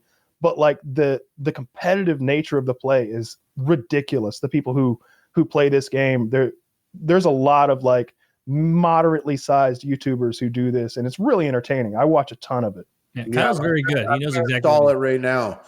That's Joe. And then so I could just install and then maybe mess around with the single player for a minute. Yeah, try it out. I should get. Yeah, that's single player. Single player won't help you in multiplayer, because multiplayer is just you purchase the units, you line up on the field, and then you fight. And the single player, which I've done, it's a single player campaign. I had a lot of fun with it. Start off on easy difficulty, because that's more like Civ, where you're starting out and it'll be like, oh, you're going to play the dwarves. Okay, well, your first mission is you have to eliminate all of the orc civilizations that are in the crags of the rocks, and they're going to fight back. And oh, while you were doing that, you need to manage your resources and do this and that, and oh, your population's out of control. So that's more Civ-like.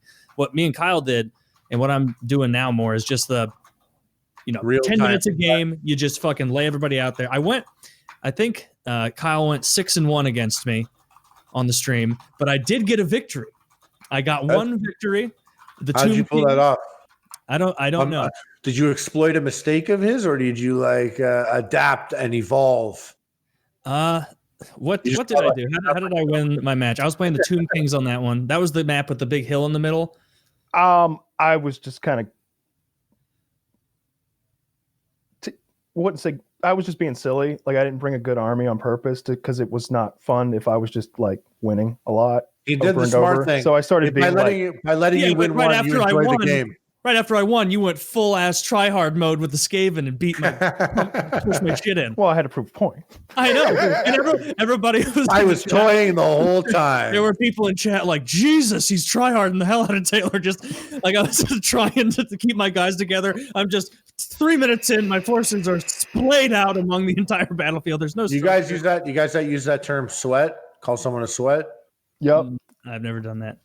Yeah. I'm pretty sweaty on Total War. It's new lingo, and I thought it was pretty good. Like when someone's like basically he beat you with sweat, or he was being a sweat that round. Just like they're working so hard that they're sweating. Was sweating me then. Yeah. I may be guilty of that. It's one of those games where you can be like, there are like certain like ways to like, you can make your army like a meme. Like there are like there's like 5 different generals you can pick, and some of them like people know, oh, that's like a meme. That's like if you bring that, you're like you're trying to prove a point. Like oh, you brought tic-tac-toe.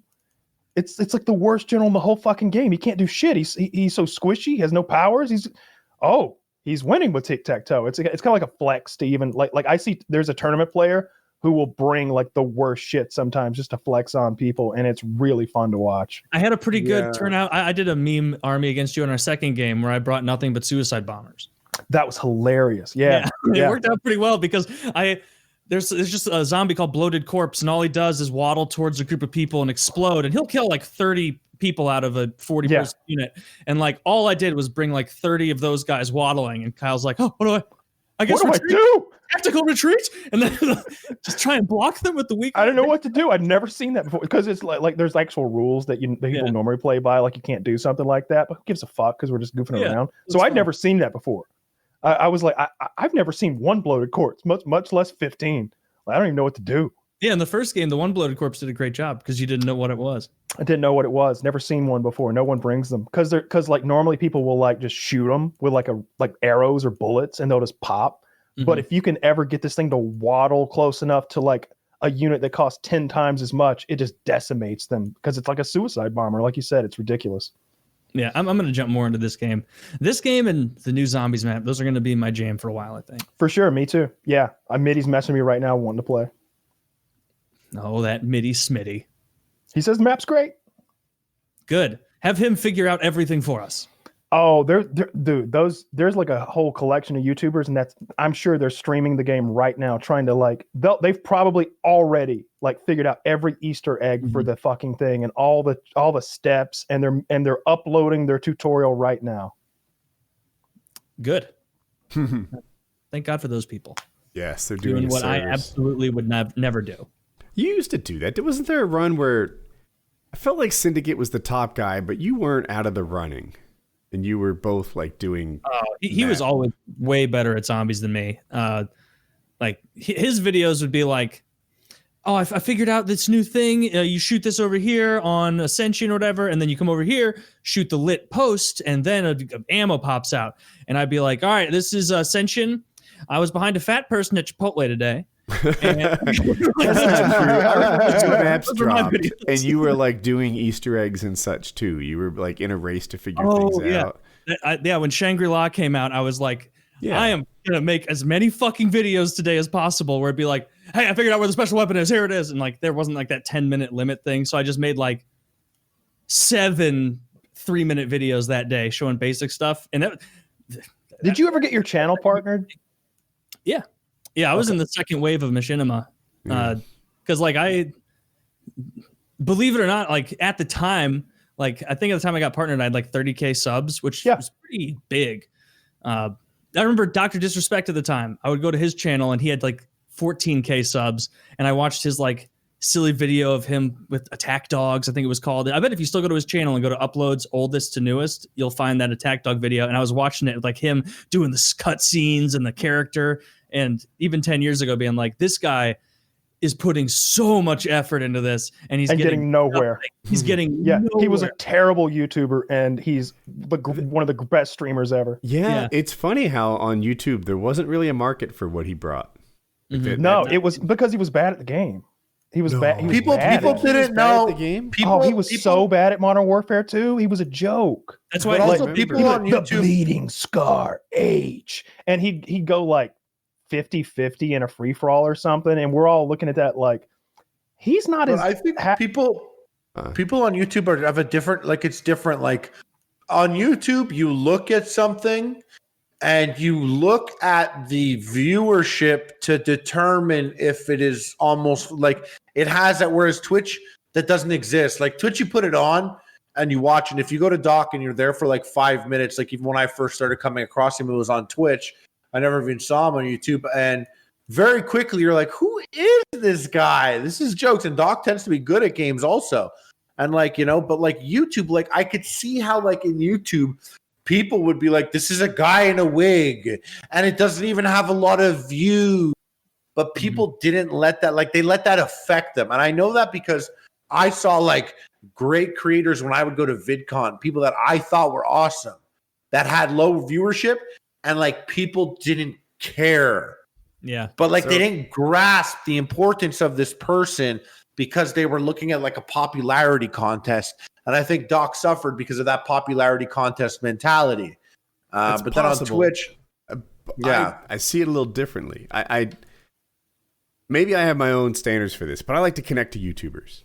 Every YouTuber eventually turns into, I like Taylor. I wonder what Taylor's doing today. Oh, he put up a vlog. Let's check it out. That's what happens, all the time. And with Doc, you don't get to know Doc. Doc is a character. He's a fiction thing, and because of that, I don't. Maybe that doesn't work on YouTube. Whereas on Twitch, I think that's an excellent point. It works.